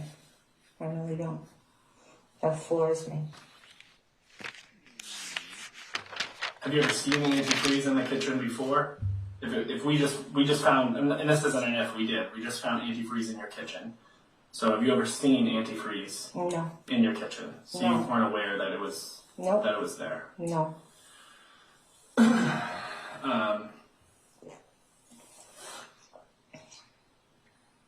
Is it typical to keep those types of items in the kitchen? I wouldn't put antifreeze in the kitchen. Did Leroy put any, did he store anything in the kitchen? You saw my kitchen, correct? No, I did, It's a mess. And where things are being put, could be willy-nilly at this point. But I don't even know what a bottle of antifreeze looks like, first of all. Okay. I would never store it under my sink where I put my, regular cleaning utensils and rags and things. It would be my choice, so. Who said When you anything make about the under your coffee sink? shakes for him, how are they blended? On a Ninja machine? If we took the Ninja machine and tested it, would there be antifreeze in it? No. Okay. What about the dish towels? If we tested those, would that have antifreeze on them? No. From washing the dishes or anything? Antifreeze? Oh, no. Yeah, like no. you clean something and then it transfers on to the dish towels and then you test it and it comes back. No. Shouldn't be. Can you understand the questions I'm asking? Yes, from I am. my point of view. I understand. As somebody who doesn't know you and Leroy through a hole in the wall. Right. I just met you on Saturday. Right. And like I said, my job is to facts are facts. Mm-hmm. And I talk to everyone. I know you said the family wants to pin it on you and just make you the bad guy. Mm-hmm. That's not how I do my job. Mhm. I don't just look for the easy out. I leave no stone unturned. I look everywhere, and then whatever the facts are facts, essentially. Do you have any questions for him? How do you usually make one of his fraps? What goes into it? Just coffee ice cream, milk, and coffee syrup. Coffee syrup. So you don't buy like coffee ice cream? It's just Coffee ice cream. Oh, and there's extra coffee syrup that goes in. Mm-hmm. What kind of coffee syrup do you usually use? Is it? It begins with an A. It's a big bar. It's on the counter. You buy it just from the supermarket, Walmart, something? Market Basket. Market Basket. Which aisle do they sell that in? Is it with like the dessert stuff? No, I think it's like where syrup is. Like With maple syrup? Maple syrup. Okay. Or like chocolate syrup and like strawberry, like chocolate milk stuff. Mm-hmm.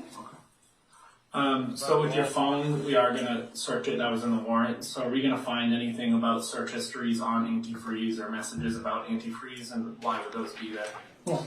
No. Can we have your passcode for your phone? Mm-hmm. What's your passcode? 5896. You know Leroy's password for his phone? No. Did he use, was it numbers or did he use like a design? I don't know. He was very private about his phone because obviously, When you said you Google a lot, is that on your phone or do you have a laptop? On my phone. On your phone. Do you have like an iPad or like a tablet, just the phone? Yeah.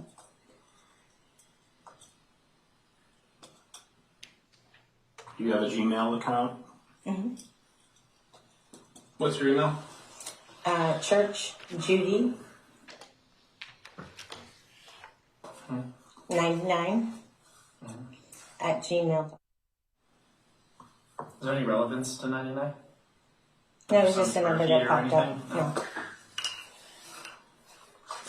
So just, Leroy was with you for a few days before Friday. Mm-hmm. Something happens, he goes to the hospital, they find antifreeze in him. Mm-hmm. It had to get there somehow. So how did it get there? I don't know.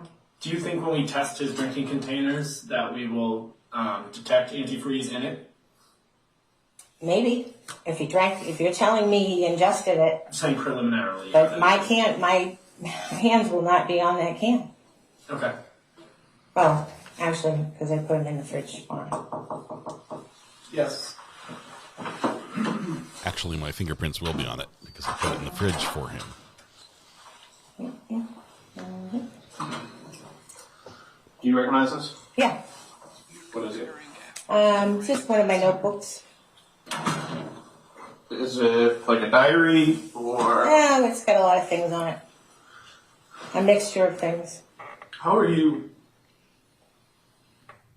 like, coping with him leaving and going to Barbara's?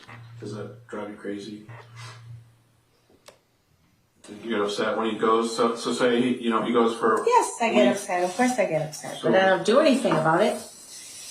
He comes home and, he has little ways of making it up to me and everything's fine again. We're happy and laughing and no, I don't.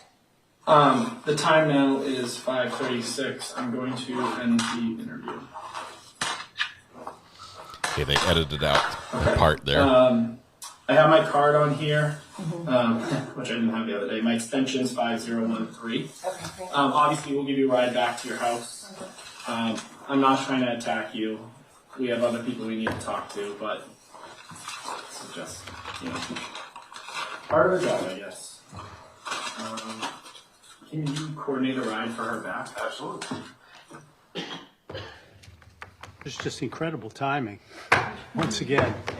Judge, the only thing that I have, we can. Do you have additional witnesses for today? Well, I do not have any additional witnesses for today. I did want to read a couple of things from those two notebooks that got mentioned right at the end of the interview. Did you say you do or do not have additional witnesses? No, I do not. I'm sorry. Oh, so the witnesses have finished for today? Yeah, as we discussed yesterday, the medical examiner is the remaining witness. That I was aware of. I just didn't know if we had completed the rest of the witnesses. Yep. So the only thing that I wanted to do today was to read a couple of excerpts from the notebooks that were just mentioned in the video.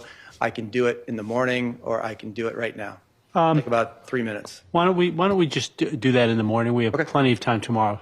But let me just see counsel actually just about scheduling generally at sidebar, so I can give the jury a sense of what tomorrow will look like. Because it looks like you're going home now, or going wherever it is you go when you leave here. Go to the library and look things up on the internet, Judge. No, I'm just kidding. I'm just joking. Yes, half day, 2 very short days, and tomorrow's going to be a short day. Not sure if we're going to get into defense witnesses tomorrow or not, but we have just the ME left. Just the ME. And the notebooks. So the notebooks are going to be spicy for sure. Prosecution kept it to the very end for a reason. And maybe we'll have court light this afternoon. I'll have to... If we're going to have it, I'm going to need to make a... I'm going to have to... Yeah, give me a second. Let me make a portal. Portal's the only way it's going to happen. I promise. If I turn off the live stream today and go to make lunch, next thing you know, I'm going to be like a paintbrush in one hand and a bucket of paint in the other, and I'm brushing up some trim in the kitchen or doing something like that. That's just what's going to happen. It'll be like, oh, I've got time to hurry and do this on lunch. 3 hours later, I'm like, sorry, guys, I'm not coming back. What is your cake to milk ratio? It's 1-to-1, Genesee Gal, by volume. And I realized that, I would measure like the area the cake takes up and the volume of milk. You want to fill that whole area with milk. So it's 1-to-1. Okay, we're coming back. We're coming back. Just 1 second. I'm making the portal right now. Schedule stream. We're going to do some court watching. And we're coming back at 2. Remember in the beginning, when we started 110 years ago? Yep. Do that one again, Laura. Let's see.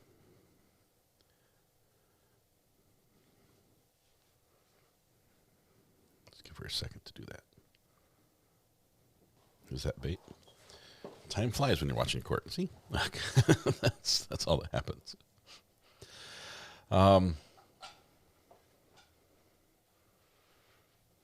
we're almost ready.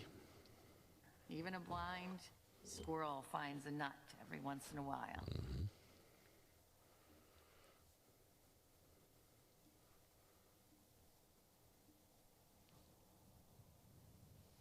We almost done, Judge? Sidebar?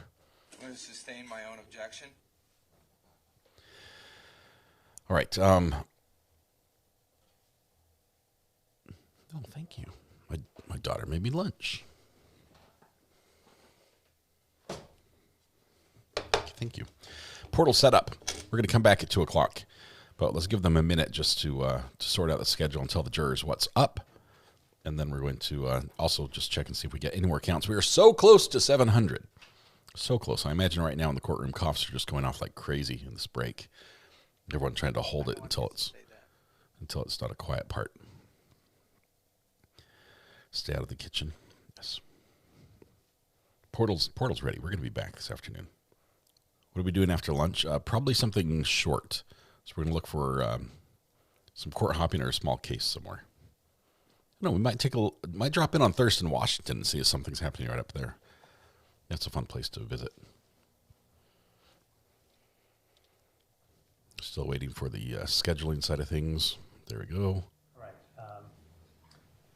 As things stand, I expect the Commonwealth will call the medical examiner tomorrow morning, and then we'll rest. The defense witnesses who will then follow tomorrow. It may be a day much like today where we don't make use of the whole day, again, because there's a couple of defense witnesses who are likely to be called who are not available tomorrow, not available until Friday. The way things stand is there is some prospect of us going to closing arguments on Friday. That is, all the evidence having been completed. I expect all the evidence will be completed by sometime Friday. Depending on when that occurs, determines whether we have time and it's appropriate to continue the closings and jury instructions, because those have to come together. I don't like to separate them, or whether we have to do that on Monday morning. So that's a little bit up in the air right now. There's our schedule. I will see how tomorrow goes. It's possible we'll push into the afternoon, depending on how lengthy the witnesses are. But knowing that we've got the medical examiner and then 2 defense witnesses, I won't be surprised if it's much like a day like today where you're going at this hour. I know this is so uncertain that it doesn't really help you plan in your daily lives as to what you can do, and I'm sorry for that. We're doing the very best we can. If that is frustrating to you, please don't take it out on the parties or the lawyers who represent them. Although nothing's ever really my fault. Direct your frustration at me. I can take it, and truly, and I say that in all sincerity. Direct your frustration at me and not at the other folks in this room. So, with that, jurors, until we see each other tomorrow morning, please don't discuss the substance so of this close. 4 case more. with anyone included. Sorry, among yourselves, and please don't allow yourselves to see, read, hear, overhear anything from any outside source about this case. And who knows, maybe tomorrow morning will be the first day I don't greet you with a hacking cough. Be optimistic about Not that. going to happen. See you tomorrow morning, folks. All right. 2 more coughs. 2 more coughs.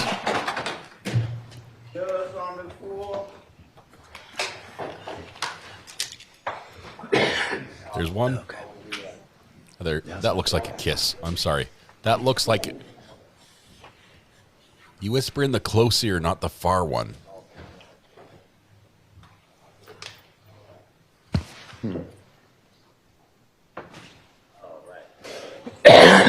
There we Stay in go. session for just a 700. Mr. Scully, you said there was a logistics issue? Yes. getting worse. Our one of our witnesses tomorrow is one of the not Zoom but court closed camera Zoom type of appearances, virtual appearance. Yes. And so we would like, if possible, to do a quick dry run with him. He has to download software. I know he was having a little trouble with that, and get it up and running so that tomorrow runs smoothly. Okay. And I don't know, we had talked to him about trying to make that happen at the lunch break, but don't want to impose on courtroom staff. So we were wondering if we could maybe try at 2 o'clock for us to come back in and get this hooked up and get him on, just so that we can make sure we're ready to go tomorrow. All right, well, let me check with the boss. Mr. Draper, is that at 2 o'clock or Well, 2:50? 2:05, whenever, an hour from when. Yeah, I give a full, whenever we recess, I give a full hour, so. I appreciate that. So let's say 2:15, Ms. Draper, would that be acceptable? Perfect, and thank you, Mr. Draper, I appreciate it. All right. When folks get a chance, do read over the jury instructions. They are the standard model jury instructions, but we'll have to have a charge conference, and maybe we can do that sometime tomorrow after the evidence for tomorrow is ended. The only one that I didn't see in there as a preliminary thought was a full Bowden instruction. So you will have a request for a Bowden instruction. Yes. It's instruction I almost never give. It's not actually a favored instruction because it's viewed as perhaps putting the hand on the scale a little bit. There are certain unique circumstances where it's appropriate, usually not, even when a Bowden defense is being vigorously pursued, but I will give it some thought. Thank you very much, Ron. But there's no instruction in there for example, involuntary manslaughter, and I haven't seen a basis or any, and my supposition is nobody's looking for that. Is that correct, Commonwealth? Yeah, I don't see any basis in the evidence. And Mr. We will revisit that, but as of right now, that's correct. All right. That's fine. All right. Mr. Narkunis. I've just been informed, Judge, by Ms. Morrissey that our witness needs to come in the morning tomorrow, Mr. Crouch. Okay. You mean to do the logistics? Yeah. All right. we will try. Let's see if we can try to do that at it depends on Ms. Draper's availability, but is he available to try to do the dry run in the 8:45 range? So I think there's been a little mix-up. We would still like to do the dry run at 2:15. Oh, this is I'm sorry. Yes. And Your witness is only available, the live witness is only available to be taken out of order? Is that what you're telling me? It is, it's the video witness, Judge. It's the I'm video sorry? witness. It's Mr. Crouch who would be the video witness, the one, we're going to try and set it up today, but he is only available, my understanding is tomorrow morning. Oh, so to do the actual video testimony. Yes. You're requesting for him to be taken out of order before the medical examiner. Yes. This could be a problem because I think we've been we've been working around this medical examiner's availability. So that's a problem, I presume. I don't expect. Is this the math witness or somebody? Yes. Yep. I don't imagine his testimony is going to be very lengthy. Correct. But I also don't know what the situation is with. Is it Dr. Atkinson? Atkinson, Judge. Yeah. Yeah. Yeah. We've essentially really worked to get him so he can come in and get out of here. So we're going to ask that he go on at 9 o'clock, and I can't imagine he's more than an hour. So I think that's plenty of time to do that. I think we have to honor that. Normally, I would strong arm the Commonwealth about any witness to take an otherwise unavailable witness out of order. But here, I wanted the doctor here today, and they made their efforts to do that. And when we couldn't guarantee, as it turns out, I think we could have. We just didn't know that. But we couldn't guarantee that he would be on and off the stand today. The compromise was first thing tomorrow morning. And given their schedules, I don't want to mess with that. So let's see what we can work out with Mr. Crouch, is that his name? Crouch, CR. Okay. All right. And we'll do the very best we can, but I'm certainly hopeful that he'll still be available and we'll be able to do that. Okay, thank you. All right, thank you. Thank you, Your Honor. Report all, Raz. These are from me, Judy. A couple more just to finish off the day. 710. I was worried we wouldn't get it to 700. We blew past that number quite easily.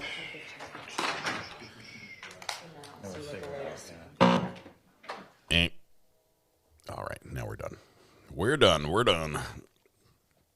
All right, now we get to go to lunch. When we come back, we're going to do some court hopping. So this trial is done for today. We'll be back tomorrow and nearly be done tomorrow. Possibly have closings on Friday. Just depends how things go. Only the ME left for the state, plus a little bit of notebook reading, which could be who knows what. It was busy. It was important. In the beginning, when we started 110 years ago? Yes, I remember, Laura. It was important enough that they interrupted the interrogation of Miss Judy Church at the police station to bring the notebook in and point something out to the investigator. Like, walk in and, like, look at this. You need to see this now. We get to hear maybe that tomorrow.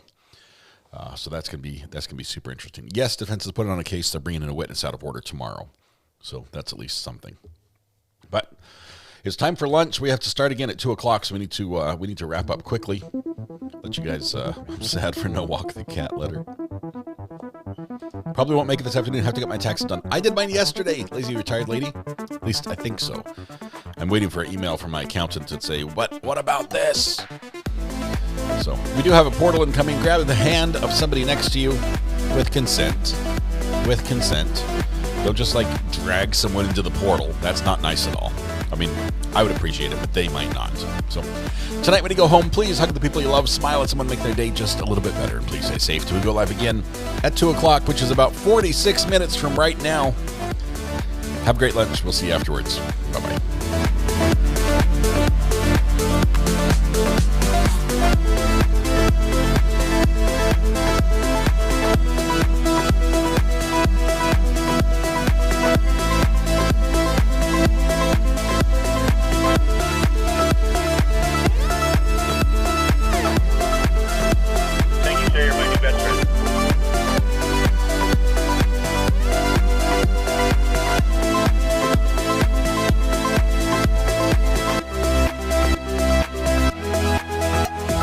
Remember in the beginning, when we started 110 years ago?